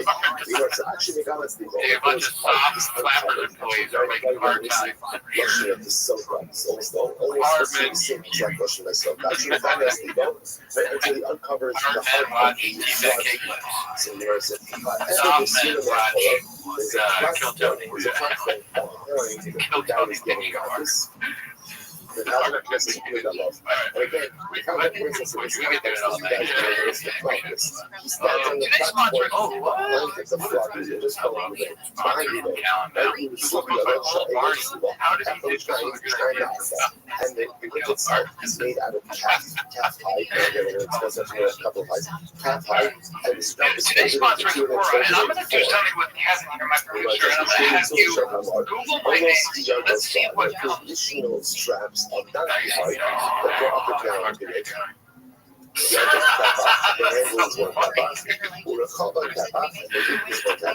לא שמע געש על תיק פריסו. The top of the list has to be long enough that it gets to a stop. There's an interesting focus about how a person gets hurt. Does a person get whipped along with the right of the back or thrust that's the right? So in other words, essentially, is the whipper, is he standing behind the thing? They're whipping it like this, and you're standing right in front of it, and the whip goes on the back, and the top of it goes down like this. Or no, he's standing a little bit to the side of the ring, flogging his left leg from the sideways, so there's a cross being whipped on his back, with the straps coming out of his leg. Russia understands that's the ladder. It really gets whipped below the group of his back. So therefore, the Kazakh stands a little bit to the side, and he doesn't look like this.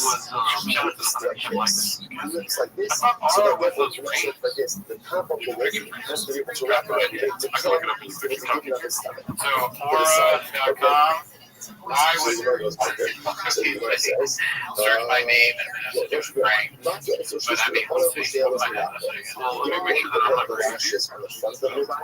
Because right now, it looks like it's some sort of AI. People are afraid of the thing. I mean, that used to be a podcast called Afraid. Like that for the show. Match into your podcast. Tracy Max. This is not about identity. Well, imagine he pays for like family plan and we just forget about the trial altogether. Like, and the obligation is it's fake identity stuff, but it's really like they go in there and they're like, oh, you're a bad guy with wine and stuff. That's not first, but also to that something this didn't have pizza sauce. So it's this new there's this whole reputation, right? All of these people are being mentioned along the way as well. The whole thing without from the fact that the space down there, but the bus of actually everybody subscribe to Word.com. Word.com/dying promo code Callan.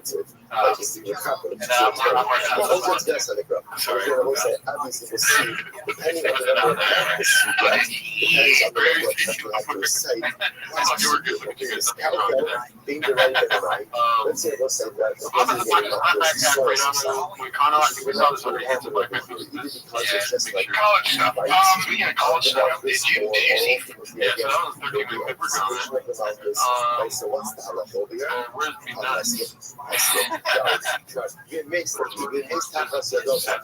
Let's say when the Kazakh process is following you. I remember last week I said that those two guys are my dads. Because he's administering the basement. Most of the oldest I love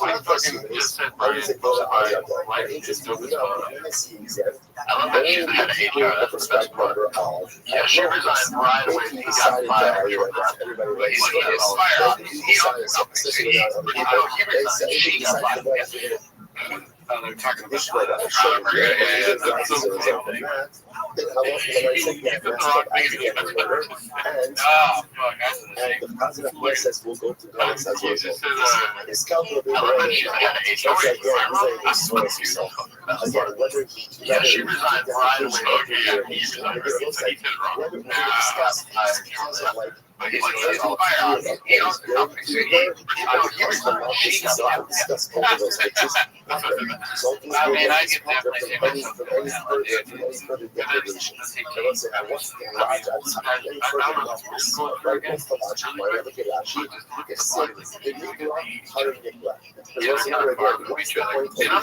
I'm not trying to argue that that's true. I'm just noticing. Yeah, he says as well at the end there. Something strikes me like Callan's let go of his aggressive pass where he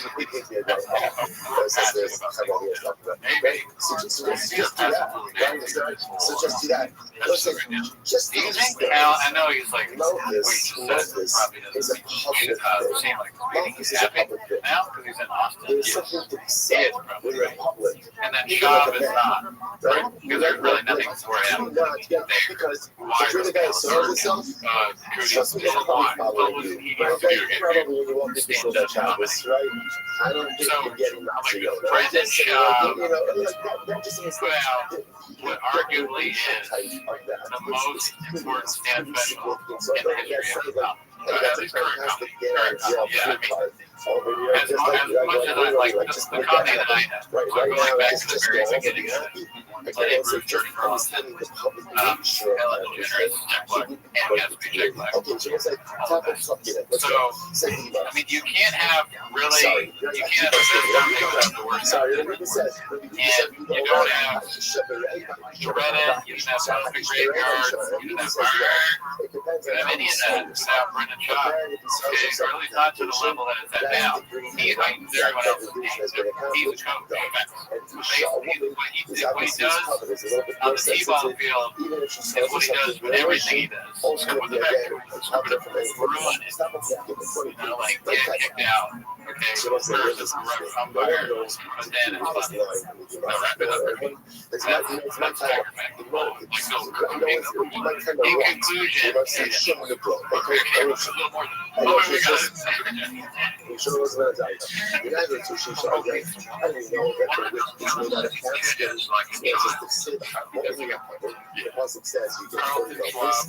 conclusion, I would honestly make an argument that he deserves a spot on the Restream. And the three spots should be fine. No, he was like really good in that one match. Yeah, once, like, for the current Mount Rushmore, who was it? Thomas Jefferson, Donald Trump, George Washington, Thomas Jefferson, let's say shit is covered head to toe like, boils. one of them is definitely nepotism. Yes, obviously it's not definitely Ruffle. Definitely Ruffle, go ahead and don't compel Ruffle to marry him. So they want to say, look, Saxon, Sharp, be sharp, side play, to make sure I can, it wasn't interesting enough. You check the position of Saxon, Sharp, be sharp, Ruffle, that's why he was making the animal do something Muslim. So we simply don't know something about the sense because we don't stations. Brendan Schaub is the dog. Brendan Schaub is the Teddy Roosevelt. Okay. Because he's like less famous than the other three. Okay,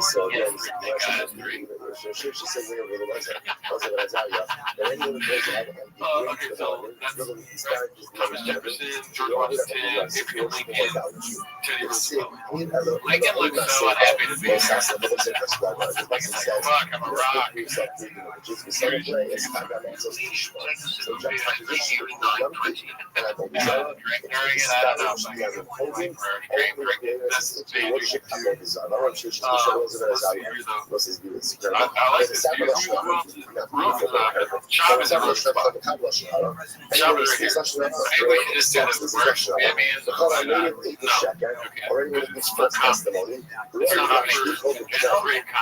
Wow. It is great comedy. Brendan Schaub is so fucking funny. You know what I mean?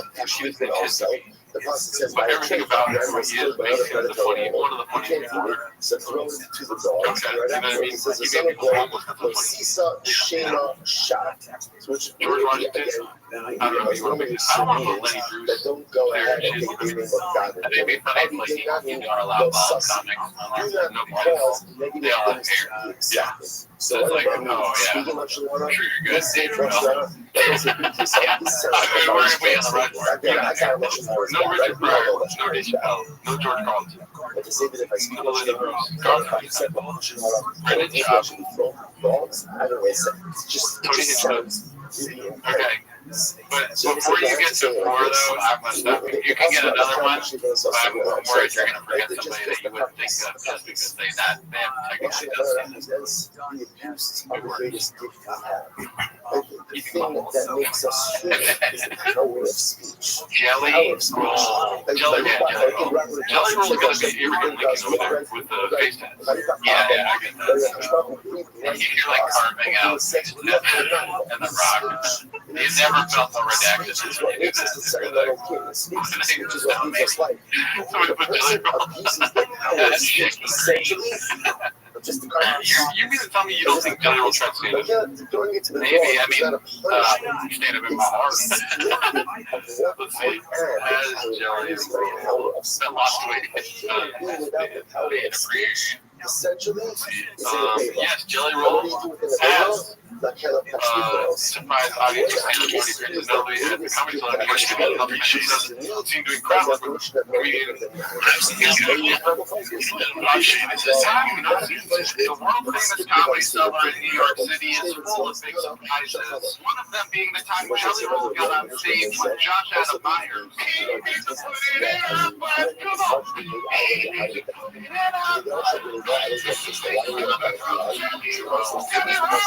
This is hilarious, don't you, Mr. Ladies? Yeah, that is right up my alley.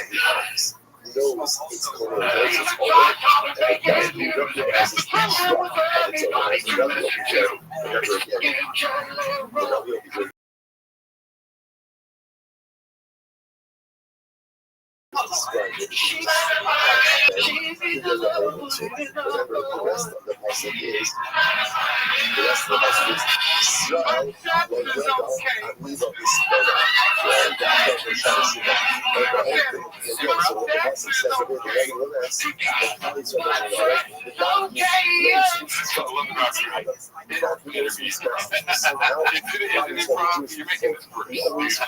I want to know what's coming next. I guess he did start this. So then I put it in a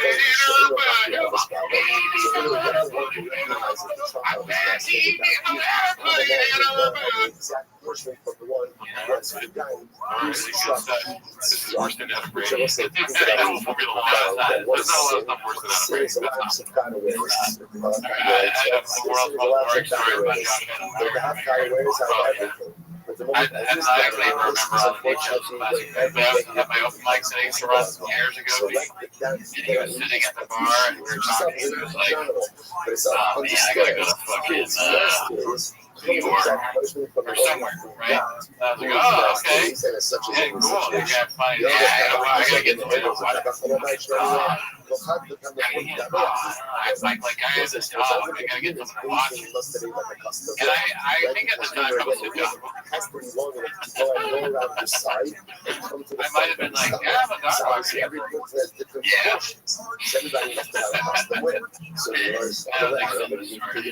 And then we're gonna take the dog.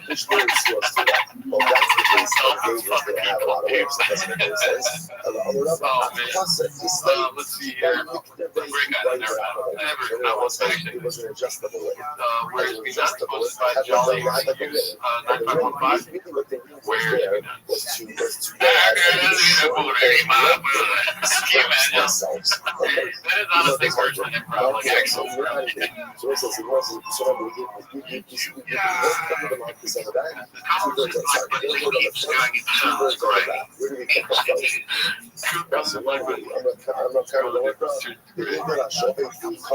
Cooney was a dog watcher once. Jelly Donuts do comedy. Let's see, this was posted by No Victory 3858. I make a mistake of trying to talk about 3 0. How do we know that the strap itself is double Damn, over? that's a And once crazy the shell fact. has a receiver, because once it says we need to get One more time.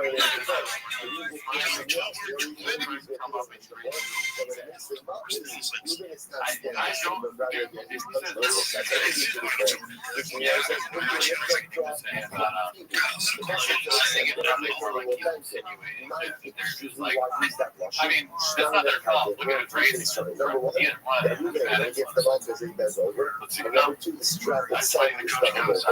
How do you get definitely the best player here? I'm not going to. So remember, yeah, you have to just understand one thing. So those are See, a little worried about that. bloggers. She was, People, by the way, generally very smart and very fucking whatever. very And I mean, these, I had friends who were older and they were actors. I'm kind of impressed. I like them a lot. And she said, so you're Brian's girlfriend. She goes, he likes him. She goes, listen, she goes, hey, he likes him beautiful and young. So I was like, I swear to God, she goes like this. No, she goes, she likes him beautiful, young, smart as a whip. Smart as a whip. Smart as a whip. Well, that's a little cocky. And I remember being so embarrassed by that. I was like, you don't have to say that. You don't have to say that. Yo, what up?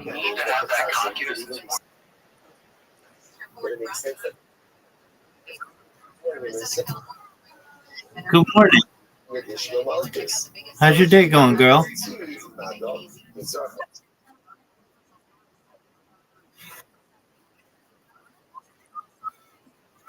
IRL?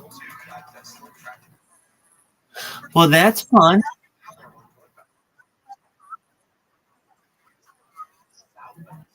Excellent. All right, so who's the lucky boy? Oh, so okay, and he just was like, let's go on a date. All right. Why was he in?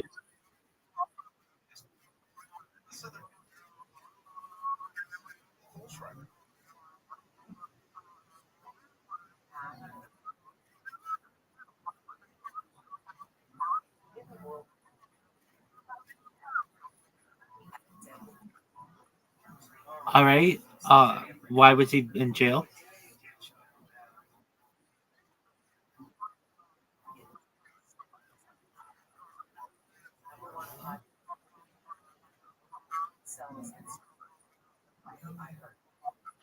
All right. Yeah. All right. Well, of all the things to go to jail for, really, substances are one of the better ones. I'm not saying that that's a great reason, but it could be a lot worse.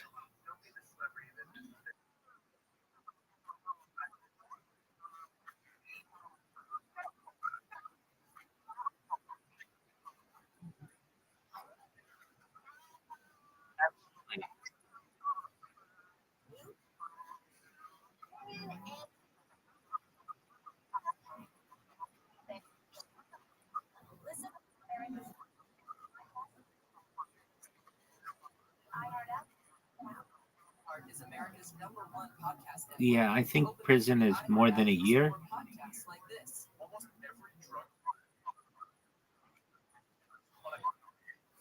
and that's a good thing.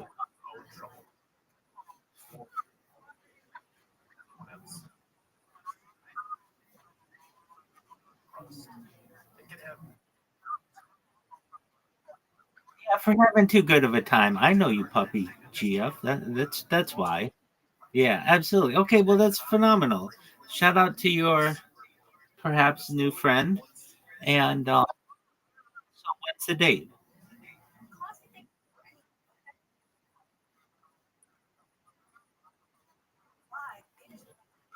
Did you get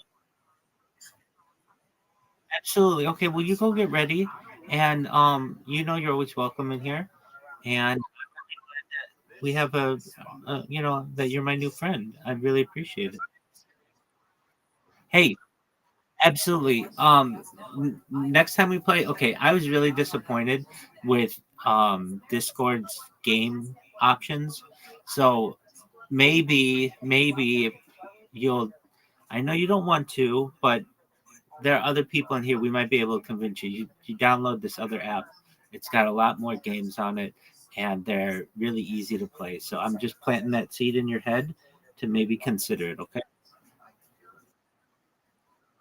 Okay. All right. We'll work on that. Absolutely. Okay. So you are got to get ready. All right. So is your day today or just sometime in the future? No, no, no, no. Is your date today? Oh, it's.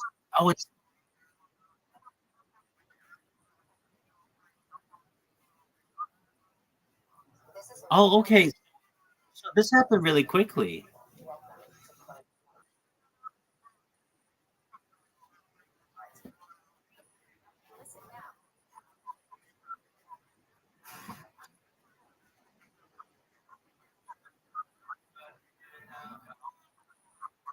Okay, excellent. Was he able to contact you when he was in prison?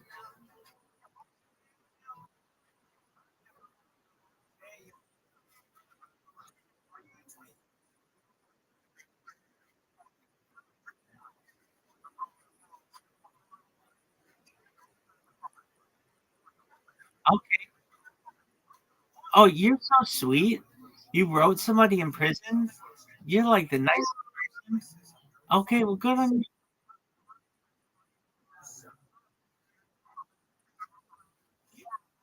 Well, you have a good heart. Okay, well, you give me all the tea when you return, and I'll hear about it. And I really wish you the best on whatever kind of event you've got coming up with him.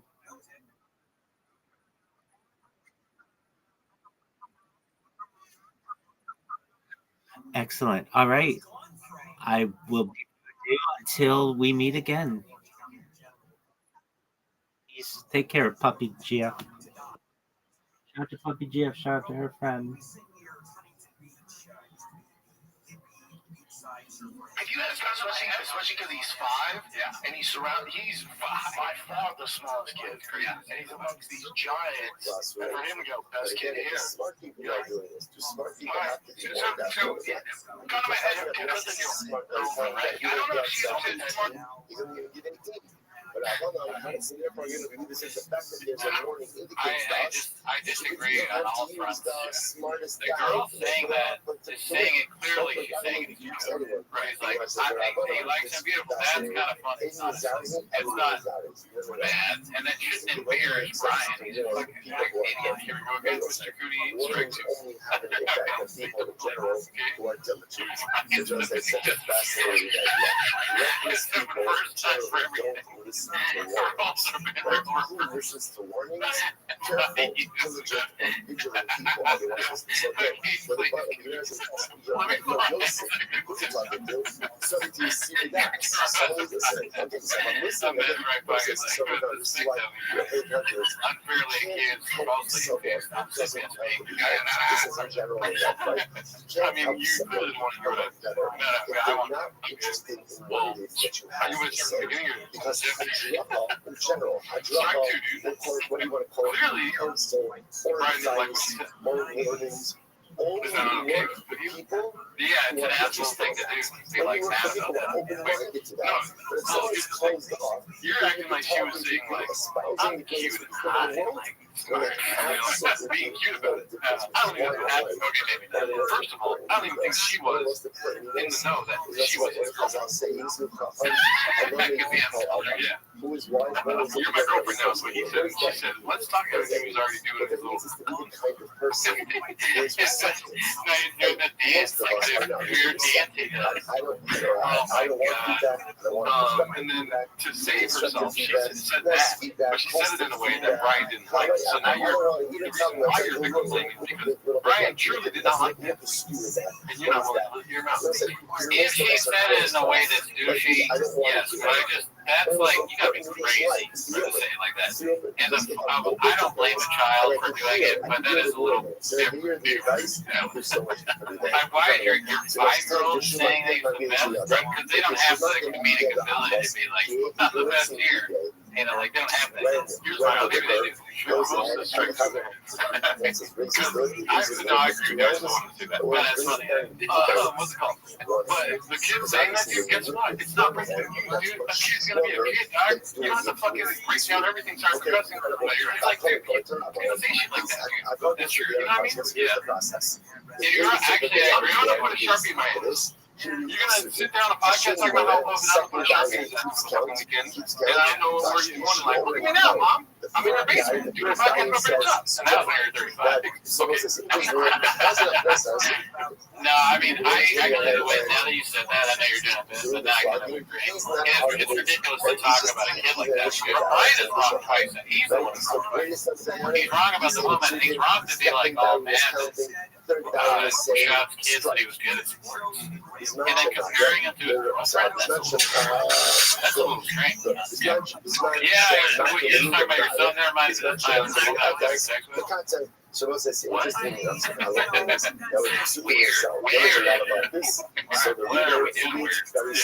it's like, I just think for Brendan to like, these things all the time, bring up on the shows like that, talk about something else. Yeah, he makes his family look bad, he makes himself look bad, and hard times make me sad.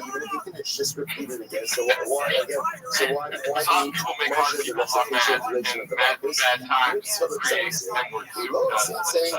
I'm picturing you now, after the pod, you're cooking, and you're like, hard times make me sad, hard times make sense. Like, you just say, fuck him. Which is what happens. You call me, I'm like, what's the big club? I'm going nuts.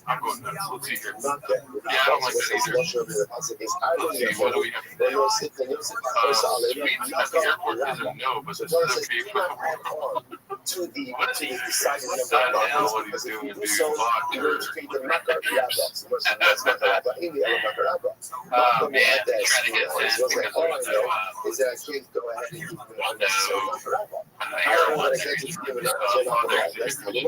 That would be so sad. They can't afford anything. Don't put some North Diesel, shout out to him.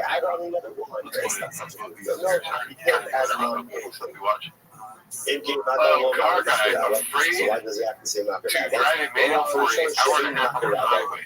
That is crazy. That's what car guy be.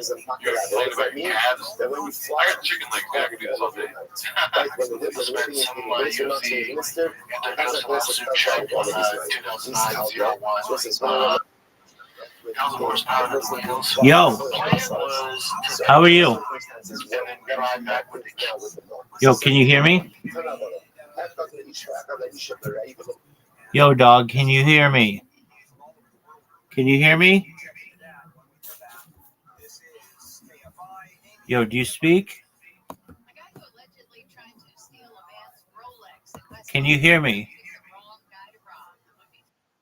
Yo, how are you? Hello. Hello. How are you? How are you? How is your day going? How did you find out about me? How did you find out about me? How did you find out about me? Just a moment. I'm good. I can hear my mic isn't working really well. Just one moment. Welcome. Okay, I'm just going to refresh. Stay right there. The